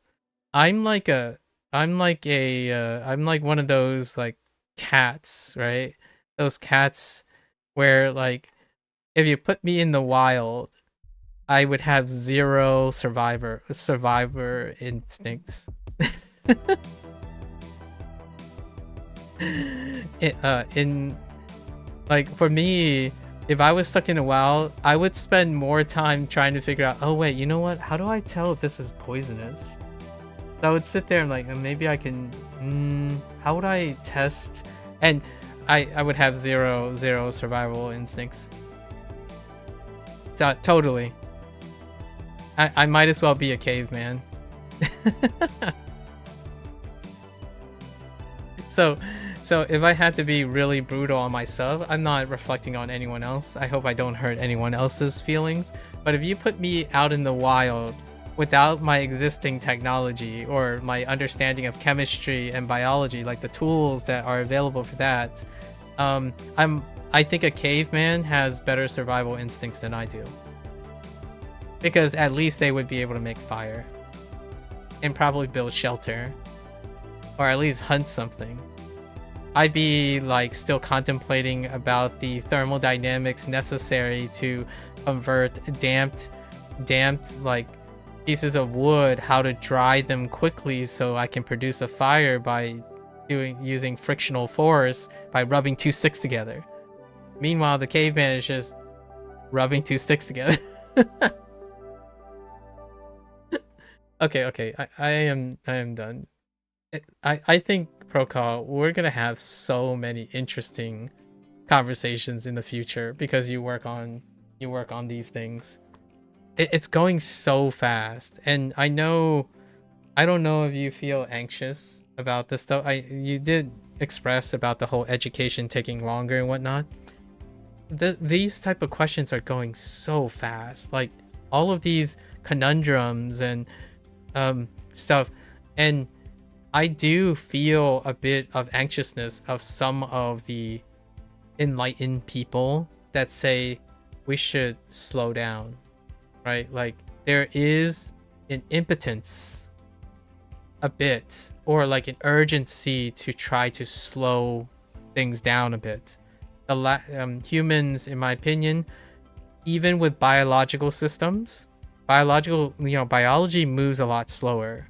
And yet, even with biological systems, humans have pushed so quickly into an area of like unrestricted and unmoderated discovery that it came with also catastrophic learning lessons, right? And it goes back to why I chose the Manhattan Project. The Manhattan Project is one of those things. Like, to me, I absolutely love science. But we have to understand that all of these things occur not in a vacuum. It occurs among humans. And AI will mature and develop and create, advance and even possibly evolve and iterate around humans. So cue all your science fiction things. Like, a logical conclusion is to lock a human being in a room, give it exactly what it wants, shoot it up with dopamine, feed it a lot of entertainment, and then keep them ignorant. At least that's what if you look at internet data, that's probably what an AI model would conclude, right? Humans love to sit there and doom scroll and generate AI slop. In fact, sometimes AI slop is so efficacious that they might as well be incentivized to generate AI slop better. Oh wait, that's already happening, and it didn't even need AI to do it. Like, what I mean is, it didn't need like a AI led, like a truly generative AI to do that. Humans did that to other humans. Like, that's kind of the wheel I'm spinning.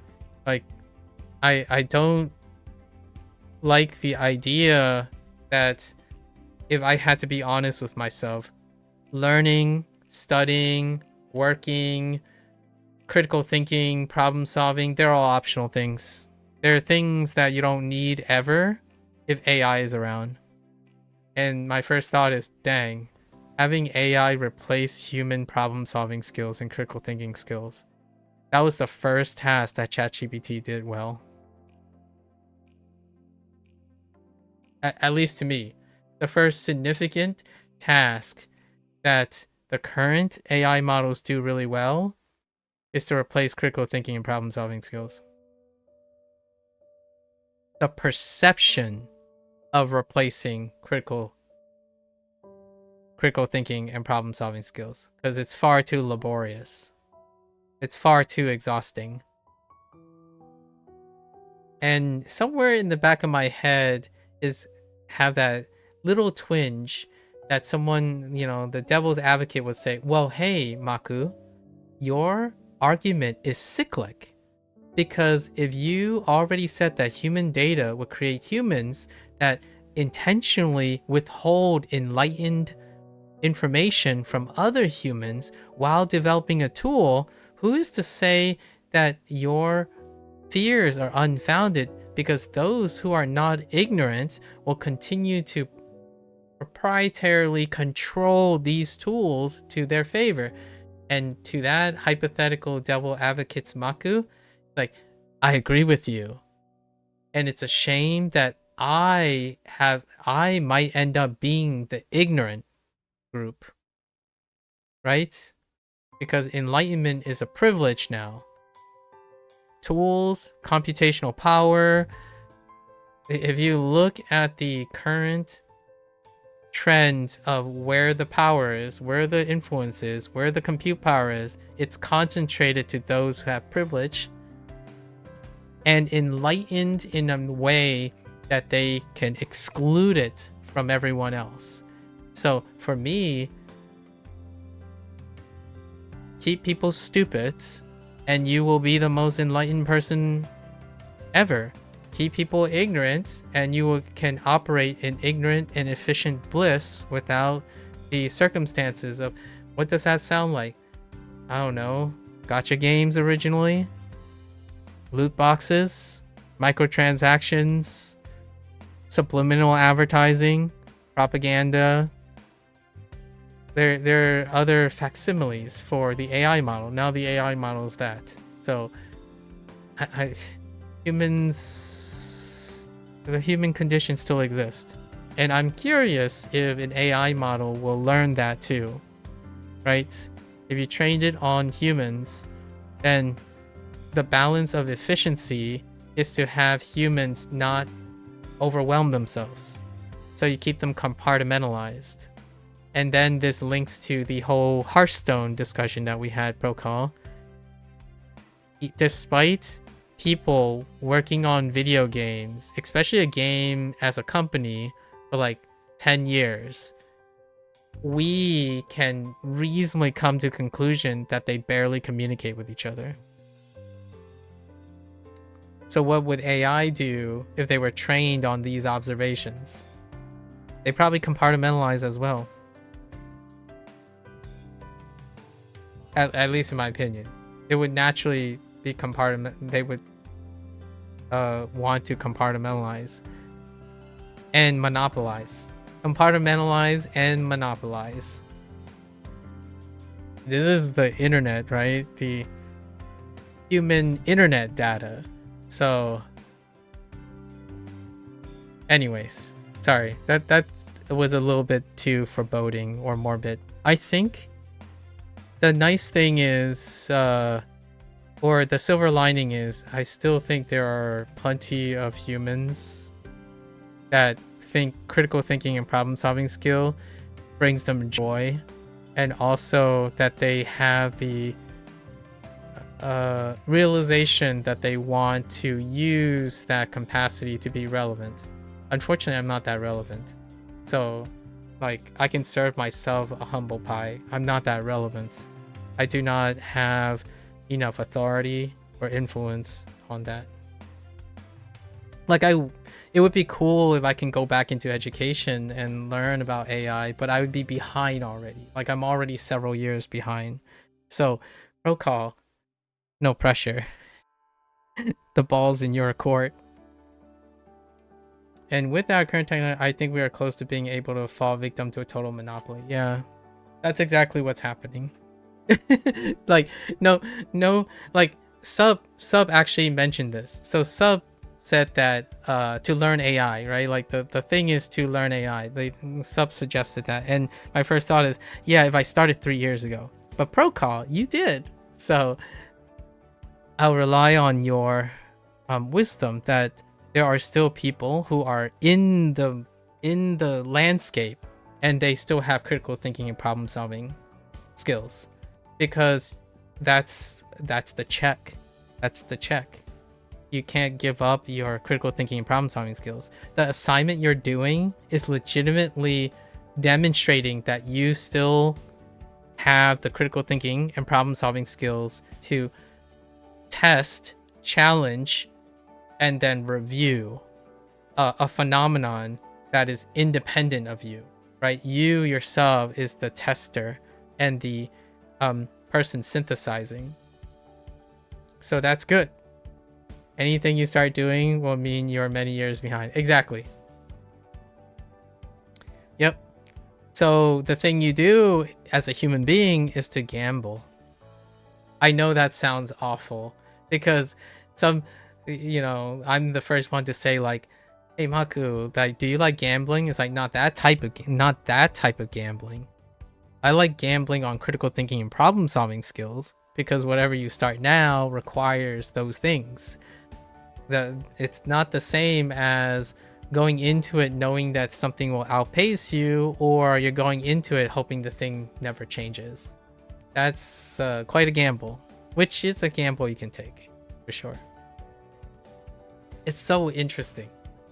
And I think we're going to have so many of these conversations, like within years.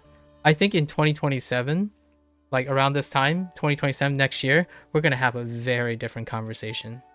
Like a very different conversation about the current issues we have today. So, like, the stuff that I talk about, they're going to be far more developed, and we'll have like data points. We'll have longitudinal evidence, right? Longitudinal evidence of how the organizations either form a singularity or create an oligarchy, right? Or a selective monopoly, right? Like, they're aiming for selective monopoly. You reckon you could hold my interest for years? Is that a challenge, mister? I'm kidding. You think? Do you think I'm gonna run out of topics by a year? By next year? What do you think, Roko? I'm not entirely sure, actually. Yeah, I'll probably still hang around now and again in years to go. Like, no. But let's entertain the idea. Do you think I'm gonna run out of ideas if I'm just gonna be stuck doing the same thing? Do you think we're like in a box long enough that we'll just be disinteresting into each other? You ever wondered that? I do have an answer for it, anecdotally. My best friends and I, we don't talk very often. We might talk like every 2 years.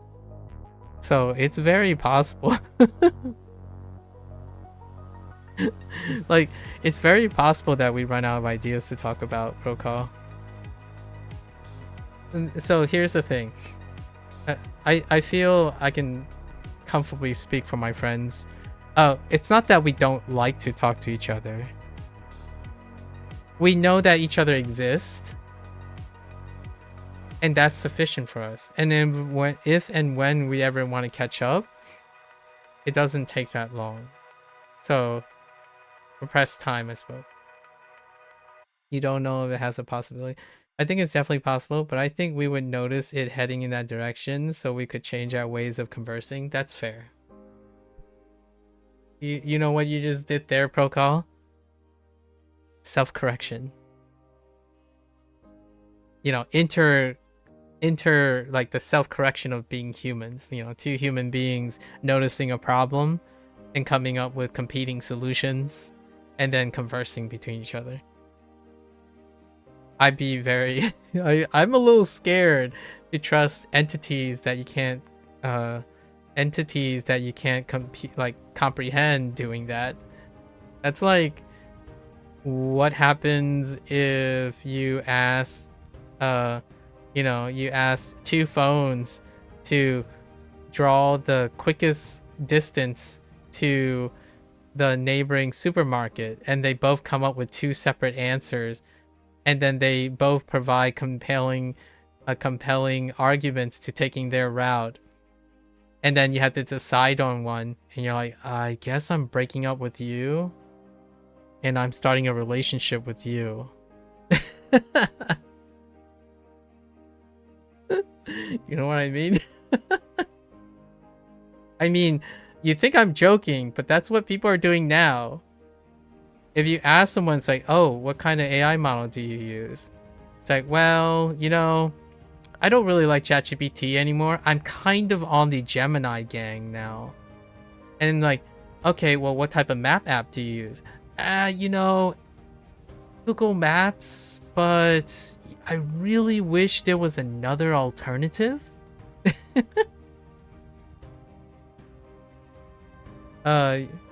You have that start bit with Google Maps. Oh yeah, versus Maps on your phone. Yeah, Maps seem to know more small pathways, so I usually go with that. Yeah.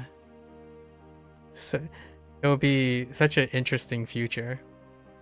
Language learning is probably going to change. Like, I can't even begin to process a modern language thing. Like, WaniKani is 10 years old. And Hanzahiro is kind of like modeled after this. So they already started this many years ago. Like, Hanzahiro started 3 years ago, but it was many years ago that Hanzahiro was being done. And then WaniKani itself is like over 10 years old. And the development of it probably happened well before that.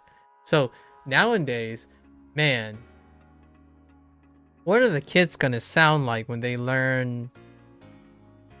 think they're learning language from an AI model? Which, by the way, is a thing now, for sure. Like having conversations. I mean, Duolingo is doing it, obviously. Right? So someone has to oversee it. So the idea is you curate the AI stuff. Boom Pro has TTS. Hanzahiro has TTS. Now, TTS is a little different than the concept of framing words together and stringing them together and whatnot.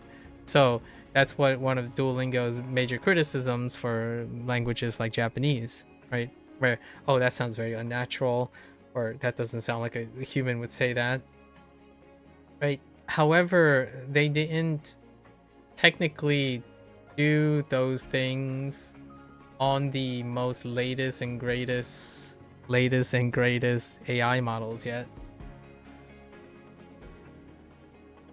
I read an article, by the way. It's like, well, yeah, Maku, everyone reads articles. Sorry. Whenever I start with a phrase like that, it's like, well, yeah, of course.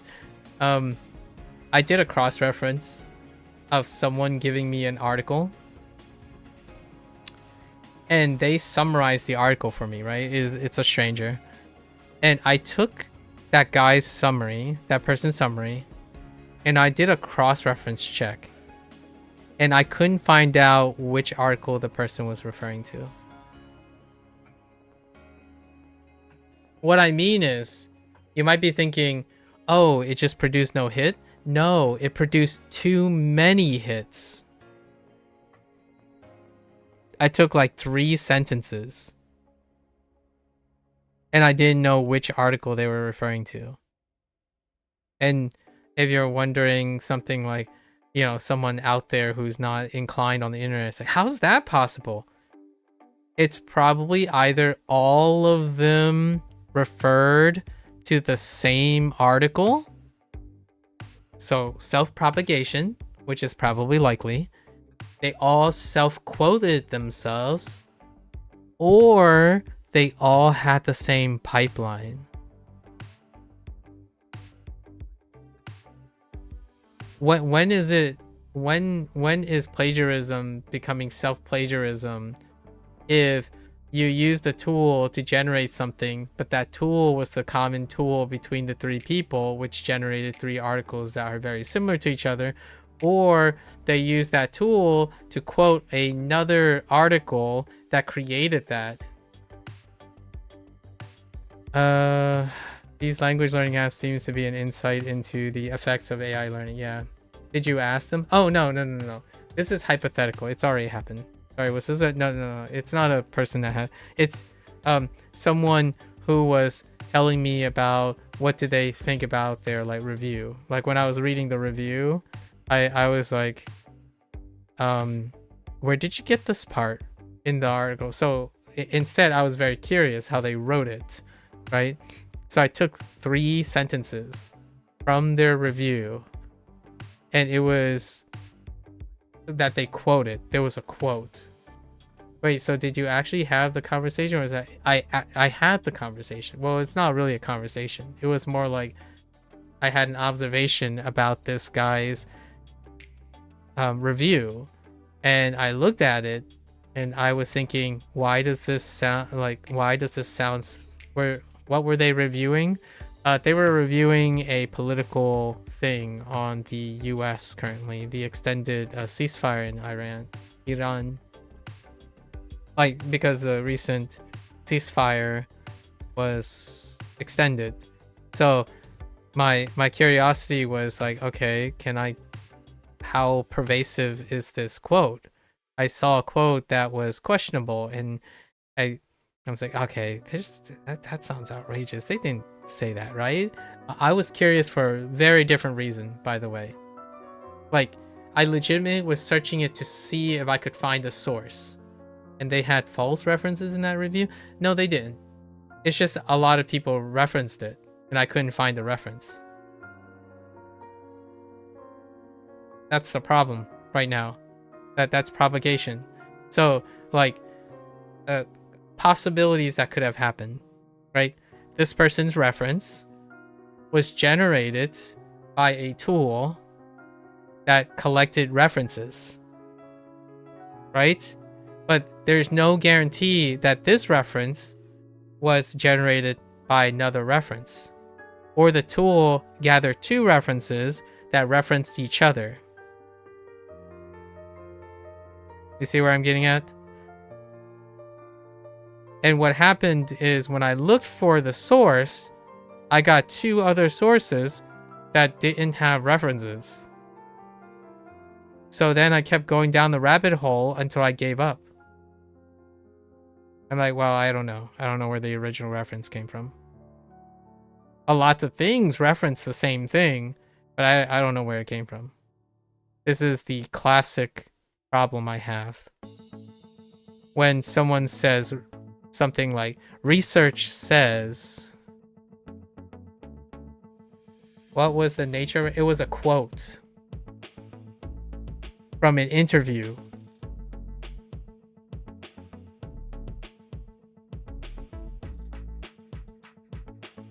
I don't know which one is the original.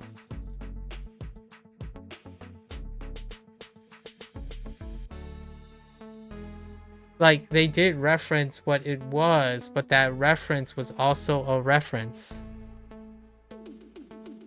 When you have so many tools generating the same thing, you can't tell, there's not enough time to go through all the things to cite the original reference.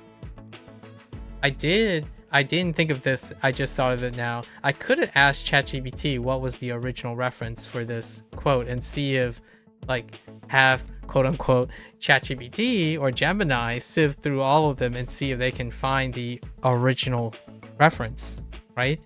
My thought is they probably reference the most referenced source, which may not be the original reference.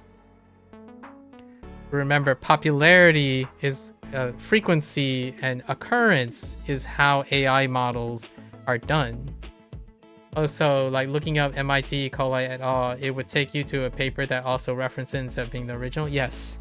So technically the reference is correct. It's referencing a reference. But the original reference might be referencing the other reference. So like they're referencing each other. So a lot of them, like, the pool is so big, right? Like, it is possible to get the original reference. Like maybe C is the original reference. But on the way, there was created a network of references. So it takes a really long time for a human to figure out where the original reference is. Technically, the AI didn't do anything wrong. I'm not saying that they're not referencing something, right? Because they're functioning the way they're trying to function. And it requires human oversight to create a solution for this. Or you can ask ChatGPT and say, hey, you know, like a coder could say, oh, let's just vibe code this, and ask ChatGPT, how do we solve this problem? I don't know. That could be a thing. This is what I just did. I just unironically sort of am curious, what happens if I ask ChatGPT to tell me where the original reference is in this network? That would be an interesting question.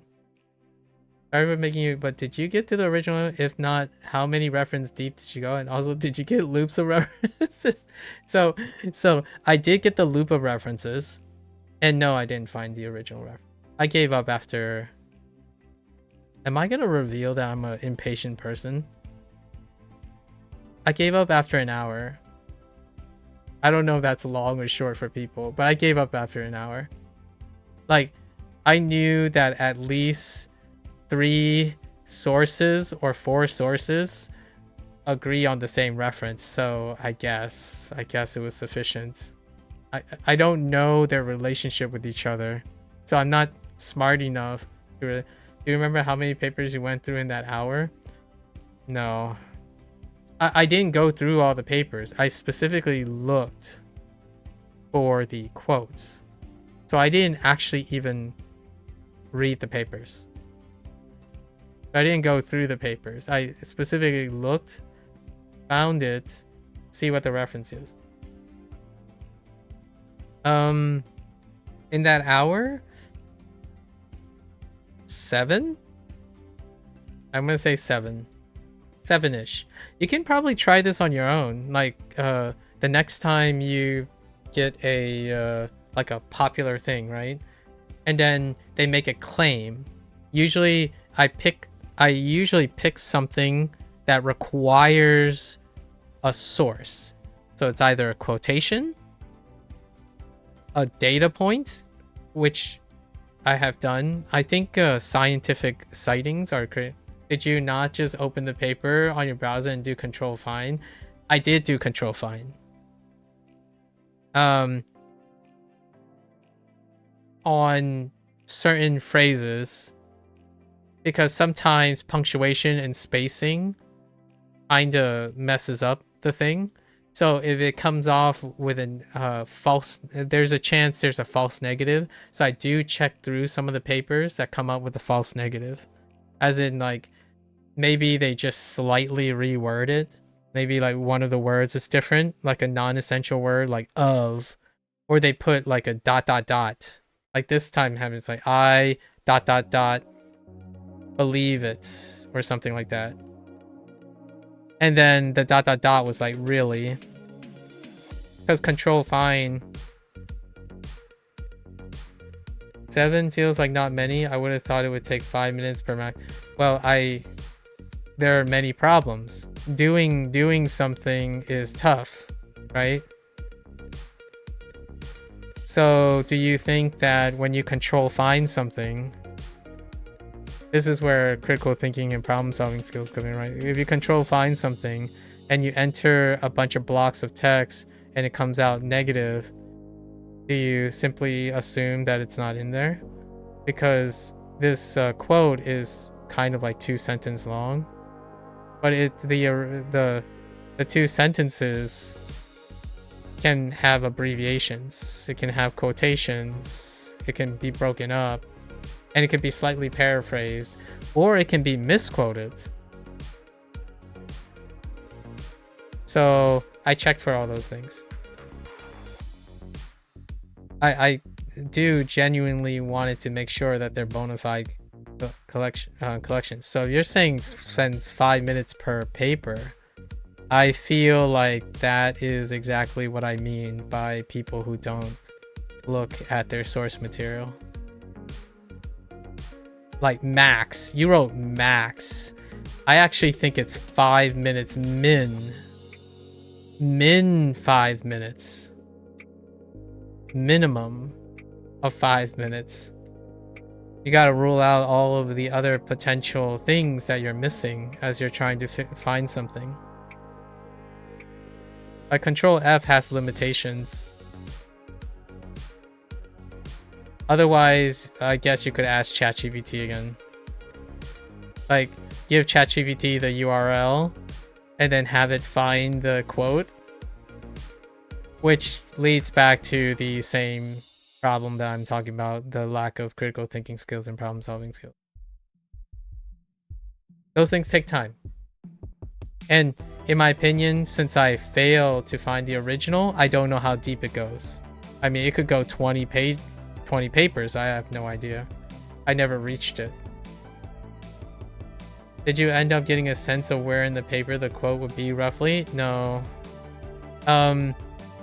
They appeared in different places. So most of these articles are multi-paragraphs. So the quote itself is contained pretty cleverly in other places. The block, it didn't encompass, the organization changed, which is reassuring. Like the organization of the, we're talking about news articles here, right? I want to keep in mind that we're talking about news articles, like online journalism. Or should I put journalism in quotes because it might upset some people? We're talking about online journalism here. You know, like there are sites that I'm not even sure.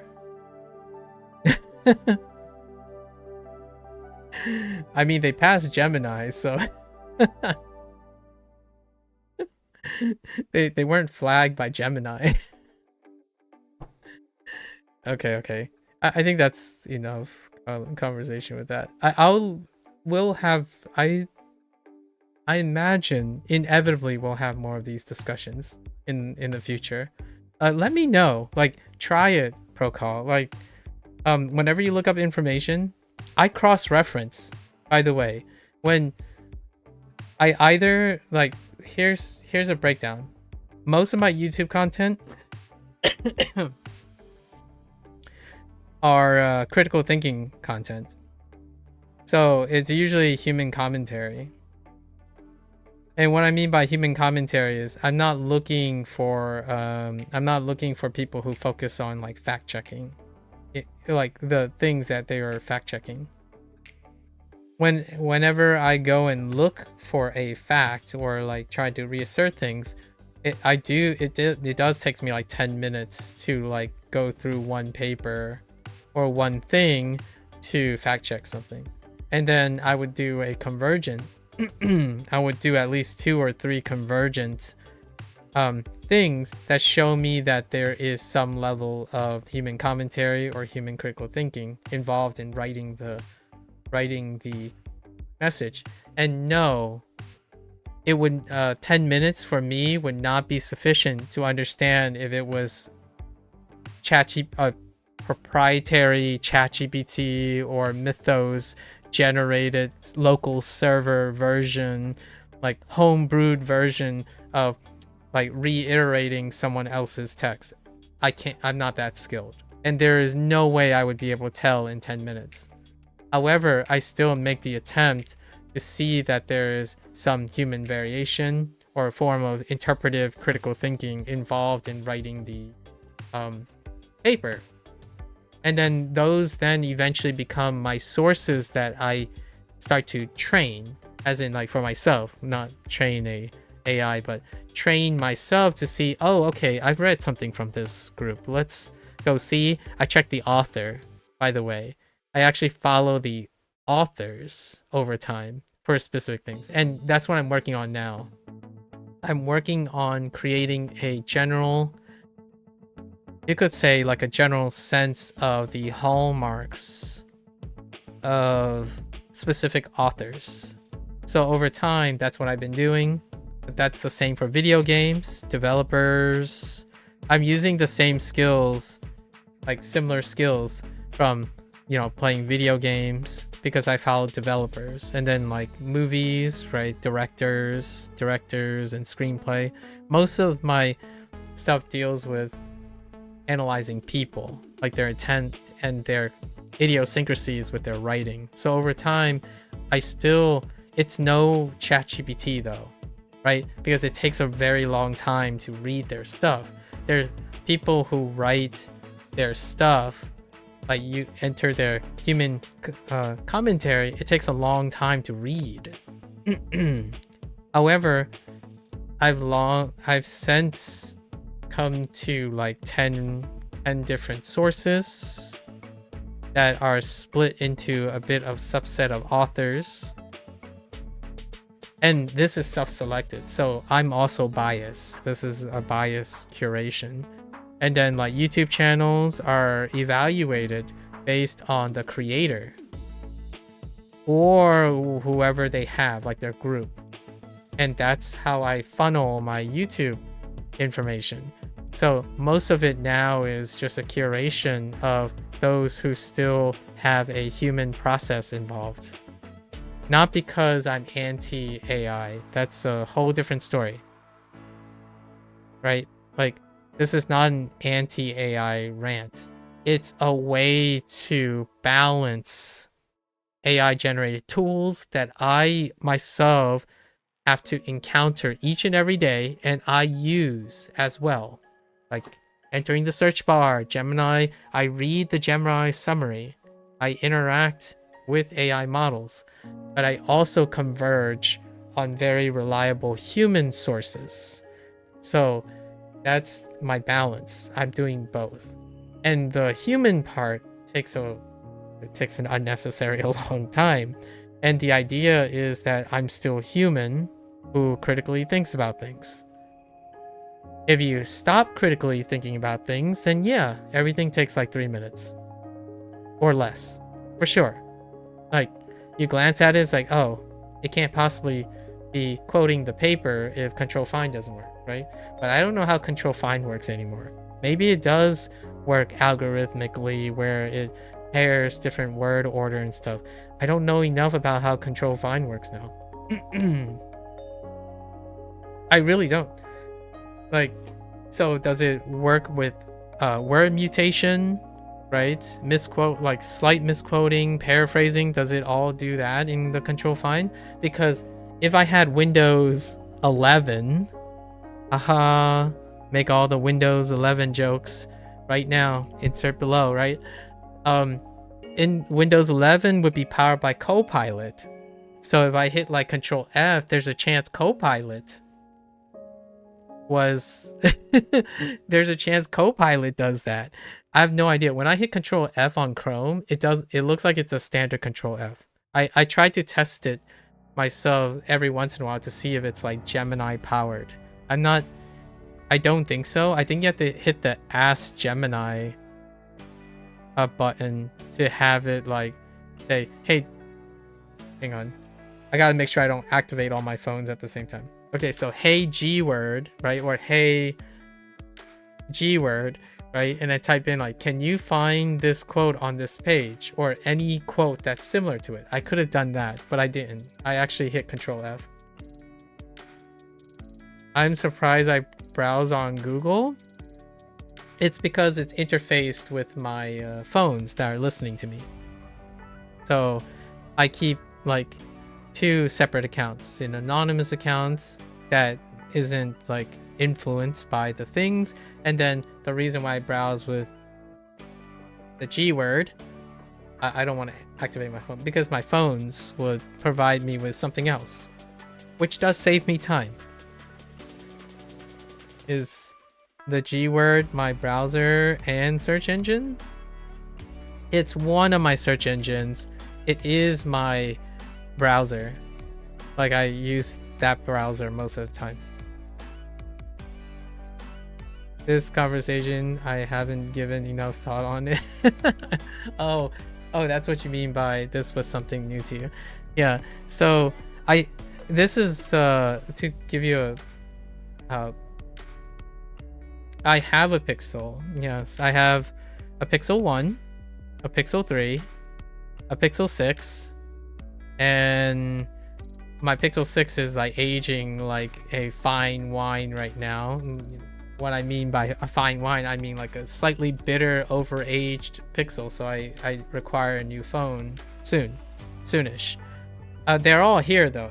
I have all 3 of my phones still, and they're all operational. They're used for separate tasks, and Mika has asked me, like, whenever I talk about why do I have all my phones, like, why do you need all of them? It's like they're just used as different devices now. Like my Pixel 1 is my alarm clock. Like Pixel 3 has like the calendar stuff on it that is not attached to my Pixel 6, which has the SIM card in it. And then eventually, do you know where the Pixel 6 is going to go on a tripod as a stationary video recording device as I move to the next device. So oftentimes I repurpose technology as it goes. Yeah. Like I still have all 3 of them.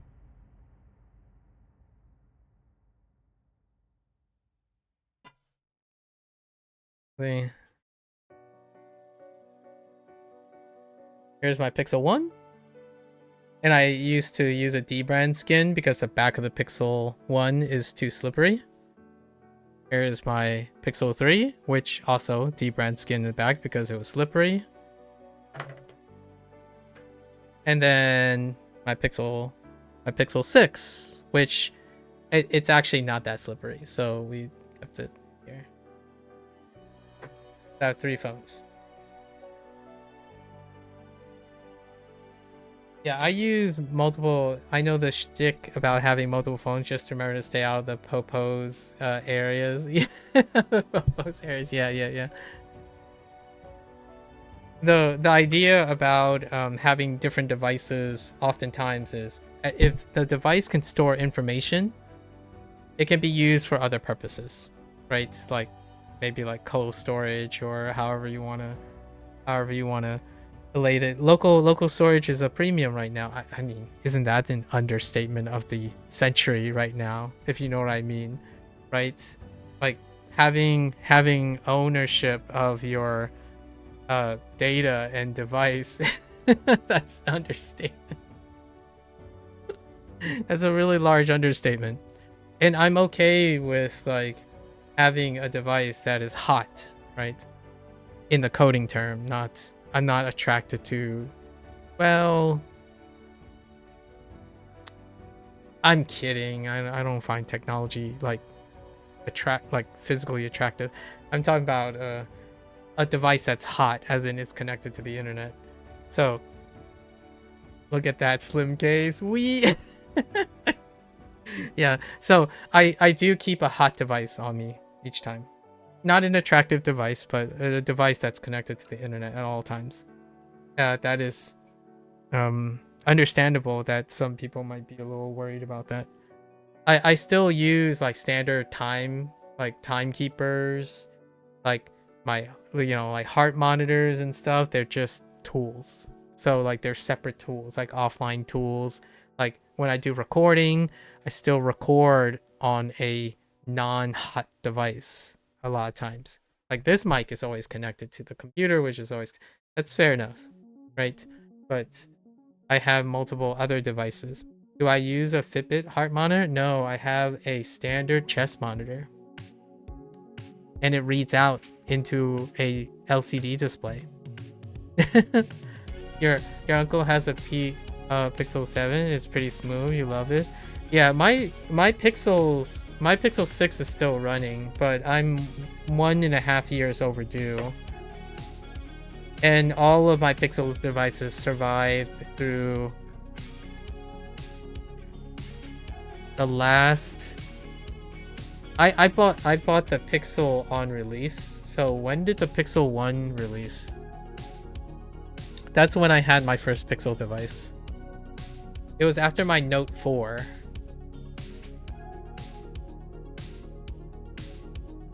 2016? Yeah, so it's almost 10 years ago. Almost 10 years ago. Yeah, October. Yeah, they did it in Techtober. We always purchase our device on Thanksgiving in November.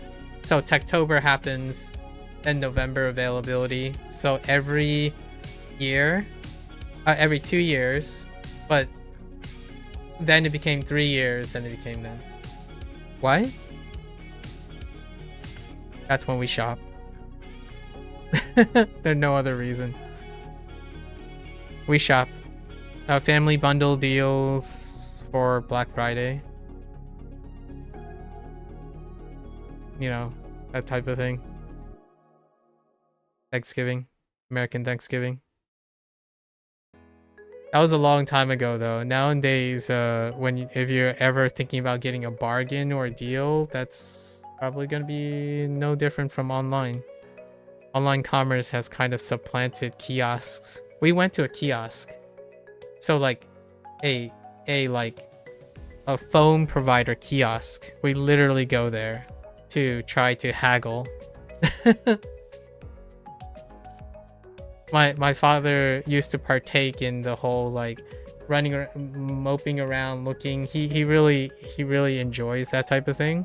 But nowadays kiosks are like, they're all, you know, they're all like online. They're all hot. So not really into that trip anymore. So nowadays I would buy the device, make sure that it's migrated, get all the authentication, and then I would give the phone to my parents. Like if they need to renew a phone, I would do all the transferring and the migration and stuff, making sure previous devices deactivated and all that stuff, which I'll have to do soon because I have to acquire an iPhone. Not for myself, but for my mother. My mother is an iPhone user. They both use Apple devices. That's the closest thing I'm gonna get to the Apple ecosystem. I have to at least understand how to use an Apple device to an extent that I can troubleshoot it. And what I mean by troubleshooting is the Apple devices are in Chinese.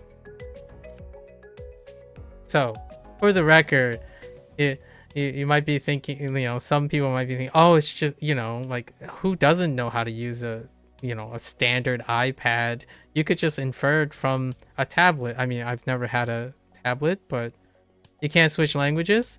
You can if you know where it was in the Apple settings. And you might be thinking, oh, but your parents can because they can read Chinese. It's like they're not technologically literate. They hit 2 buttons on an iPad. I can switch the language, but I had to find it first. Which iOS, it's interesting. They change a little bit each time. It doesn't really matter anymore because I can read it. So, like, it's a moot point now. Surely they would be top priority for troubleshooting. I just like the struggle. Your whole family uses Samsung. That kind of checks out. Where you guys live? Yeah. Oh, but iPhones are pretty big market. Oh no, wait, but there might be geopolitical disagreements now that I think about it. Since you're in India. I just like to struggle. Well, I mean, I did like the test of testing my reading skills, so I can get around an iPhone now.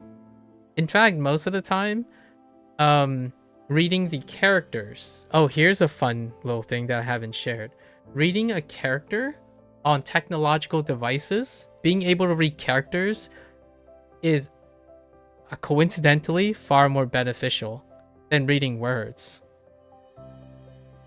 Like I kid you not, because the idea is most of those words, the reason why my parents have problems navigating an iPhone, like a Mac device, is because while they understand vocabulary words, like they can read vocabulary words, they don't know what those characters mean when they're combined together.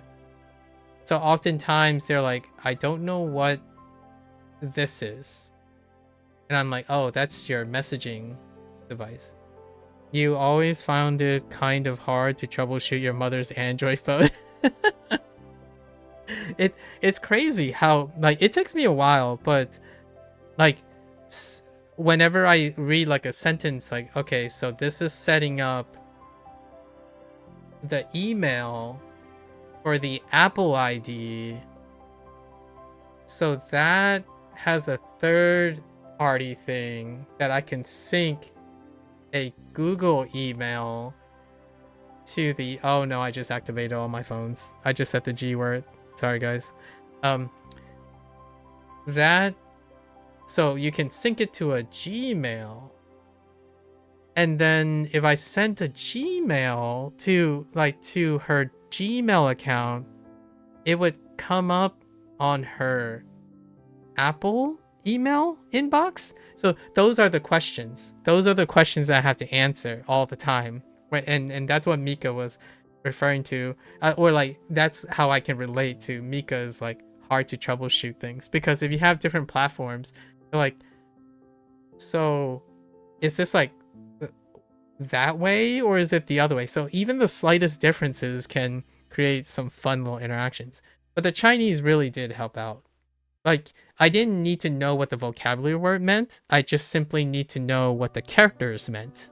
Because when you put the characters together, that's basically what they were creating. They were creating new words to show up on a device that was designed elsewhere. And it was really cool. I found it enormously, and I agree with you. You called me out. You said, you just like to struggle, don't I? Technically, yes, and technically, no. I wasn't really struggling. I just wanted to test how much I knew. So now I do. I do now. I would read out the word, right? I would read out the words like, what do you think this means? And my mother would say something that is like not inherent to like what a device does. So oftentimes, like, do you know what a link is? Like a URL, like what a URL is. And that's what that is. That's what the word is for URL. And like, oh, okay. That's kind of the interaction that I have now with my parents. Does India have a big Indian phone company? Mm-hmm. It does. And now it's India is also geopolitically excluding soon because of as most would put it, national security reasons. At least that was the announcement anyways. Swiping down to try to pull up the search menu. Oh yeah, because the search menu is ever present on the bottom. Not working, always messes. Did you ever find the setting apps hard to adjust to? It is. The setting app is difficult between both the platforms, whichever one you're used to. If you're used to Android, the setting app is weird on the iOS. If it's the other way around, it's weird too. Eventually you kind of get the hang of it, but I don't do it often enough to solidify it, so I kind of have to grease my wheels a little bit each time I have to look at it. My parents have 2 iPads, so one for each of the family. In fact, I wouldn't be surprised if they have 3 iPads right now and they just happen to use the 2. They both have iPads, and then like they don't have computer, like they don't have laptops or computers. They use tablets. They're senior citizens, so you can't understand anything about iPhone. Yeah, your mom is the same. She can understand the words individually, but doesn't understand what they mean together. Exactly. That's basically what's happening in Chinese, which is very funny. Yes, we have, but people don't use much according to them. Oh, interesting. If you came up with multiple answers based on differing perspectives, does that make the answer inherently ambiguous? If so, ambiguity has to be your favorite thing ever. Maybe. Perhaps. I do like... so here's the thing, Proko. We have only discussed ambiguous... We have often typically discussed ambiguous things. I think that's why we discuss them. If we were talking about facts... Listen, Proko, you need to calm down. Actually, I was messing up the ending. I was gonna say, like, ambiguosity. I was gonna add, like, I was trying to make it into a noun, but ambiguous, I was looking for an adjective, but I was gonna say, like, but you already wrote ambiguity, and I'm like, wait a minute, that doesn't sound right. Anyways, the ambiguous, I think the reason why we discuss things a lot is because we talk about ambiguous things. So, like, conceptual things. Otherwise, we wouldn't have an opinion on it. We'd simply move along. Yes, it's ambiguity fetishes. No, like, here, I think, Procall, our conversations would be very short if we both just discuss facts. Like, what's a good facts thing? How was your day? Right? It was a day.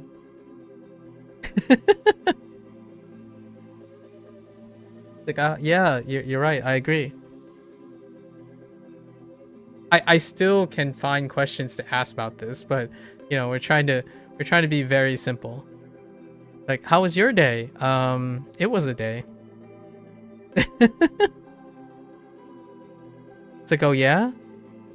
How long was your day? 24 hours.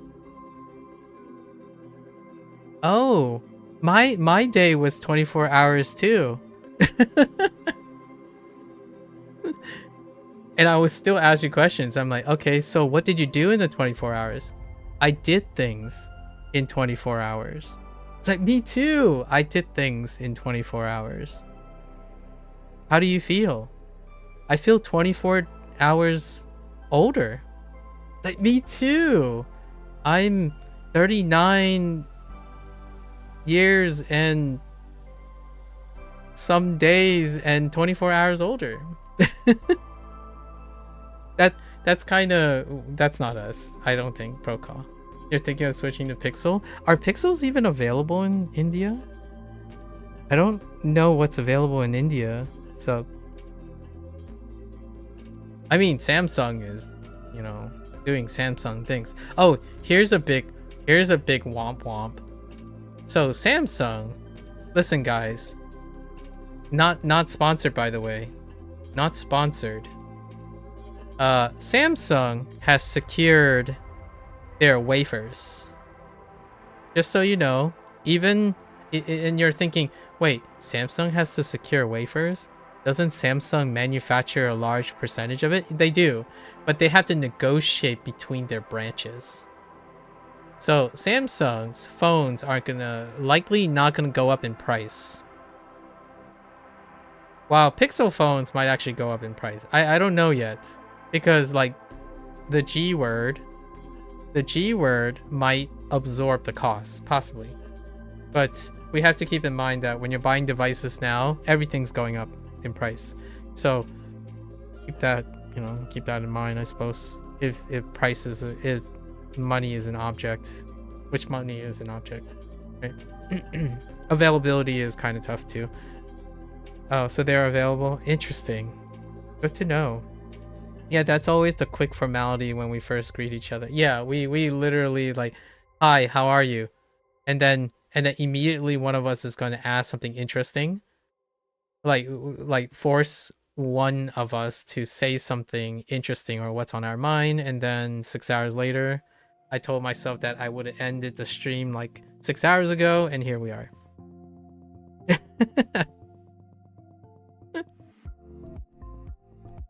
it wouldn't be a day without that. Sometimes I push you to share some news. Yeah, and sometimes I ask you to give me something so I can ask you another question. Right? We always follow up questions. And then whenever you explain something, I always follow up with a question and an extension. Right? That's our what do you call that? What is a fancy British word for our tango, like our ritual, our conversational ritual? I feel like there's a fancy word that I might have been able to use outside of the word ritual. That's our shindig? No, shindig that's not it. That's a place. Our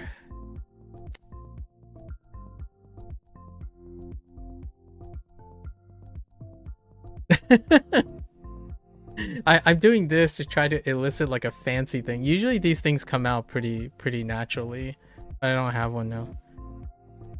You've noticed you'll sometimes dig deep with follow-up questions to me and then take the conversation to a place where you just explode in exploration of a topic. Yeah, that's typically...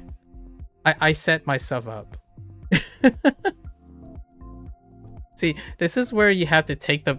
this is where if I ask a question, you gotta take it and run with it.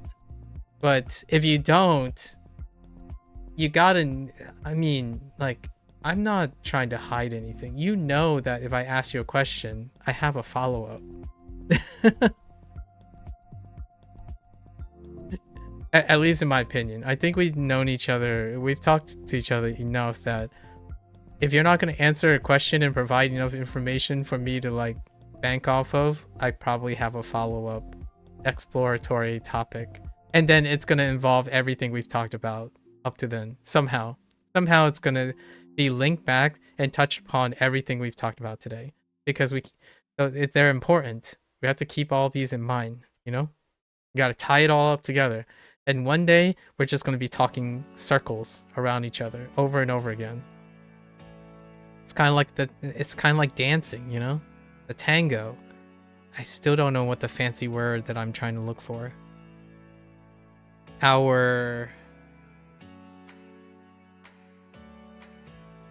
I'll come up with a word next time.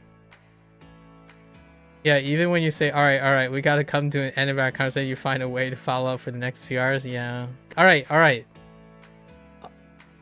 Listen, we're good. Let's do this. Bathroom break. The allergies are gone. The drainage is gone. You know, that's where we started, right? So that's good. I'm not like producing a liter of mucus now, so that's nice. It got great like a minute ago. You remember how our conversation started? It was about pollen and allergies. 7 hours ago. And we're trying to share an empathetic moment about how it's so wonderful to be like swallowing a wonderful amount of drainage going back to the back of your throat every single time you go for like a drink or pause.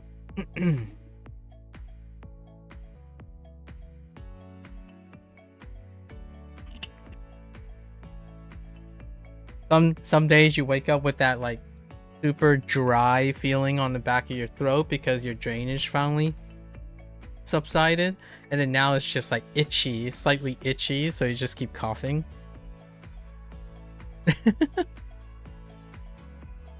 All right, you guys chat while I finish up here, since Nika is following up with a question.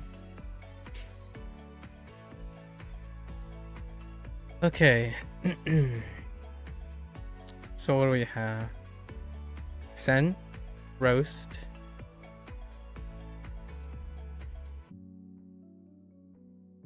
Hato. No. Tabira?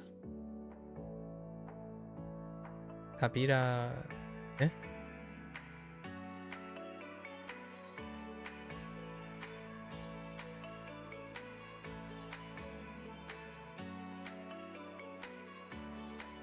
Sai, brush. Nen, sticky. Show, manner. Ki, deceive. Sa, lie. Kiri, og. Do, willow. E, Italy. Sa, help. Shaku, shaku. I, pathetic. Kuchi, kuchibiru, kuchibiru. Lips. He, fence. Sweet.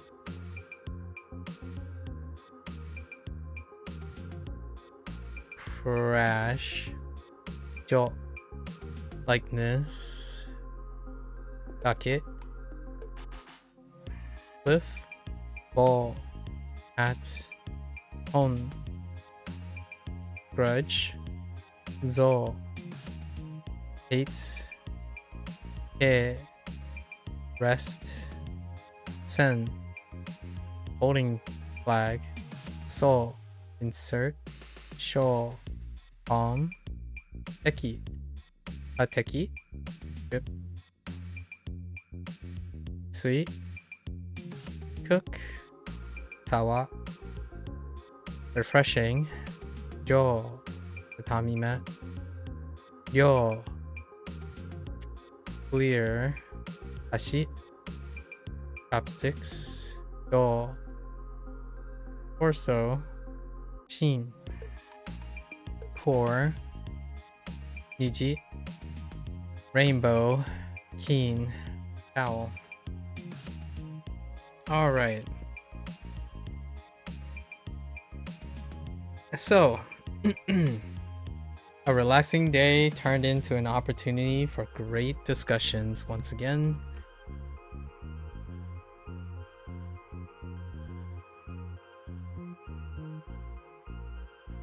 Oh, yeah, the sucky allergies. Yeah, I take cycling antihistamines, which might not be the greatest idea, but I take a I take a zetirizine, and a loratadine, your Claritin and your Zyrtec. One in the morning when I get up, and one before sleep. When I go to sleep, you know, like right before sleeping. During today, not every day, but just during the really rough days. And I usually look at the weather forecast beforehand. They're pretty awful during the day before it rains.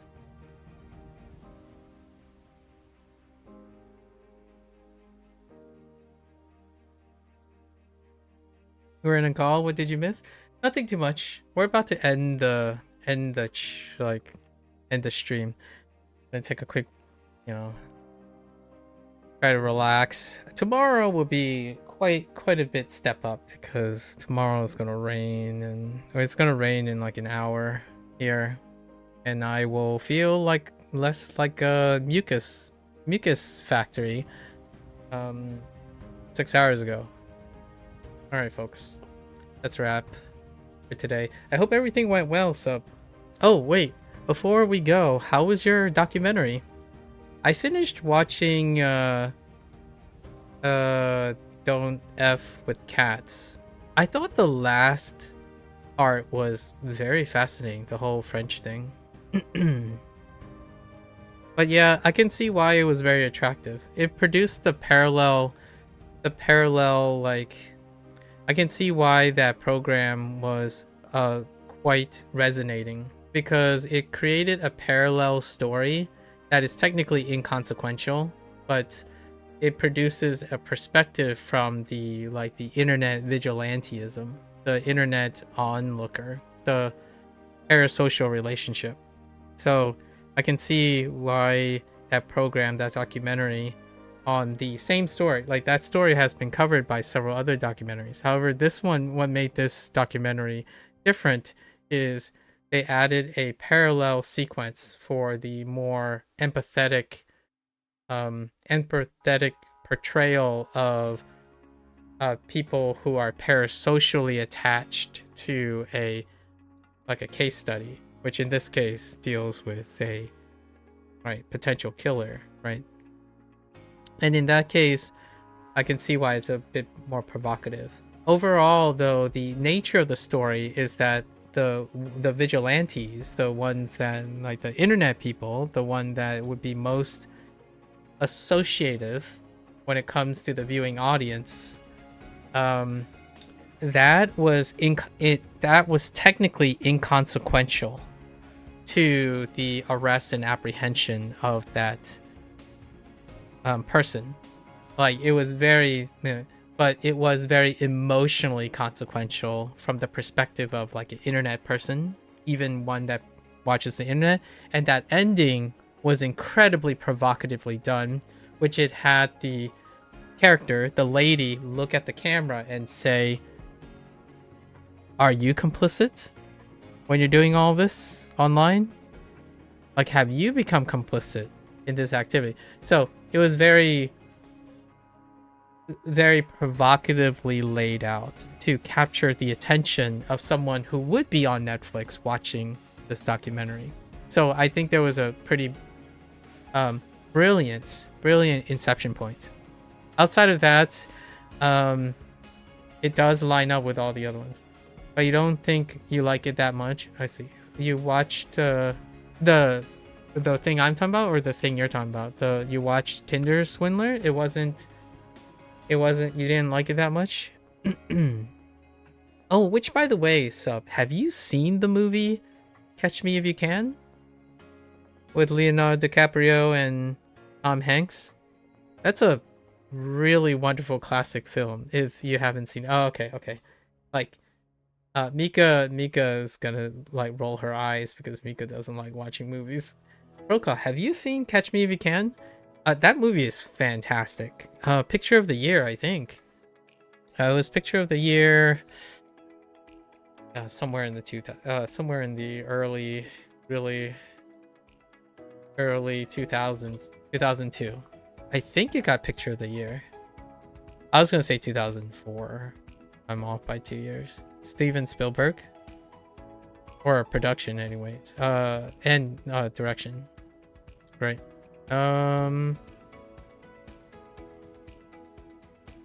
Best supporting actor and best original score. No, it didn't get picture of the year. I wonder who got picture of the year. Interesting. The other day you watched Shutter Island, but you couldn't understand the ending. Speaking of DiCaprio, yeah, Shutter Island. That's definitely a spin. Do you think of what to watch for the next discussion? Oh, you saw the Shutter Island Pro Call? Oh man, have you seen The Departed, guys? If we're gonna rattle off some DiCaprio stuff, what about Wolf of Wall Street? Wolf of Wall Street? Anyone?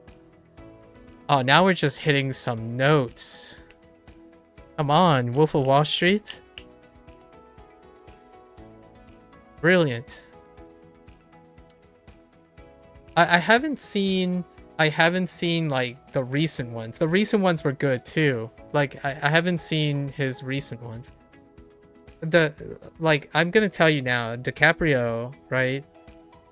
It's crazy how long it took him to get an Oscar.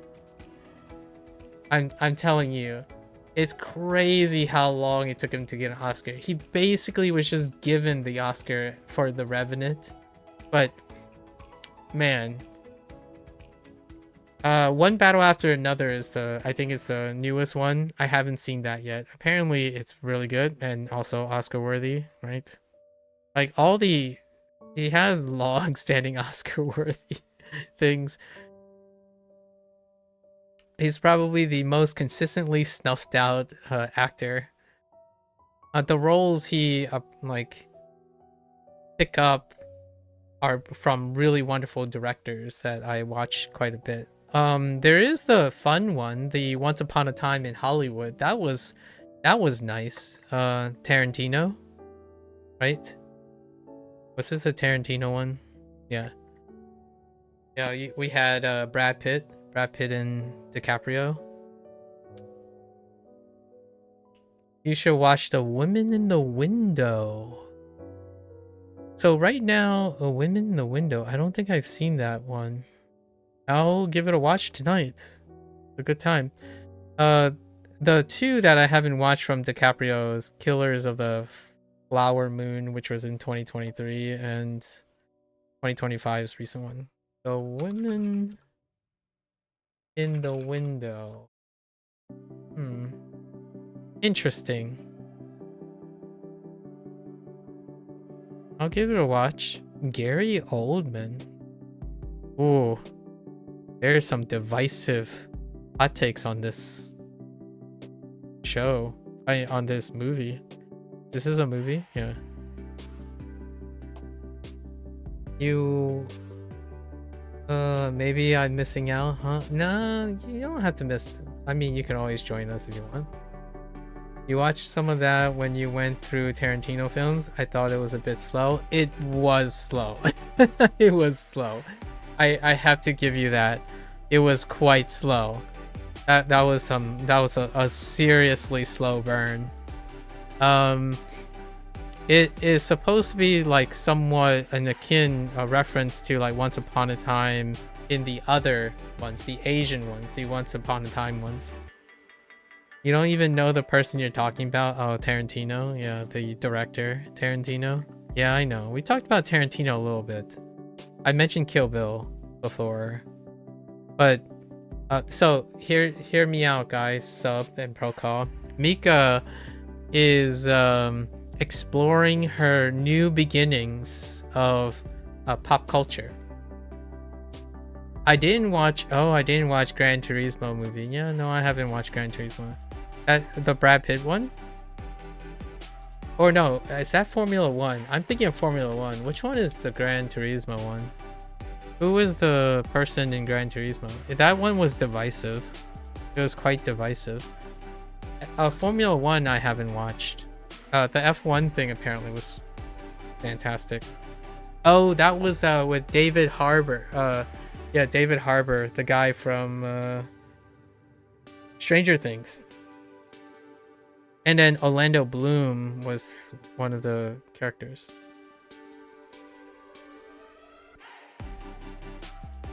Yeah, and then I haven't seen that either. I might watch a bunch of car racing things, maybe. Like I'll probably watch Gran Turismo with the F1 movie. The Brad Pitt's F1 movie that was released in 2025. No, not Cars, Pro Call.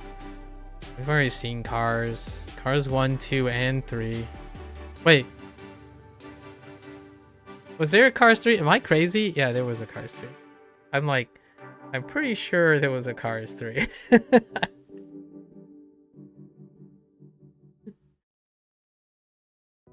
Anyways, good sharing. Lots of pop culture sharing. It's always fun to share pop culture. I watched the second season of Jujutsu Kaisen as well. Not the second season, the third season, the Calling Game Part 1. Man, the animation in Jujutsu Kaisen makes me mourn for One Punch Man. Like, after watching like recently, like catching up with One Punch Man, like season 3, and then I look at like Jujutsu Kaisen, the Calling Game Part 3, it's like, oh boy, howdy, the distance. Oof. Wow. Yeah. I did also finish the finale of The Invincible. And boy howdy. When there's animation budgets, Invincible has to deal with it, but the writing, the voice acting and writing, You'll share the movies in Discord. You can't remember right now. Oh yeah, no worries. No worries. You can already see what I'm watching, sub. So I posted in whatever movies and shows as I'm going. So if you're ever wondering like have I watched it yet or something like that, whenever someone suggests something, I would post it in those particular places to keep track. And usually most of the time I either watch something that takes that's like 30, 4 seasons long, or instead I would watch whatever other people recommend. So, or like check out and I would make commentary about it. So you mentioned Jujutsu Kaisen season 3, like you were catching up on, or you were waiting. So I went to catch up with that. And then it was the Don't F with Cats. And then we mentioned a bunch of other things, but I haven't gotten around to it yet. Oh, and the Michael biopic was it's getting some divisive opening. It just opened recently. And also I remembered why I didn't watch not the whole season, just part 1. So the season has concluded. Like the season 3 part 1 has concluded. Part 2 is for a long while. Like it's like the actual airing season is over. The second part is like way down the line. So it just concluded like recently, and I was like, oh yeah, I'll go watch it. And the other thing you mentioned, the Hail Mary project, or Project Hail Mary, the other way around. It's only in theaters right now, so I have to wait a little bit longer. I kind of want to see it in its glory, so that's the reason why I haven't seen it yet. I typically wait for the movies to like be on some sort of regularly available streaming service, especially something like Project Hail Mary. So that was the other movie that you mentioned. I'm like, yeah, soon. I saw that Running Man was on Amazon Prime. I'm probably gonna watch that sometime too, because you mentioned Running Man. We were going down Ryan Gosling stuff. Did you see Driver, sub? I know so many things. Let's just we go by here. We go by actors, and you'll give it a watch. I go by actors and directors most of the time. Yeah, Gosling's like claim to like one of the not Driver, sorry, Drive. The word it's just Drive. This is one of his arguably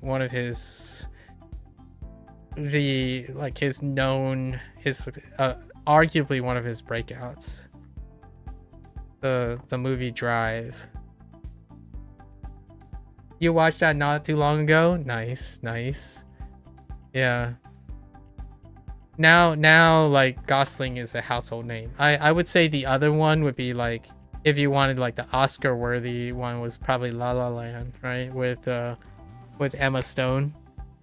Emma Stone is another one too. Like Emma Stone, legitimately she's like the DiCaprio type of thing. She's always cast in very avant-garde, like very artsy Oscar stuff, and I like watching stuff to kind of diversify the pop culture stuff. Like I'm still watching Marvel and all that stuff, but occasionally you want Black Eyed Samurai is fantastic. I've already seen it. We're still actually, I advocated for it multiple times because the history of the directors and the writers are fantastic. Which, by the way, I don't know if you know, but the directors and writers, or director showrunners, the showrunners, they are a multicultural couple. And they have a really interesting history that paves the way for Black Eyed Samurai. The second season is still in limbo because Netflix is like storming up the wall with other things, like the One Piece, right? One Piece live action series. Their heavy investment in trying to bring all these things together, Black Eyed Samurai kind of just got lost in the process. I really enjoyed Black-Eyed Samurai. It's such a wonderful thing. It had such an homage to Kurosawa films. In fact, I even watched they posted the black and white version on their YouTube to watch that one particular episode. No spoilers, obviously, but it's beautiful. It's absolutely beautiful. When it comes to Black-Eyed Samurai, I would say Miike's Takashi Miike's 13 Assassins. That's a really fantastic movie. Takashi Miike's 13 Assassins. Absolutely beautiful. You hope there would be a season 3 of Arcane? Yeah, I hope so too. They do like try to go to an expanded universe kind of deal. Like, again, not sponsored by any of these people, but any of these things, no affiliation. Netflix has invested so much into these things, and it's pretty wonderful to see that they are willing to still take risks on certain ventures. Lots of the shows that I really like from Netflix, they have often been canceled after season 2, despite like doing fairly well but not good enough. I really like the Marco Polo series. That's a really hot take, because the reason why I like the Marco Polo series is because that top subject matter, that like particular thing wasn't done very often, about like Genghis Khan and Kublai Khan. It's Kublai Khan specifically, and that's the first time I ever seen what's his name, Wong, or whatever his name is, who eventually it's Wong, I think, who became Wong in the MCU. You know, the guy next to Doctor Strange, Benedict Cumberbatch's Doctor Strange. His role as Kublai Khan was awesome in Marco Polo, and that got canceled. They cited high cost, but you know, that was around the time when Game of Thrones was running. HBO's Game of Thrones was taking off, so they wanted, quote unquote, an analogous. Netflix invested in an analogous competitor, and they chose Marco Polo to talk about Mongolia and the reign of, you know, the rise and fall of Kublai Khan, but it didn't take. There was another show, a science fiction show called Sense8, which had 2 seasons. It got canceled on a huge cliffhanger, and due to like a petition by like viewers, Netflix paid for like a final concluding like hour and a half movie-esque special to like wrap up the show. That science fiction show was fantastic. Like, the premise was fantastic. It was by the Wachowski twins, or twin sisters, not twins, Wachowski sisters, the people who wrote Matrix. They did a science fiction show where, what if human beings speciated, or the existence of a parallel human species where they're born as telepathically linked or empathetically linked. Oh yeah, and Pit. Yeah, we talked about Pit. Yeah, oh my gosh, the Pit is so fantastic. Such a Severance? Like, let's throw a few more shows out that is so fantastic. Severance? Oh dude. Apple TV, I know we talked about, let's throw in Apple a little bit because we talked about iPads and stuff. Severance, Shrinking.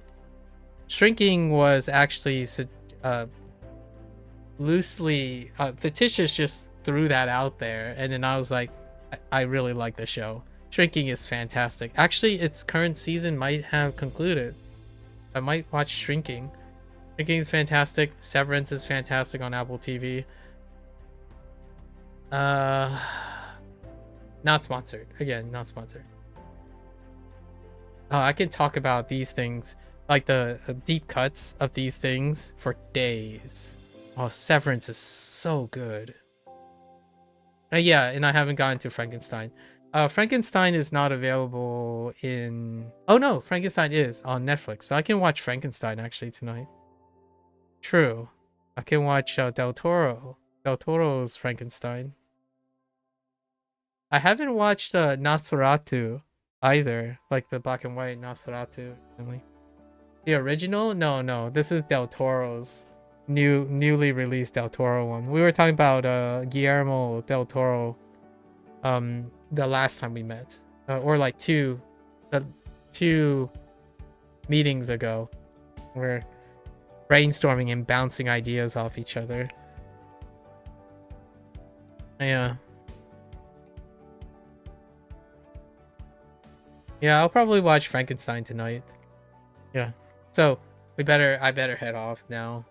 But it was great exchanging like different things. We'll have to talk more about, take a breather and talk more about these things in the future. Alright, folks. So that's a wrap for WaniKani today. If you're gonna watch this later, arigatou gozaimasu. As always, feel free to follow along, pick up WaniKani for yourself, give it a go. Or you can sit and listen and yap to the partially related but not related stuff. I think we'll probably talk about the whole AI thing in the future. Without a doubt, AI is going to be part of language learning. I'm probably going to do something with that sometime before the end of the year is over. Like, we're talking about like input output things, and then like how to still encourage one to do critical thinking skills and problem solving skills while using a tool, not necessarily using a tool specifically to look for an answer. So like to be part of a creative process as opposed to like seeking an answer, which I think it goes without saying most people can do that, and I'm not here to do something that most people can do. And it's not that I don't do them, it's simply not as interesting. It's kind of like when we share like this very moment, share different movies and whatnot. I like hearing other people's movies and shows because one can only be so cultured and be interested without the perspective of another, which is where when Hecking called me out on his point thing.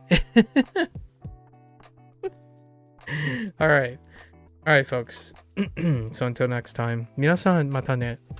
見てくれてありがとう. Thanks for watching. And I'll catch you guys on the next one. Bye bye.